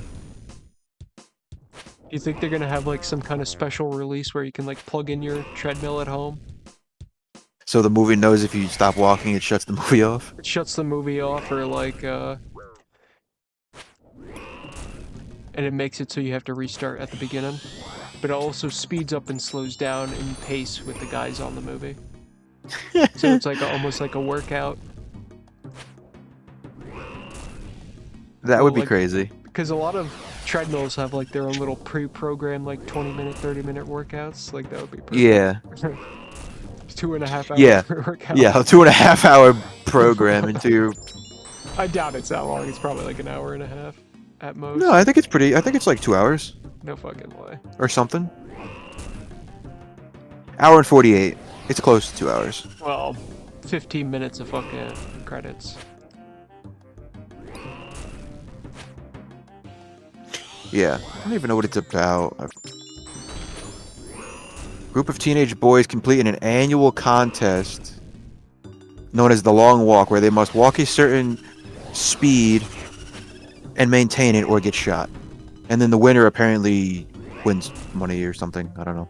Well, I assume the people getting shot don't know they're gonna get shot. I think they do.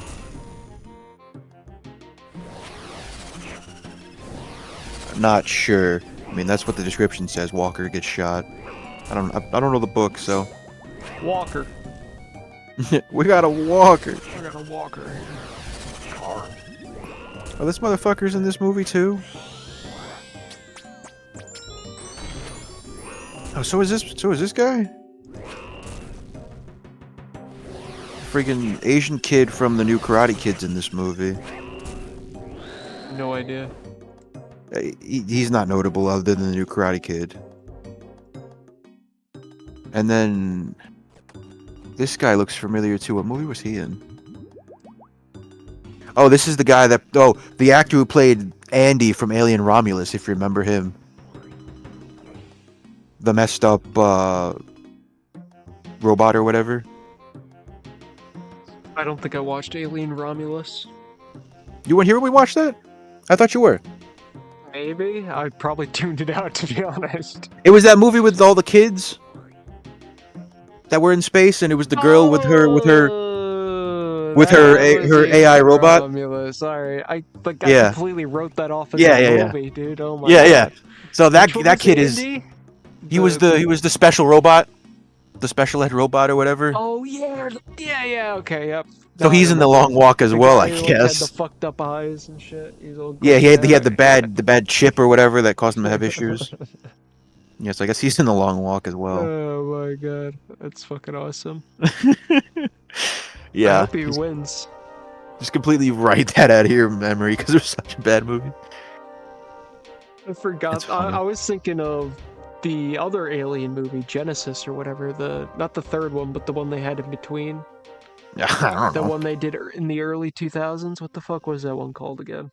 Alien, Aliens, Alien 3, Alien Resurrection in 97, Prometheus, Alien... Yeah, Prometheus was 2012. That's the one. And then Alien Covenant was 2017. And I think Covenant was supposed to follow Prometheus? I never watched Covenant either, I believe. I don't think I've seen Covenant either, but... Yeah, Covenant is a sequel to Prometheus that further delves in the backstory of the franchise. Yep. Yeah, Romulus was the one that came out last year that was not that great.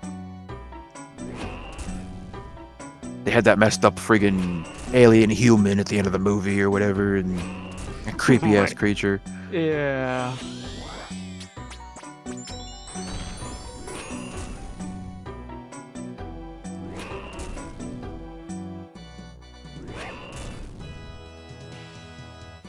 I forgot the alien was like fucking her baby or something. Yeah. It's creepy. Stupid. This movie couldn't have... What? Really? Alien Romulus is a 7.1 out of 10? Yep.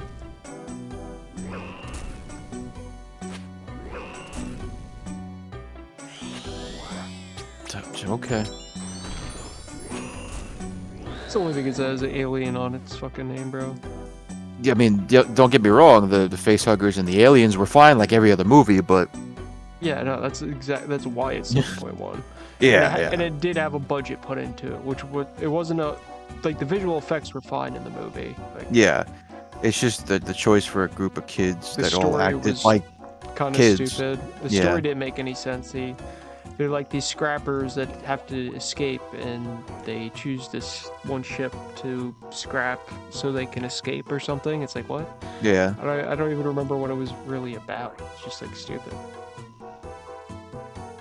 So I remember they made some big deal at the beginning of the movie about needing to collect enough money to get out of this place or something. Yeah, because they were fucking ship. Yeah, they were contract miners, and they kept prolonging their contract and keeping them like slaves, and Yeah. wouldn't let them leave. So they decided to like run off and leave, anyways. Yeah.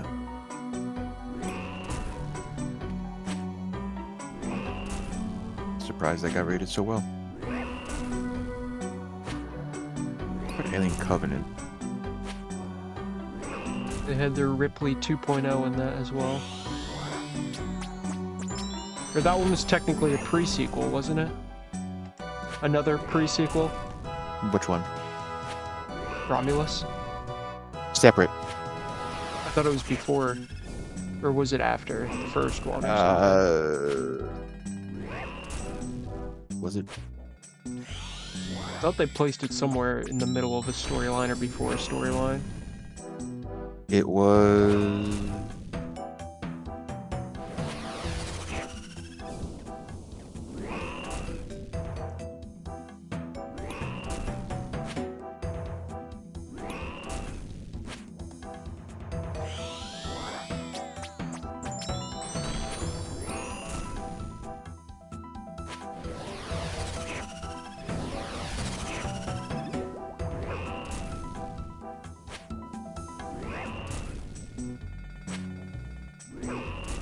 It was 2142, so it was in between Alien and Aliens. So, yeah. It was between the first two, yeah. Yeah.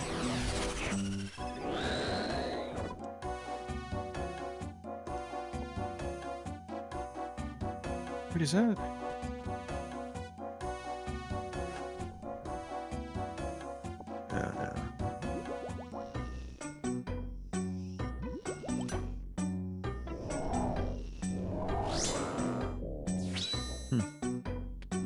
Alien Covenant's only a 6.4 out of 10.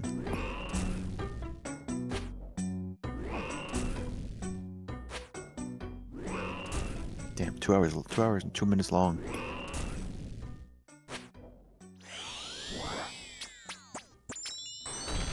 Oh, Jesus.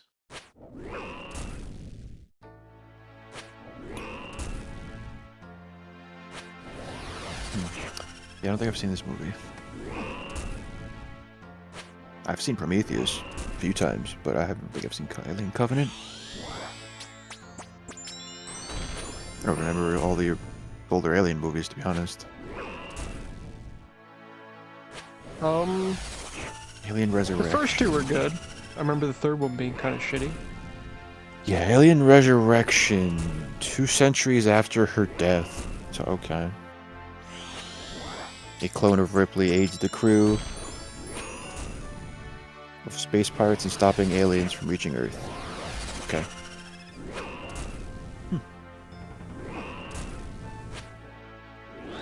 They did like some weird shit with the third one, if I remember correctly. That was the fourth. Let's see. Aliens 3, or Alien 3. Alien 3 or Alien Third to the Third is how it's whatever. 3 times the suspense, 3 times the danger, 3 times the terror. Yeah. The actual poster is Alien with a 3 up to the 3rd. Yep.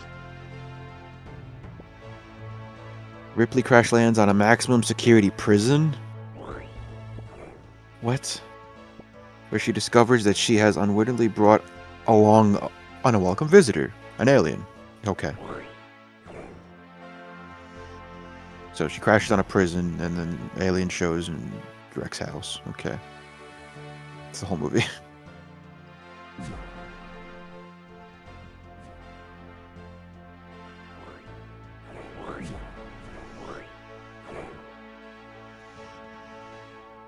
because then there was Aliens, which was the second one in '86.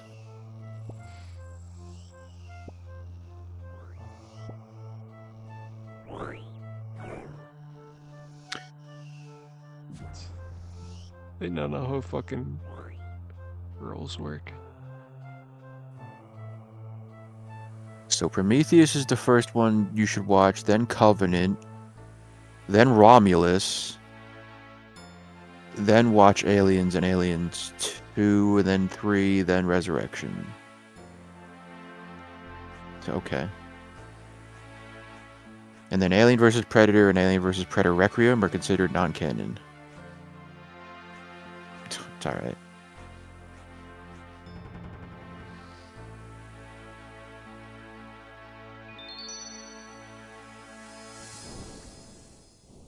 Crazy.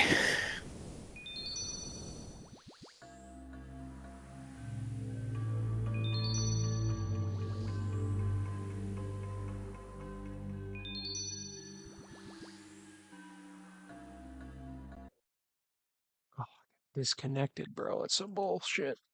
In the Oh, middle of a fight. Come on. damn. Alien Isolation, the video game, is 15 years after the original film. Takes place in 2137.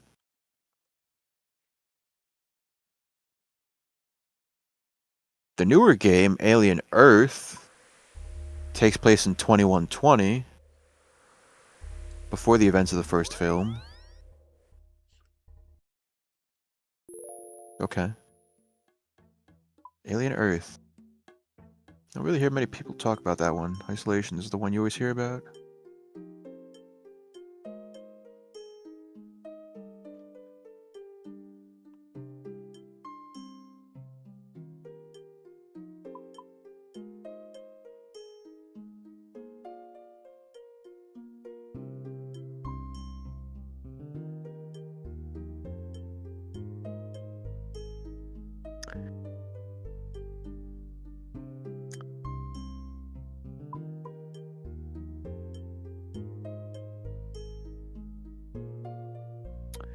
Oh, that'd be why.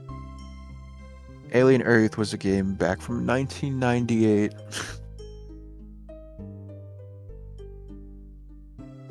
Oh, is that why it's called this? Yeah, because it's in 2120. It's the same as the series. Just a prequel to the first movie.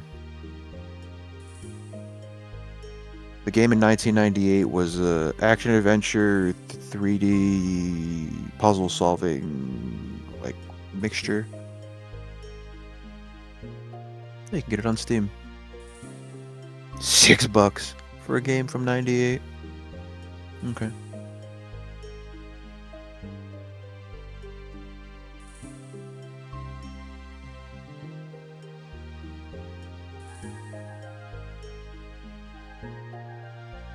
Yeah, you play a human hunted by some sort of alien or aliens that have taken over Earth.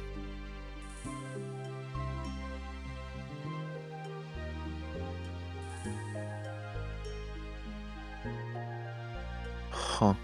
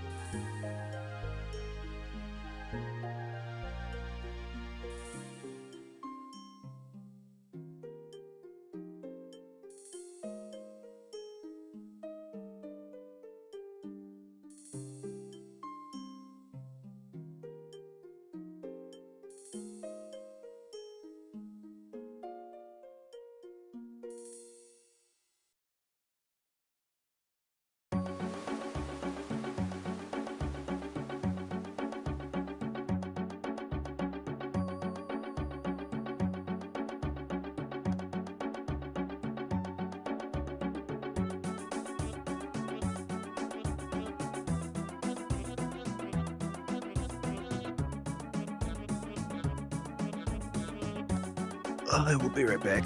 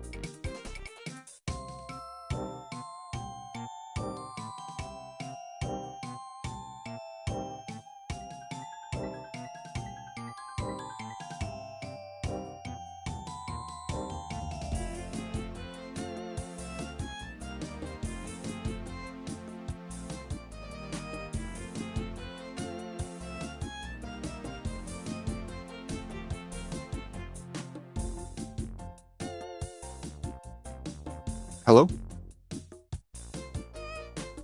I am back.